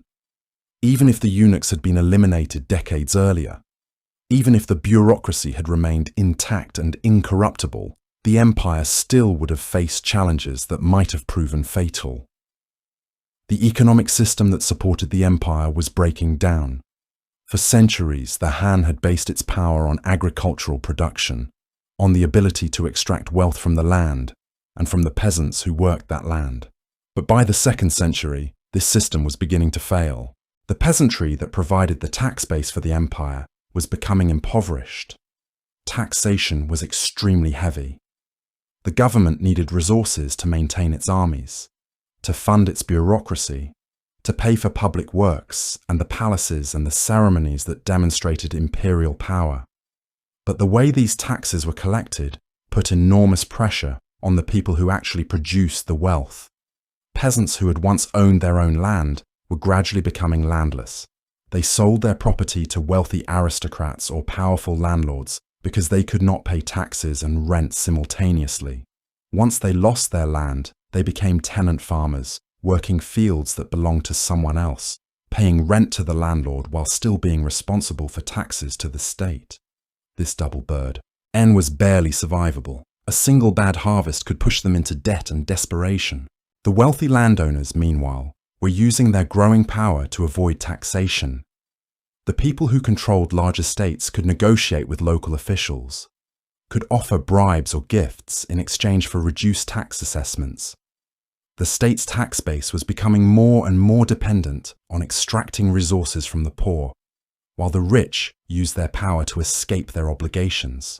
This created a vicious cycle, a destructive spiral that no government seemed capable of breaking. As tax revenue from the peasantry increased, peasant poverty increased. As peasant poverty increased, agricultural production declined because exhausted and starving peasants could not work efficiently. As agricultural production declined, tax revenue declined even further, forcing the government to demand even higher taxes to maintain its revenue from an ever-shrinking base. The more the government extracted from the poorer they became. The poorer they became, the less they could produce. The less they produced, the more desperate the government's need for revenue. The system was self-destructing, locked in a downward spiral where every attempt to solve the revenue crisis made the underlying problem worse.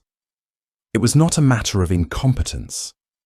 It was a matter of structural impossibility. You cannot extract more wealth from people who have less wealth to give. Eventually, you reach a point where there is simply nothing left to extract. Natural disasters accelerated this process. The Yellow River flooded repeatedly. Droughts affected the harvest in multiple regions simultaneously. An epidemic spread across the empire, killing livestock and reducing the working population.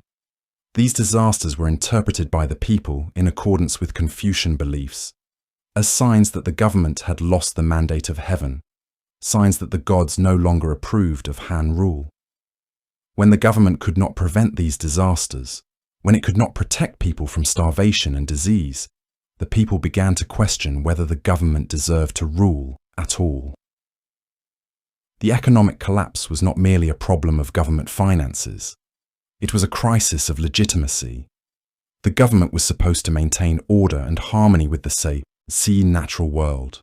When it failed to do so, when it could not prevent floods and famines and epidemics, it was failing at the most fundamental level of its responsibility. The Yellow Turban Rebellion broke out in the midst of this crisis of legitimacy and economic collapse.